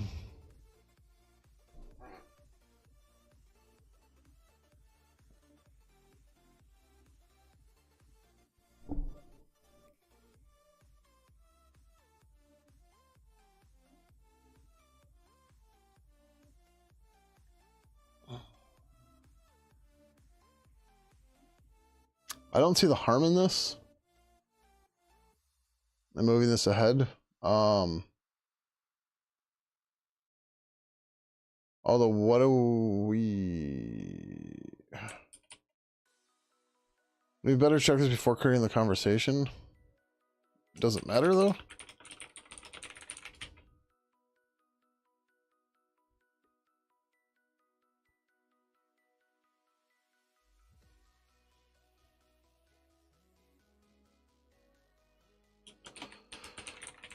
The list of all the users. But if we have to look it up asynchronous, then still have to create the conversation first, because we don't have a yield concept. Yeah, let's go with that. Okay, so I'm not sure if I can fix any of this.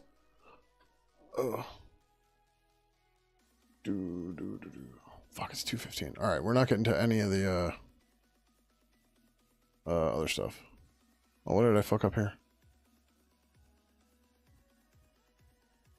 Oh, okay, sure, whatever, it's fine.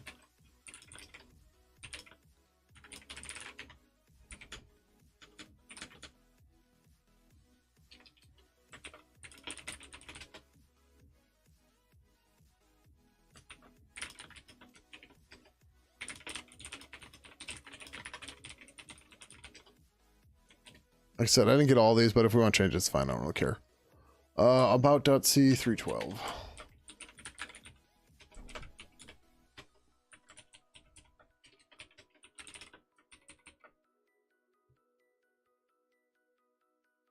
We're gonna do the one, we might as well do the rest.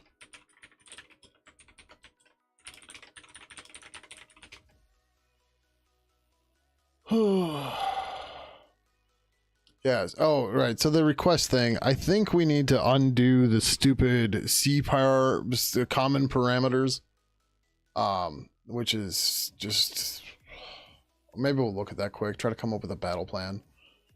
Because it's just shit.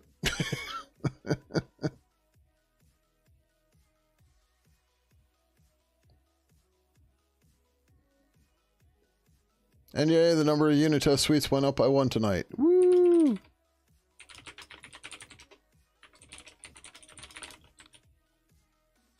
$45.71.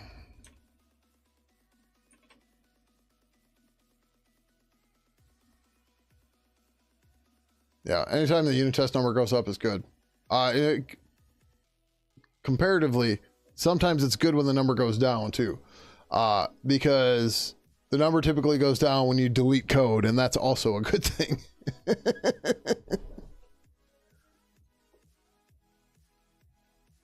Oh, is this? Okay, I can't. Oh, let me see. Let me do this quick. Interesting. Okay. So the render errors that I see in Pidgin 3 all the time with GTK 4 are showing for you guys right now too. So if I just do, what do I normally do? Yeah, so if I just refresh that, they're going to go away. Yeah. Interesting. Okay. Still not sure what causes it, but yeah. No code is best code? Yeah, yeah. Don't tell that to people using LLMs, though. Because they get lots of redonkulous code.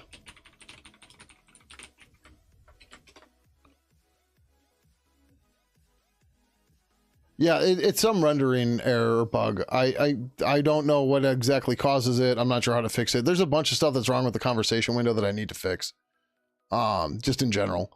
The way it was one of the first things we built with GTK list view, and I did shit wrong. Right? Like it functions, but it's not the right way to do it. Like this is a scenario where there's literally a right way to do it, and we're not doing it, and that's part of the problem. So that needs to be addressed. Hey, what do we got here? Oh, okay. We'll leave this one for that stuff. Let me look at the request thing. Like the stacks pull request, we got to get the bottom ones fixed first anyway, so it's fine. But yeah, like I said, I do have to get up at a decent time tomorrow. And I'm getting tired. Sorry for the yawn if I made you yawn. Or sorry, not sorry. I don't know. I don't care.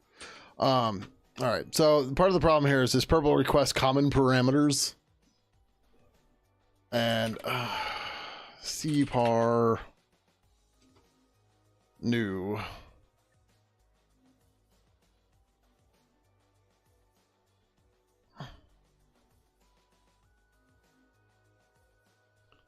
Why don't we do this?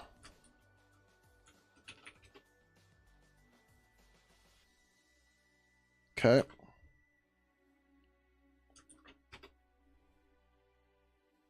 GTK Disco demo actions.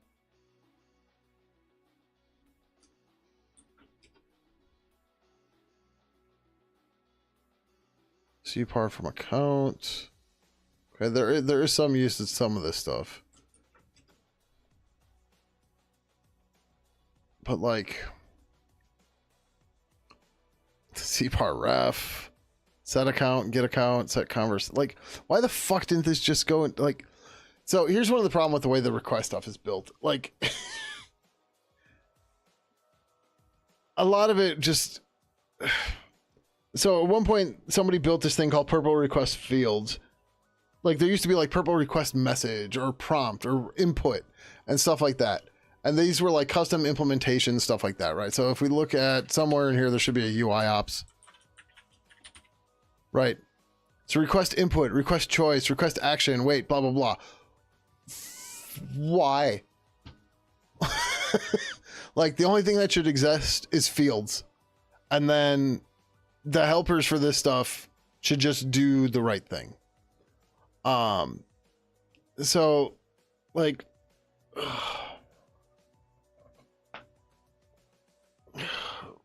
maybe we start with this. So like, I'm not really a big fan of the request API in general, but there are cases where we do need it. What this does is this lets the protocols in particular build dialogues procedurally that the user interface can then present to the user and get data from, right? So one of the biggest uses for this is configuring a multi-user chat room on XMPP, because servers can add additional custom properties and stuff like this. XMPP has all this stuff built in. That's one of the reasons why this exists. There's some other cases where this stuff kind of makes sense. Like right now we overload it for getting QR codes and asking for passwords and stuff like that because it's there. But like, we shouldn't have a separate request input as a virtual function. We should have a helper function called purple request input that takes all these parameters and then creates a purple request fields, because then the UI only ever has to implement the fields API and everything else just works. But that's not the way any of this was done, and it sucks because of that. But what if we start pruning out the stuff that's not used right now, right? And that way we can start building towards that idea of You only deal with the fields API. And yeah, it's a little tedious for the input, but again, we can make a helper in libpurple that just does request an input. And then we give you back the fields API, and that's it. So common parameters is a whole other problem, but I don't think we could get to that now, but it might be easier to start with the virtual functions and just kill those things. So here's the request API, like this. Just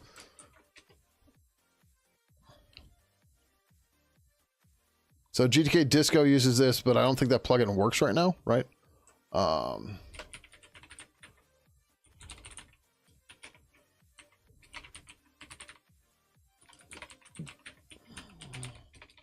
Makefile, wow. Yeah, so this doesn't build right now. All right, cool. Sorry. Sorry, not sorry. Request input is going away, assuming nobody else calls this.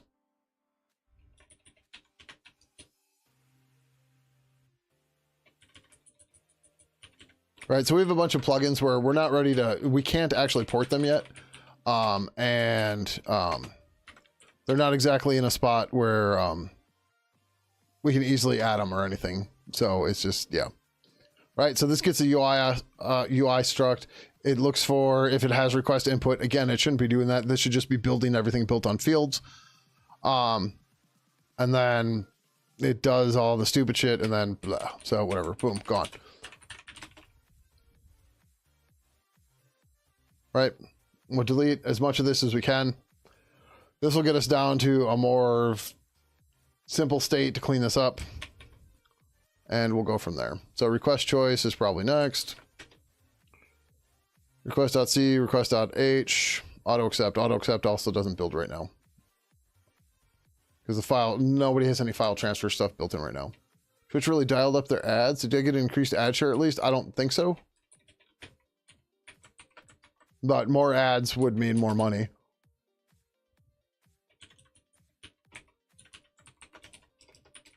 At least it should. But yeah, the ad stuff and everything is getting a little nuts, just in general. Like I got an update for my TV the other day, and yeah, my TV is networked because it's just easier that way. And I'm just like, I saw somebody talking about like how like their like idle screen was playing ads now, and I was like, please don't let that be the case. And it's not for my TV, just some. I think they said like a. I forget what kind of TV. Oh shit! Oh fuck! I was trying to bring back the Sticker Fiends thing on Patreon to get through some of my old sticker stock, and I forgot to do it for April. Request choice varg. Let me guess how much this is used. Not at all.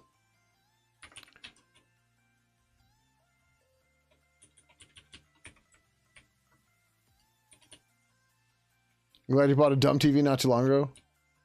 What are ads? Yeah, for me to see an ad, it's quite impressive. And in fact, Facebook has somehow started showing me ads for stuff now.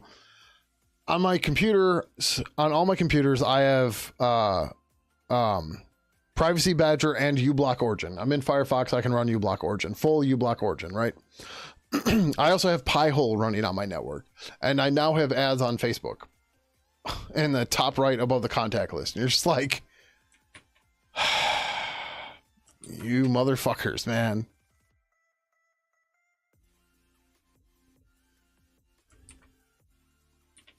Like, does anybody actually buy this stuff? Like, they've got to have some level of, I forget what the term they use for it is, but of where people are actually buying this stuff. But like, it seems so ridiculous. All that brain capacity wasted for the car. Yeah, I know, right? Conversions or something? I think that's what they call it. But yeah. Yeah, I mean, obviously people have to be buying it. Otherwise they wouldn't keep doing it and keep pushing it. But it's just like, fuck, man.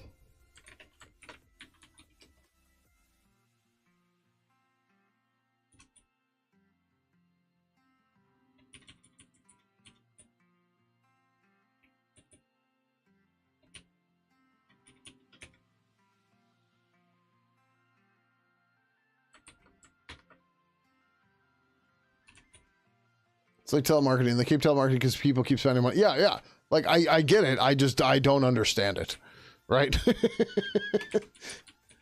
Like I understand that they wouldn't continue doing it if it wasn't effective, but just fuck. How's it going, Daughter Dame? We are doing all right. We are working on Pidgin Instant Messenger. Maybe you've heard of it. Maybe you've used it. Maybe you used to use it, or maybe you know by its old name a game. But that's what we do here all the time.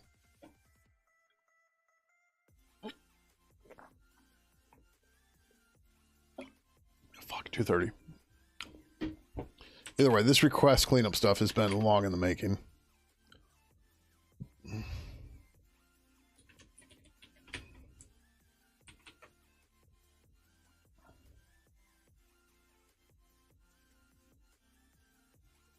Input, choice, action, wait. This is going to cause collateral. That's okay. Or maybe it won't. I think Pidgin only implements fields. Okay. 182. No. What file? GTK request. I thought I didn't get rid of those ones, but okay.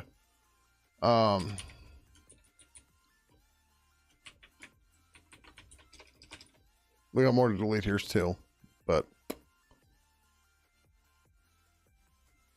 185.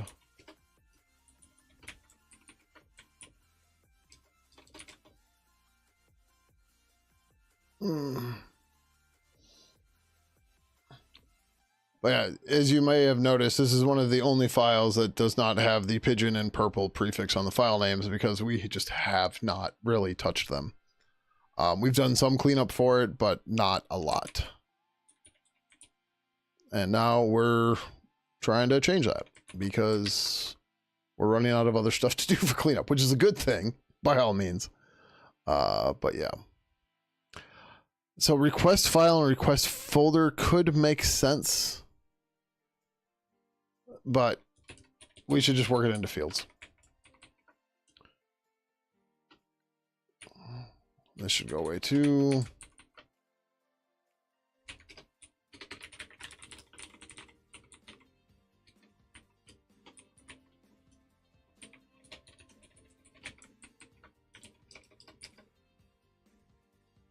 Oh yeah. All right. 479 request.c. Request file. Request folder. And then in GTK request, we didn't get there. Okay. It's kind of expecting to see some unused function names now, but I guess not.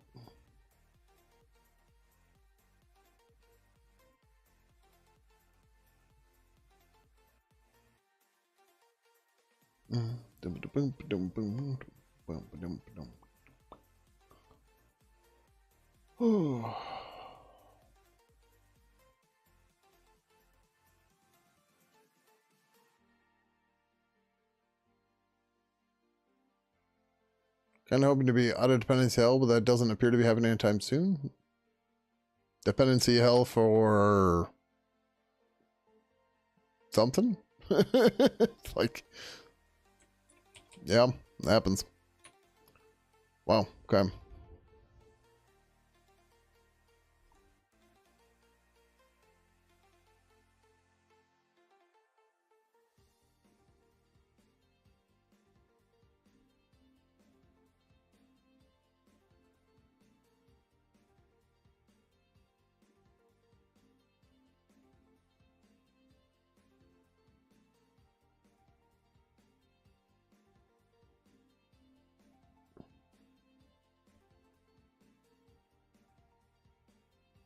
We'll name names, but open source project keeps breaking their packaging. You decided to fuck their packaging. I'm doing my own. If you want me to look at that's something I could take care of.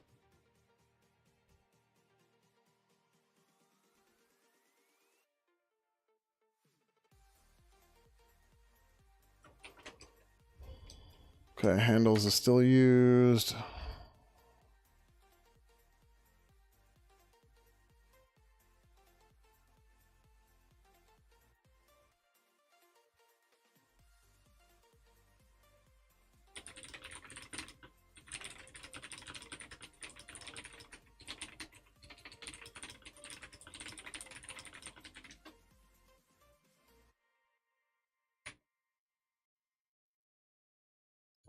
UI ops copy, request close, add close, notify.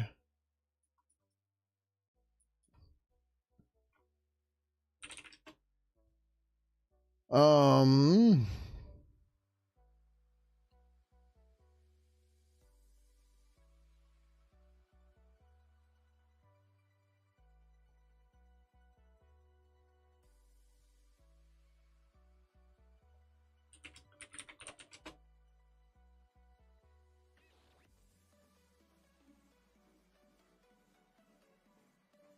oh, that's right. We moved this to an RC box. We did make that change. What the fuck, man?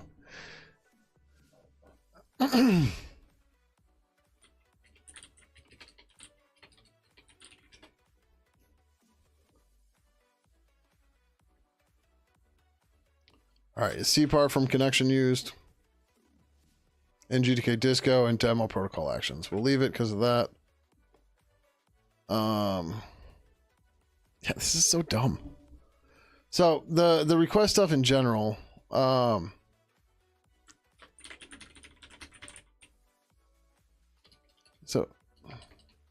do we not have a type for request fields?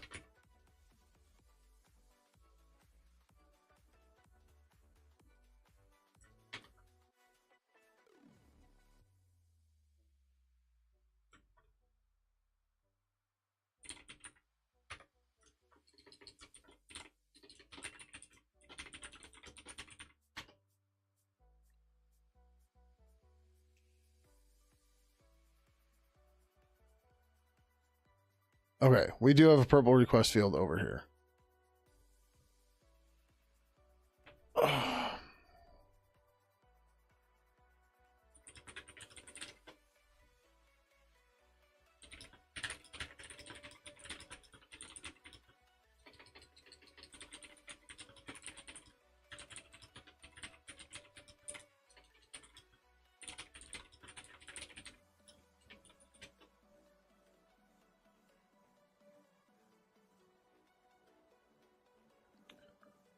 No, this is the field. I'm looking for fields.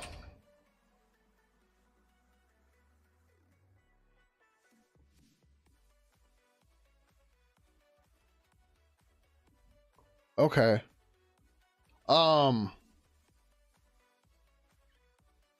Yeah, fuck this noise.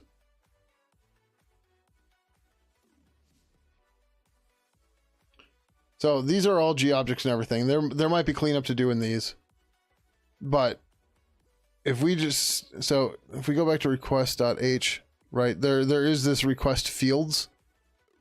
And then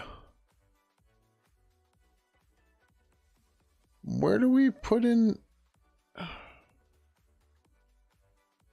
does this work? Oh, it's purple request page. My bad.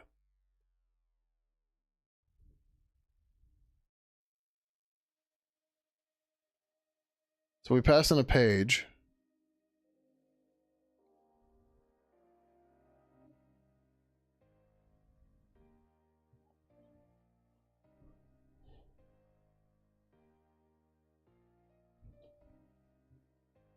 Yeah, hold on. Okay, hold on. This is dumb, but the quick, easy solution for this is, since we already have page, we're not gonna do this tonight because it's already 2:30. But we have page. It's already a G object. All we really need to do is to clean up all of this, and I mean all of this, and we can move everything to it. Is in so we really just want to do the request fields thing, right? And this also takes a purple request page, right? So what we're gonna do, we should probably add a title, and I don't know about primary and secondary, maybe just secondary, maybe subtitle. And maybe we'll care about this stuff, I don't know. But if we create a purple UI request, so in purple UI, we can add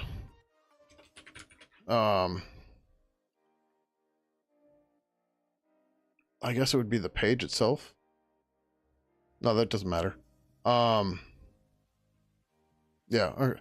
Right, so we'd have something like void request page async purple UI star UI comma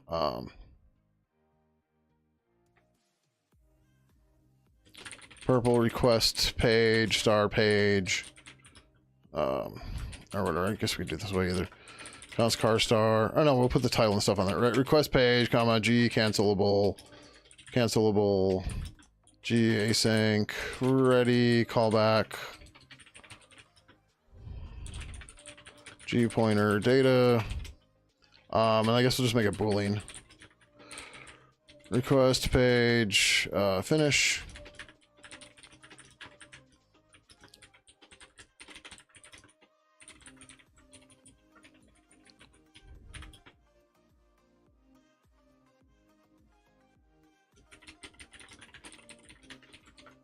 Oh, we have to get the page. There's no other way.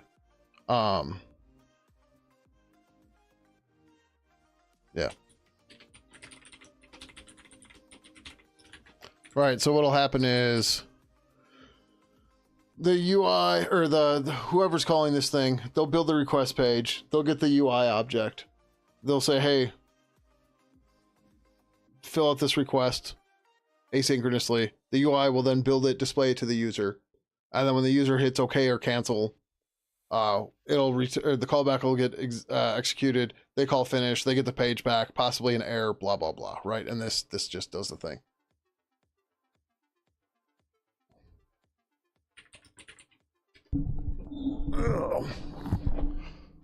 But, yeah, so let's take a look at this quick, because the rest of this shouldn't be too bad. Oh, we should probably put these in the right spot. Oh, these aren't really sorted or anything. That's fine. Oh, we need to do this, though.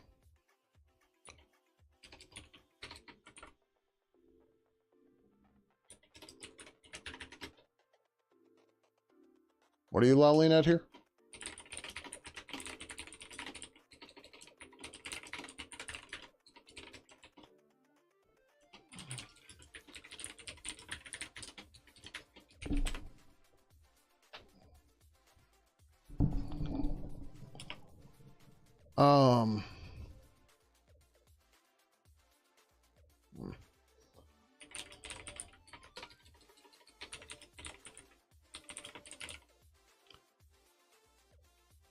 Your registrar says you can sell it for 2K. That's it? Also, I'm going to ask, is that the right chat window?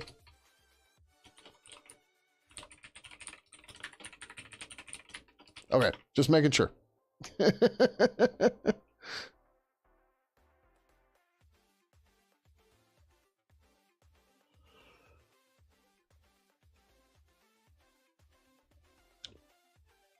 I'm like, why am I typing this? I can copy paste this once I can find one of them.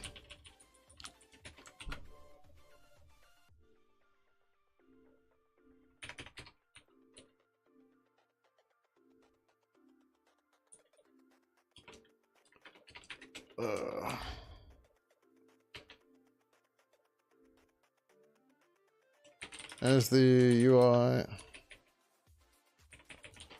asks the UI to create a request page for the user and return its result asynchronously.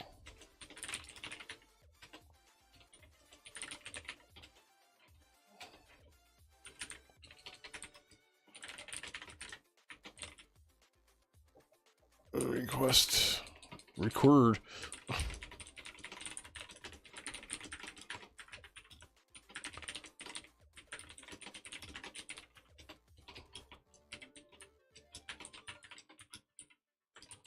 Not sure how I got that.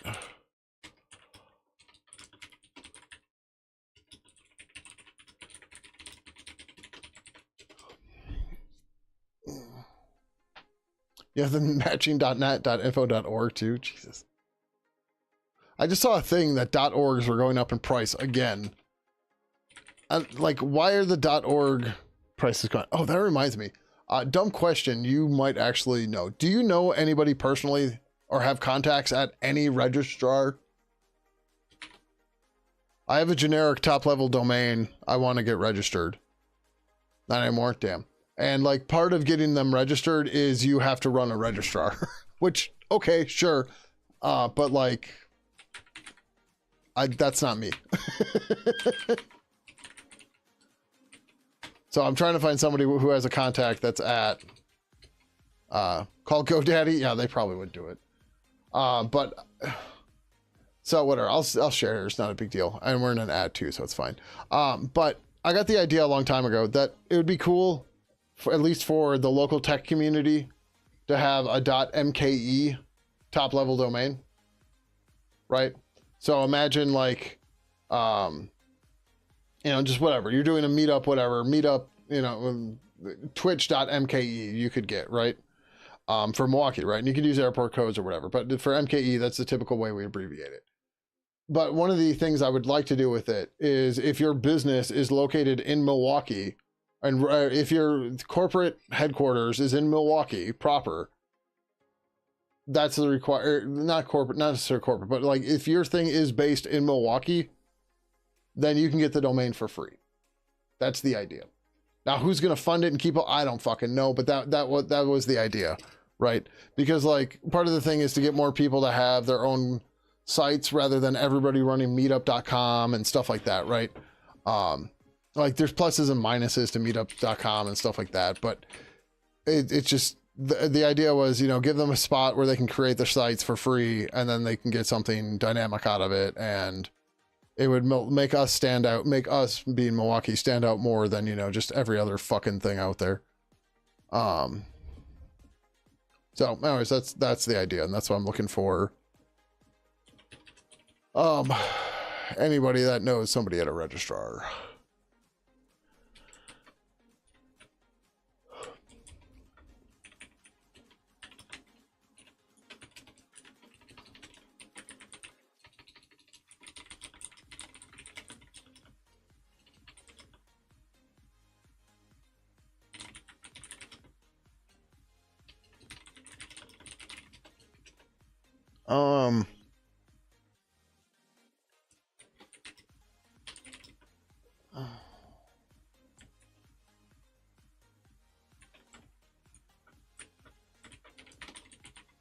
This stuff has got so political, you don't even bother anymore. Which stuff in particular?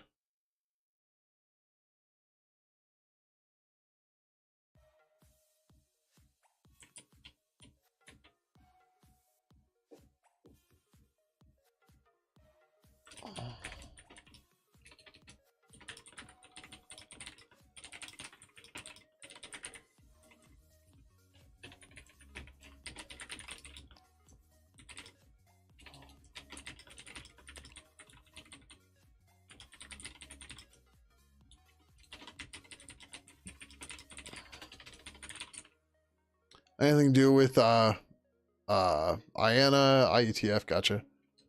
Yeah, there's I've looked briefly at it, and I might still push it at some point. I want to add something to HTTP, but having to go through the working group and stuff is just like, oh fuck, man. All I want to do, I just want to add a verb. I just want to add one verb, and that verb is preview. Yeah, I know. But like the thing is, so for everyone that doesn't know, I know SWK knows this, so it's not a big deal. Sure, we can just use this too, right? So this page, if I go into inspect and I go to head, we're gonna look for a meta.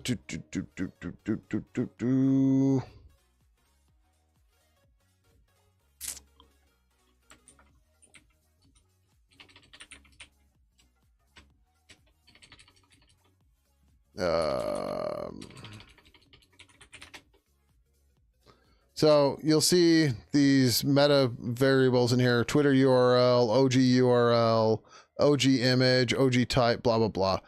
When you add a link and you get that little preview everywhere, this is what drives that, right? This is called the Open Graph API. This is the Twitter card API. But the thing is, to get these fields, which are pretty small, right? You have to download this whole fucking page, which, okay,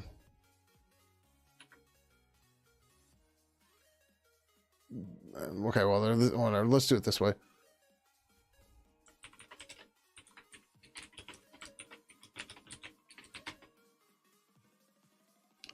Was 49 kilobytes to get a preview, right? The amount of metadata they want in the header now is just dumb. Yeah. So the idea was, instead of doing, this did -x get, right? Instead of this, I want to be able to do a preview. And this gave me a 405 most likely. Yeah.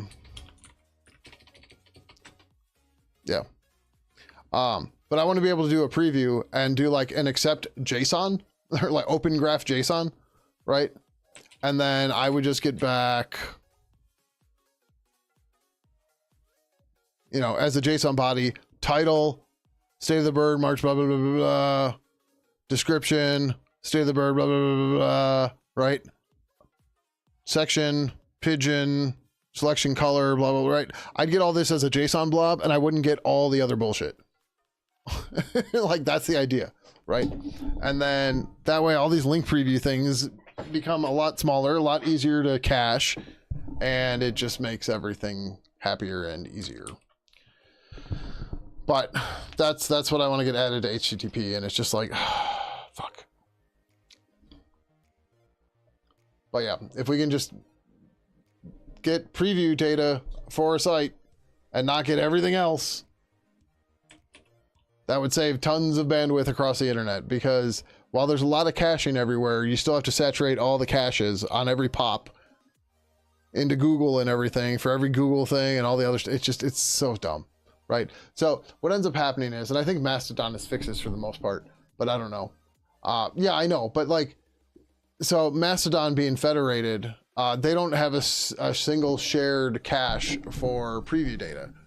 So when you share a link to a low-powered site on Mastodon and it gets heavily federated, you end up DOSing yourself or DDoSing yourself, because now you've got all these different Mastodon servers all requesting the same page at once to get the same damn data. And it's dumb. And on top of that, so I just saw, I hang out in all the other chat client rooms too, just to see what they're dealing with and stuff like that. And it turns out that Pidgin by default doesn't turn on previews for public chat rooms. You have to explicitly turn it on, which makes sense for a number of reasons, but it shouldn't be in DMs either, right? Not without the user's permission, if they're doing it the way they think they are, right?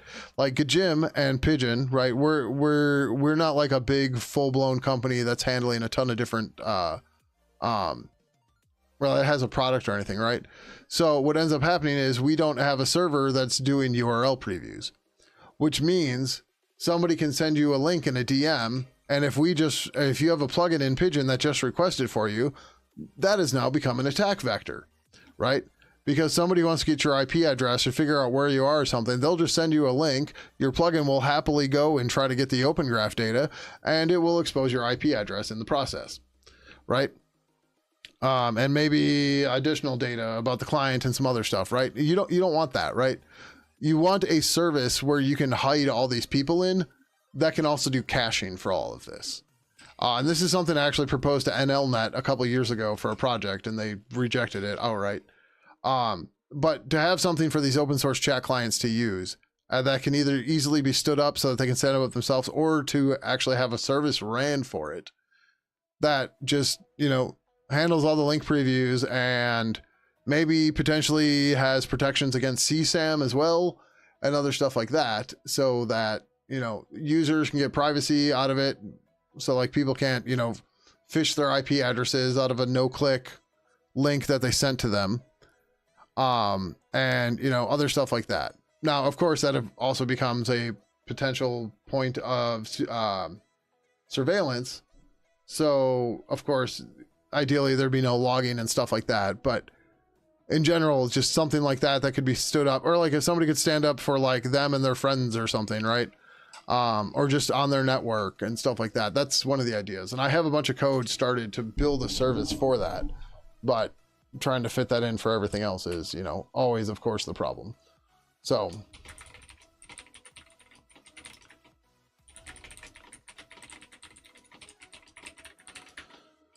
in other words, it's yet another thing I don't have time for.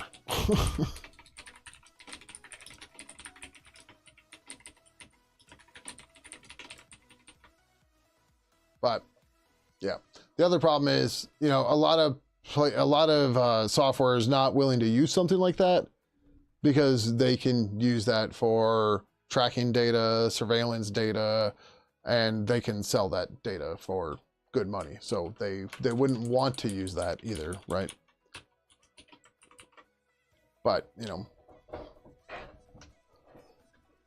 that's why the whole point of building the service is to build something that's privacy focused.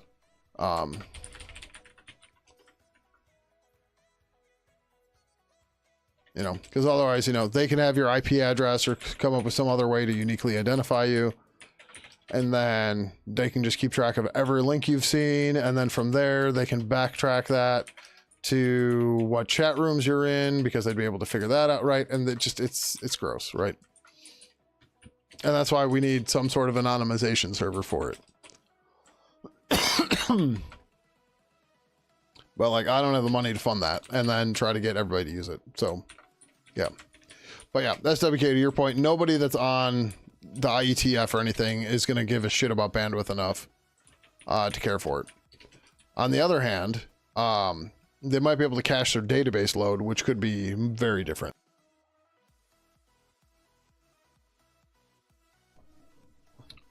Right, because if they can just cache the page with just those fields, that would maybe be easier, but who knows?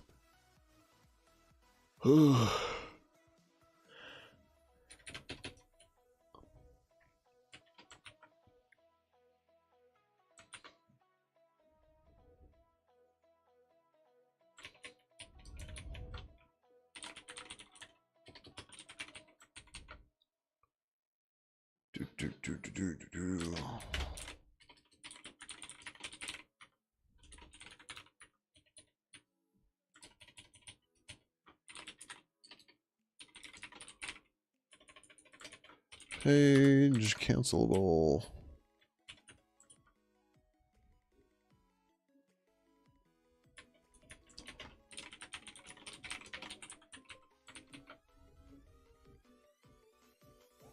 I'm so glad we decided to go for this setup rather than having separate errors for each virtual function that's not implemented. Just like, oh yeah, this makes a lot more sense here.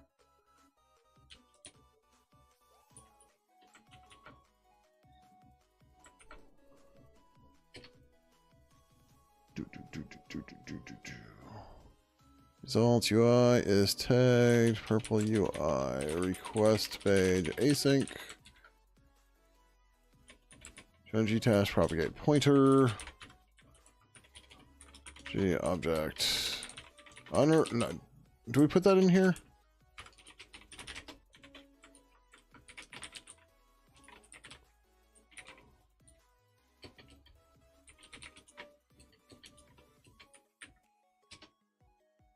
No. When you do return, you put the closer in it.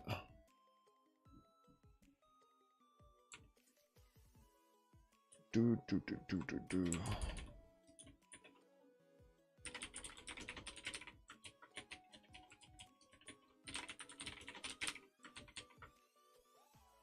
Okay, so there's our dispatcher for this. Woo!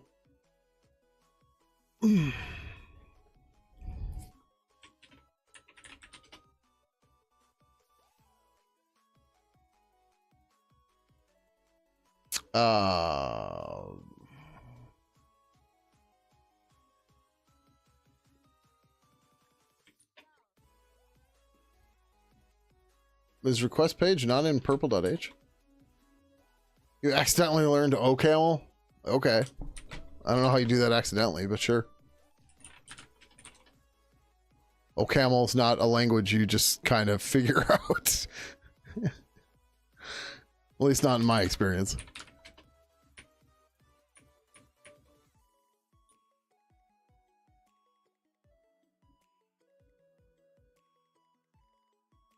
Yeah, it's there. Same way you actually shoot yourself in the foot, I guess? Yeah.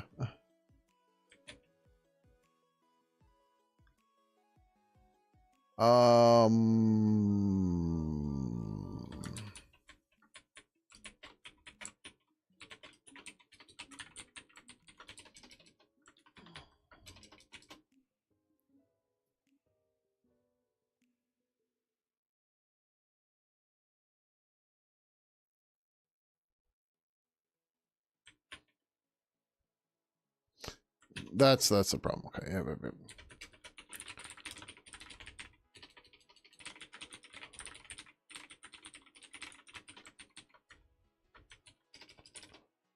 It's like, this should exist. I'm thinking I'm in Pidgin, but I'm not. Got much better. You just find a project in it to be a one to do app command for every. What does that? Yeah, I have no idea what you're saying. Not as cool as mine. Yeah, whatever, it's fine.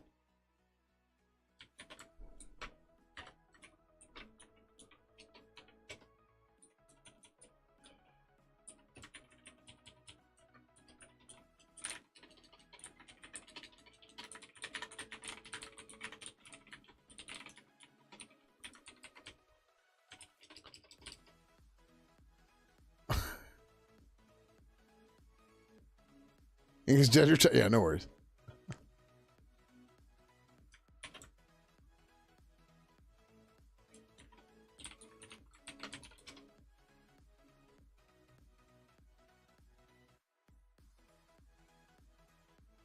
Yeah, so if we just get rid of request.ch, I will be a very happy customer. All right, so we'll just use request page to let you grab everything and go from there.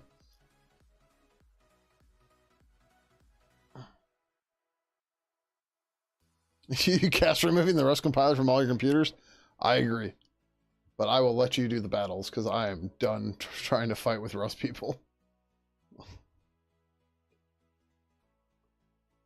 At some point, I still want to get a Rust emoji similar to this emoji. I want to get the Rust crustacean guy, I can't think of his name, and just make him look like a poop emoji.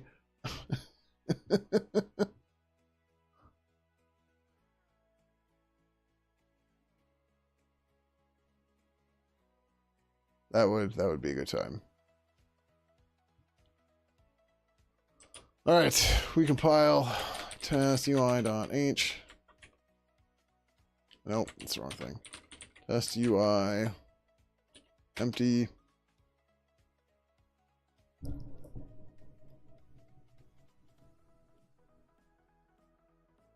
Okay, we don't have a thing for open. I guess we should do this. G-test add fuck, it's 3 o'clock. Slash UI slash empty slash request page. Yeah, we should.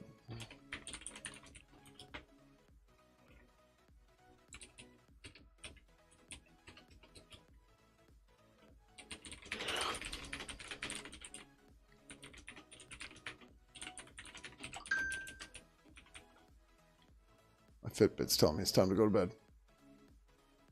You can piss off HR tomorrow? Why? Unkit is programming language abbreviating function to FN. Either commit to it or don't use it. Yeah, it's weird. Because the Tumblr you made to, oh boy.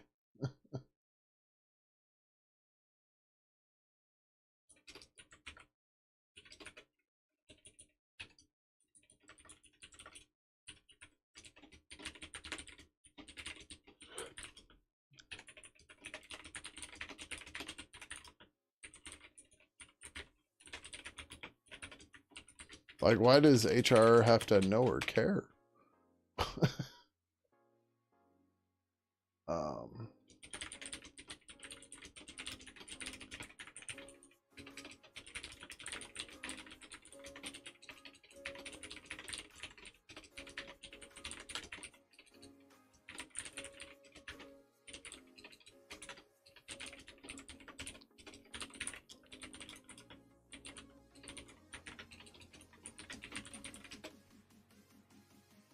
Was it test purple UI? Oh, it's just gonna be UI empty.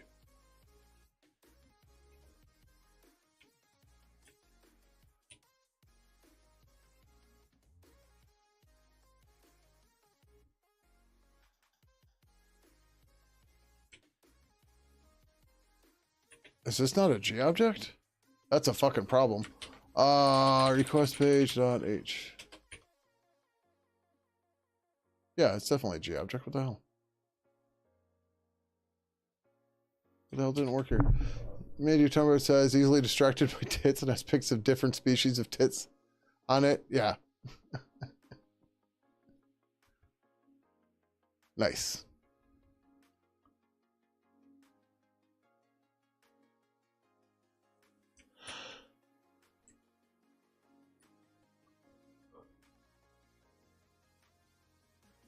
Oh.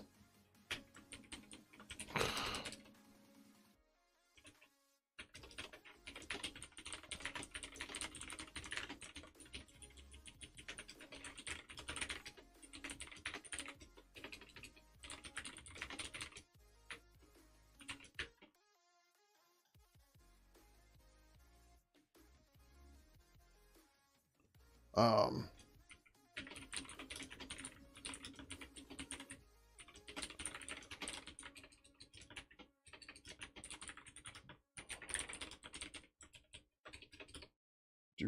Do.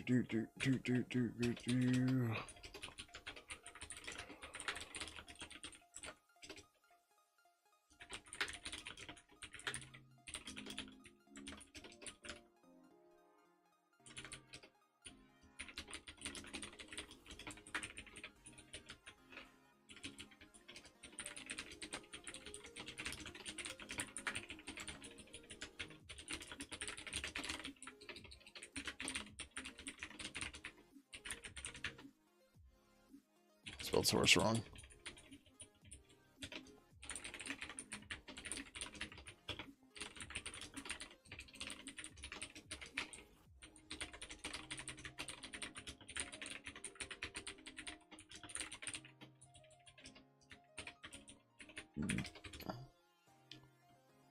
Yours favorite editor's Visual Studio? You heard wrong.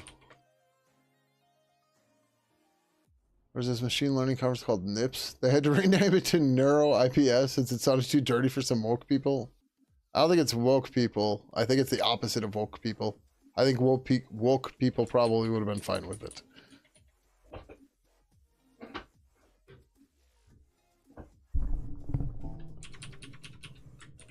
It's usually the pearl clutchers that are like, oh, it says NIPS, that's a dirty word.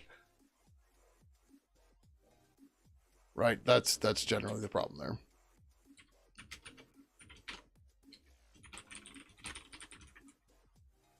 I told you couldn't have the General Operations Director title because it would make some people mad.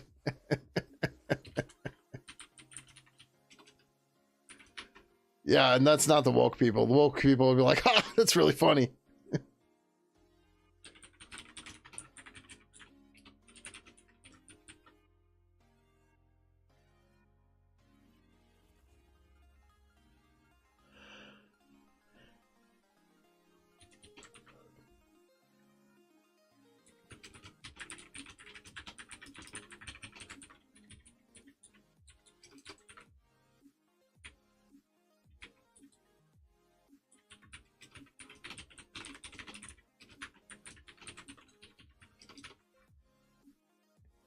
Mm.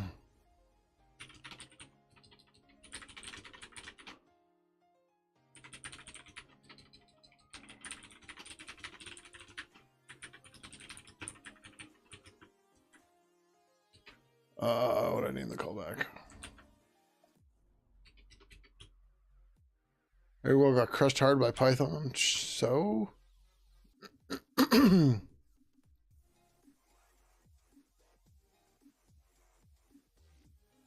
Back.com boom when you and some friends were doing red team stuff in New York City. Your card said penetration engineer, network intrusion services. Oh boy.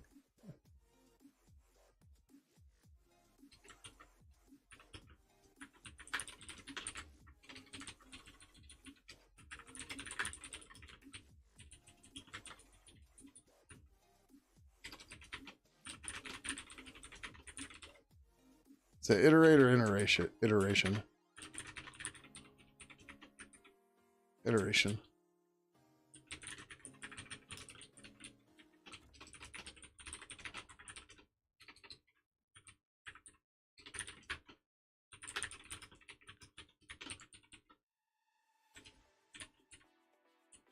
Cow hunter. Sure, why not? G main context iteration.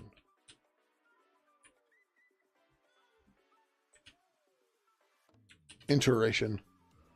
We're definitely getting to the too tired to work statement or state.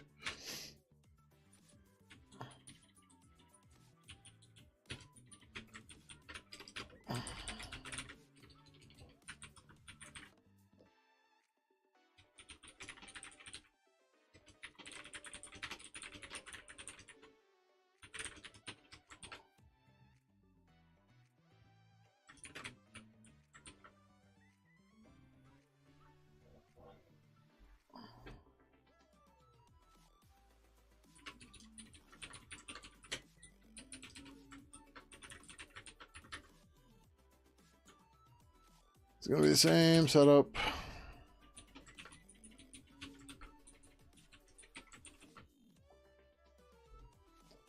Yeah, I need to go to bed. Let's go, Gino.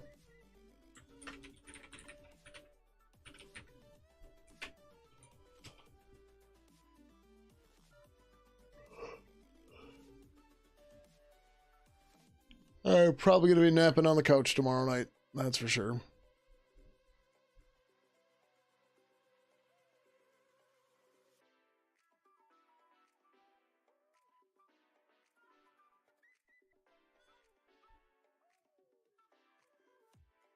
Didn't Twitch used to tell you how long somebody was streaming when you looked at your following list? Doesn't seem to be happening right now.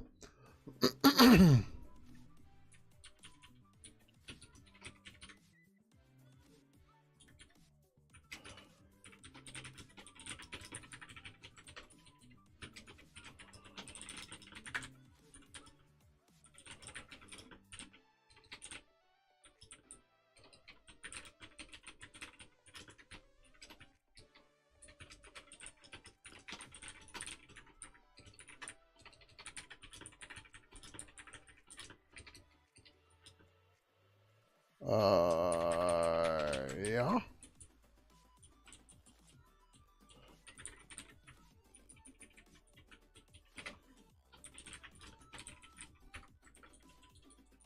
Delete the error. I think I deleted the error.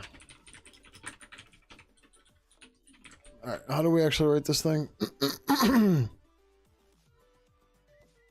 So we create the task so we can get past this line. Even streaming, yeah. Yeah, no, I'm looking at the following page. I'm looking at people who are potential raid targets.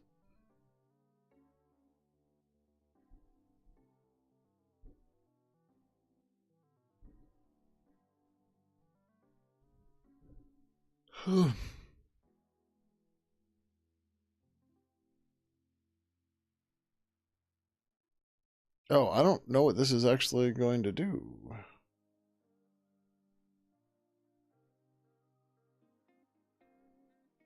So the result won't be tagged. This doesn't this doesn't exist. So this is just going to return false without a warning or anything, which is probably fine.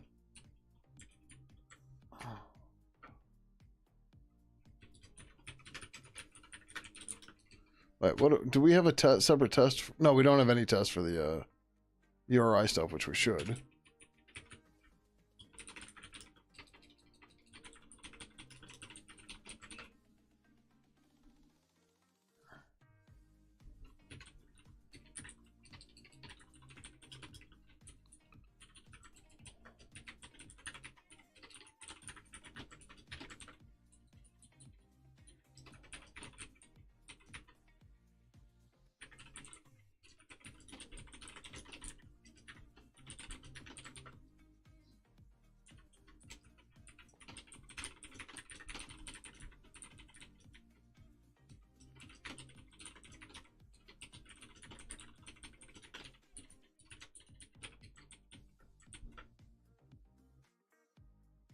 I think it does it.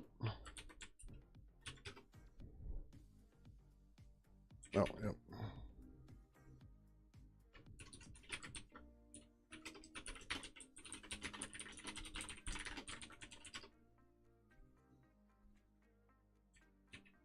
Oh, yep.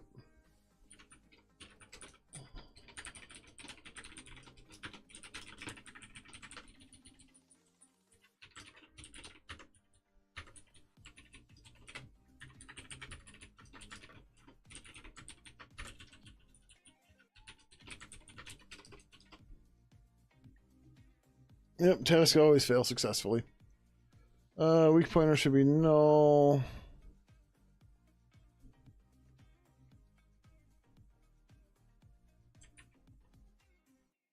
Um,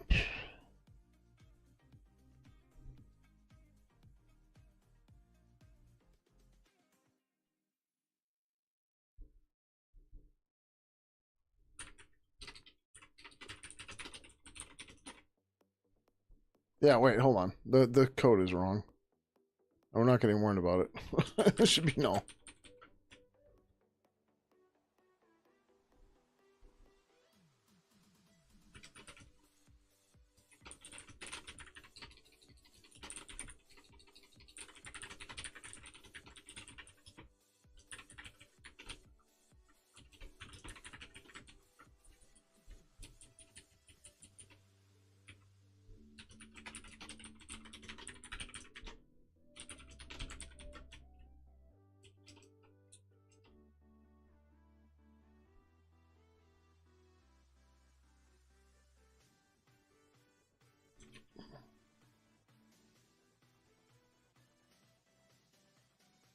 Oh, the task.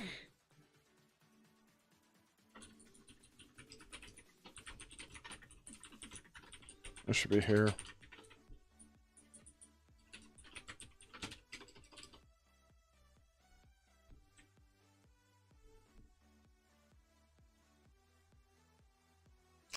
What?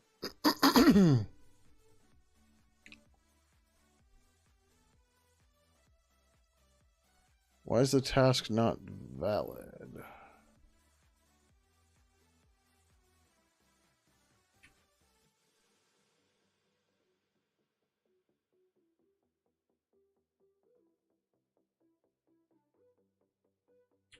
So there should be cancelable, callback, and data to pass.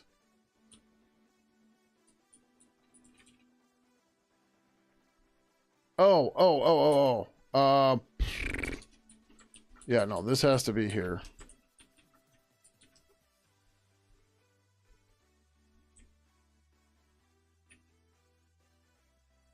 But why is the UI still sitting around here?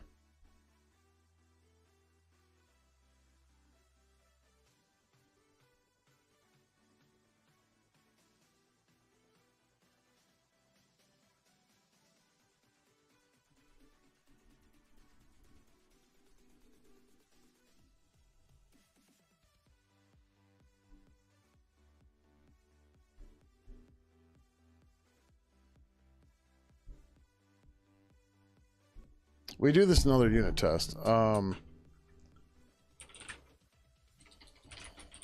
just don't remember which one.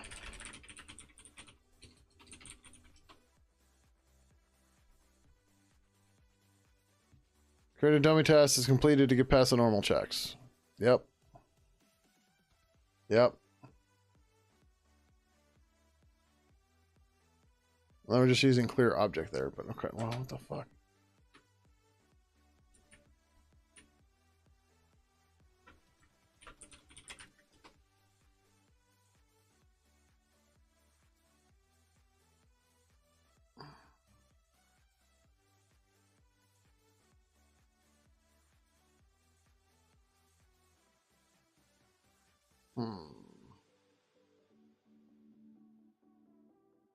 It shouldn't be. The function that's implementing this is stupidly simple. Intentionally. But it's failing right here.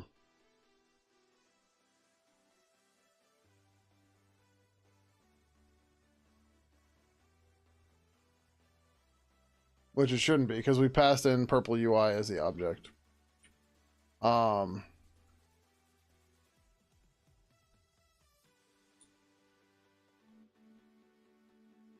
Yeah, it's probably pepcac. I'm missing something.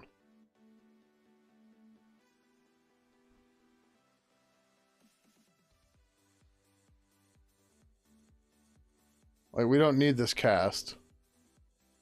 That's just old code that we thought we needed, but we don't.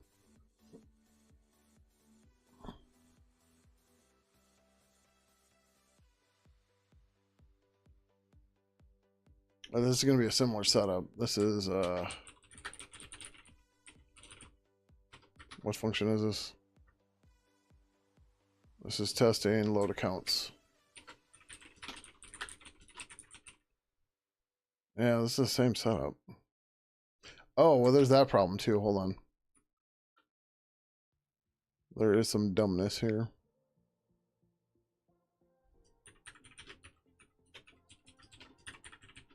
That's all problem. Like, that's not the problem, but it is a problem.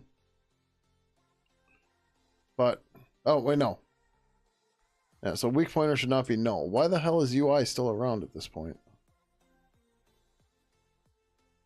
Alright, so it's complaining about this. This is not getting cleaned up right.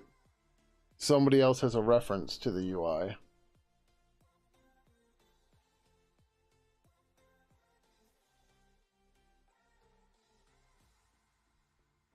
And nobody else should.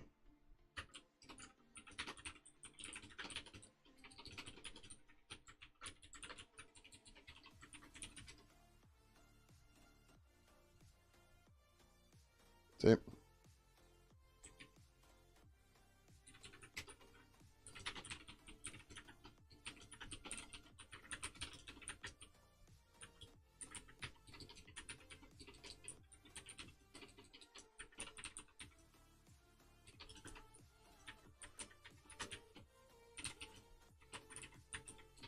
I think that's it.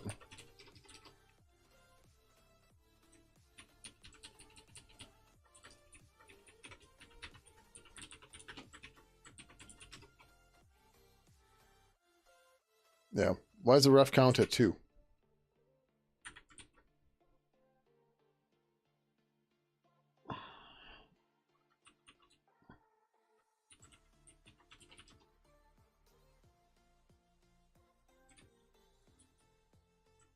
At this point, it should go to 2.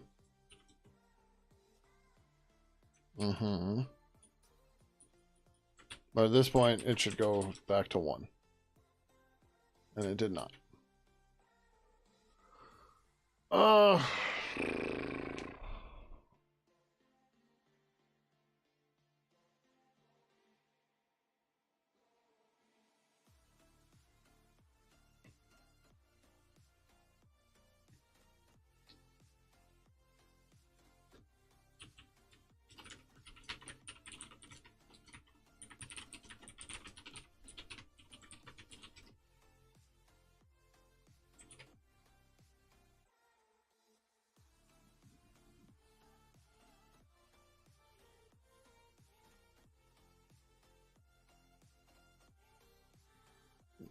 For like buttons and shit and interactions, no, there's no UI test that way. So lib purple, our core library has 2 major abstractions. One of them is for the different chat networks, so to get all of them to a common interface that you can interact with, and the other one is to abstract your user interface as well. So purple UI is that abstraction. And that is what we're testing here. But this doesn't actually test anything in GTK or X Windows or Wayland or anything.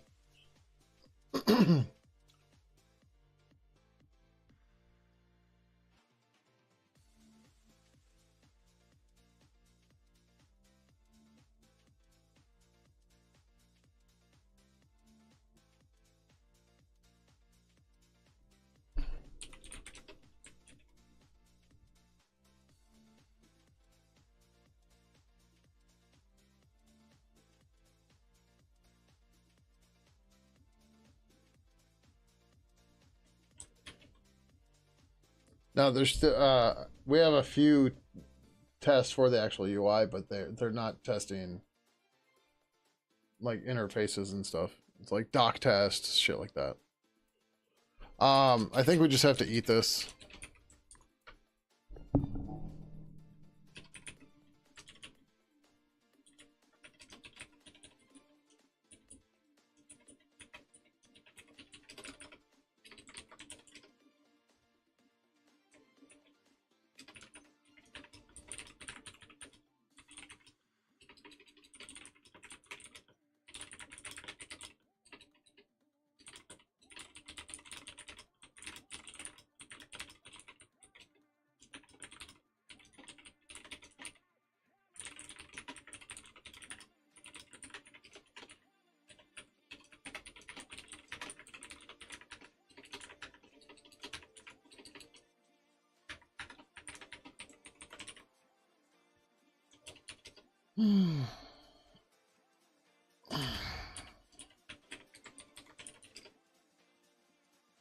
Cool. That's the empty test. Yay.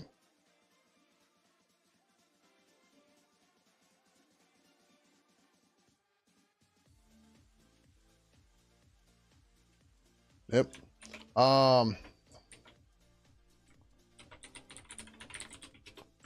This should be relatively straightforward to do.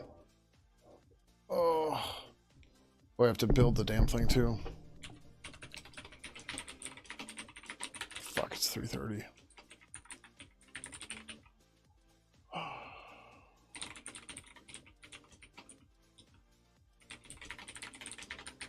So also possible leaks provided by Valgrind with the burb output stream. I think that was related to task 2.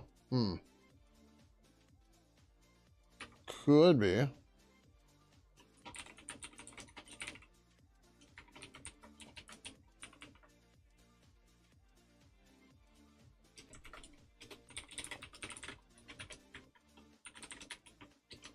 Like that output stream doesn't have as much testing as it probably should.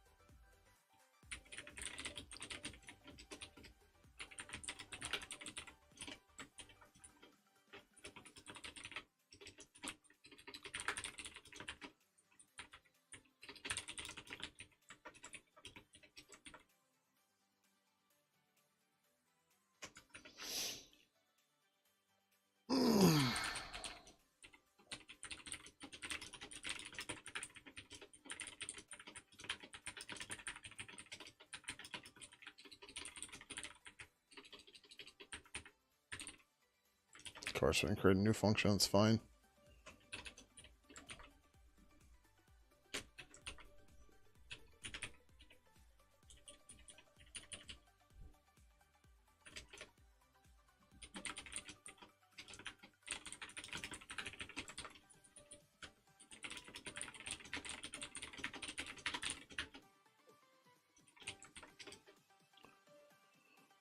Purple request page, new, or request page, purple UI, request page, async.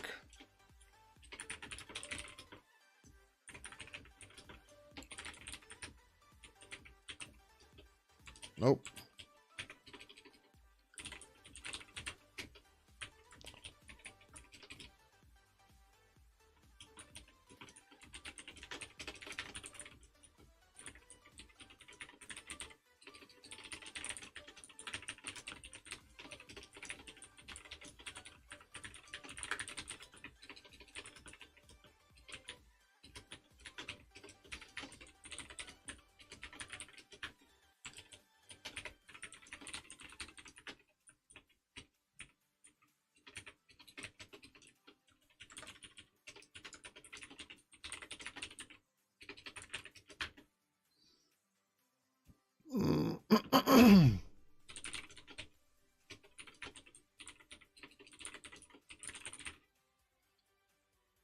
Oh,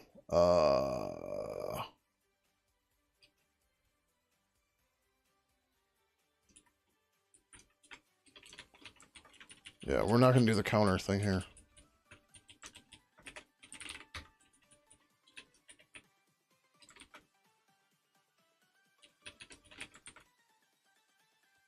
Back to that in a second.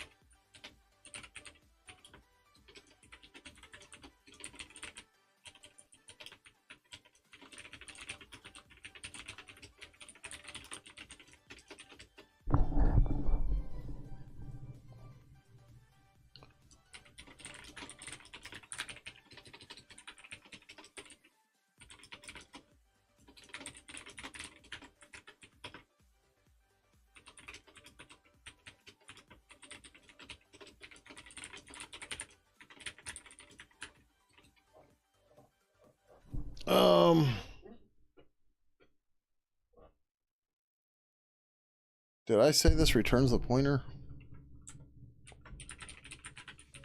Or it gives you ownership?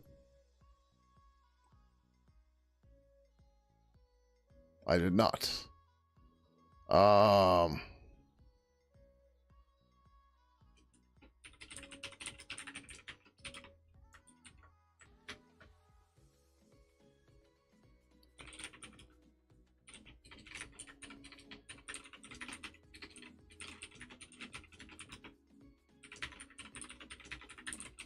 So the idea here is people build their pages, whatever, and then call async, and then free their copy so that they can manage their shit right. And then in the finish method, they'll get a new reference that they'll have to free, which would be the last reference.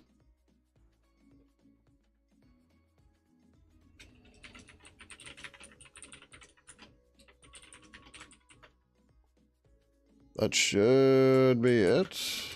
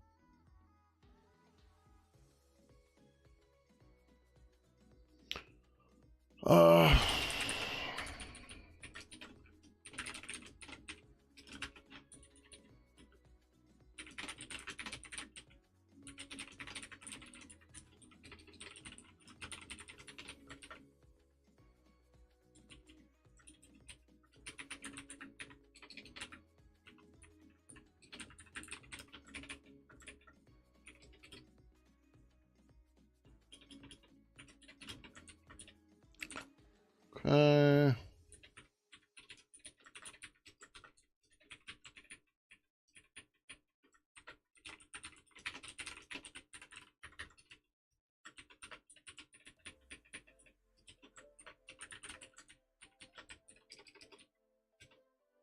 Oh, UI normal.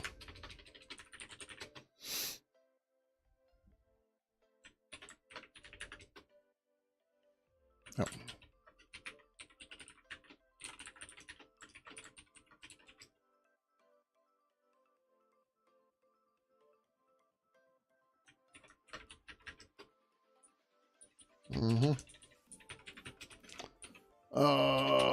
Purple request page star expected equals data. Purple request page star actual equals null. G error star error equals null.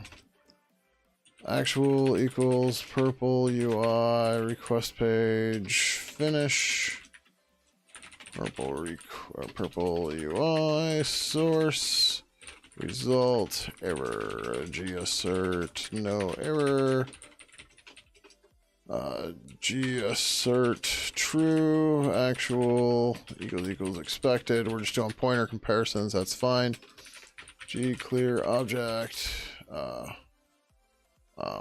actual, right? So we have to free that instance. Cool. So in theory, we're done.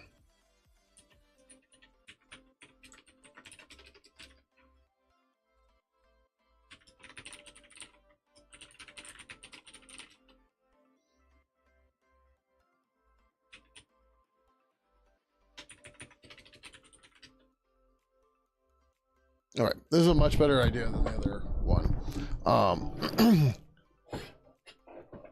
So we'll have to build the UI to do the rest of this, and then we'll have to test another way. And we do want to add the title and stuff like that. So there's going to be some updates to a bunch of this as we're going. But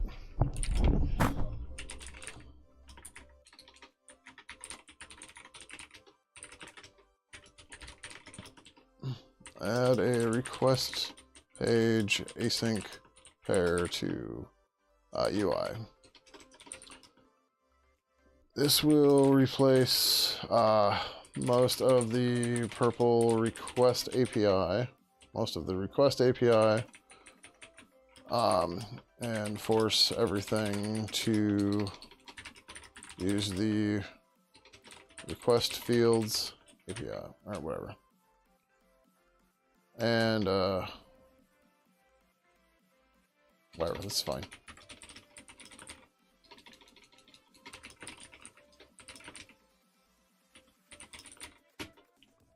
Oh, I didn't call them turtles yet. It's okay.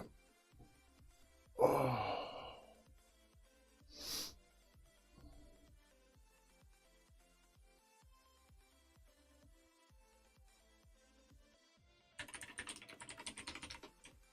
$45.73.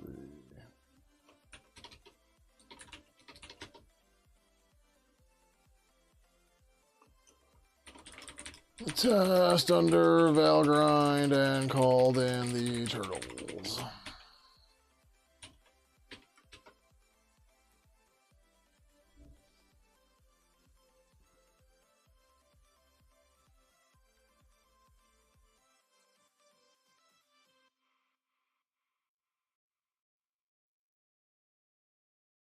Yep, like there's not much to it, right? The interface here is pretty simple.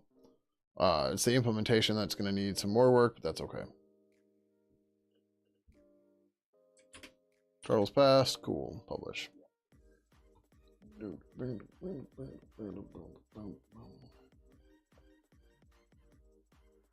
Alright.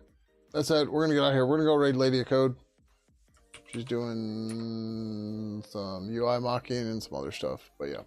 So thank you everybody for coming by tonight. If you don't want to join the raid, you can go ahead and hit cancel up above. Otherwise, there's nothing else you need to do. I thought she had a YouTube, but I don't see it here. So whatever. Here, YouTube, this is where we're going. But thank you everybody for coming by tonight. If you want to follow me on social media, you can find links to all that right over here. I do post on my Mastodon when I'm going to go live. So if you are on the Fediverse, you can find a link to that right over there.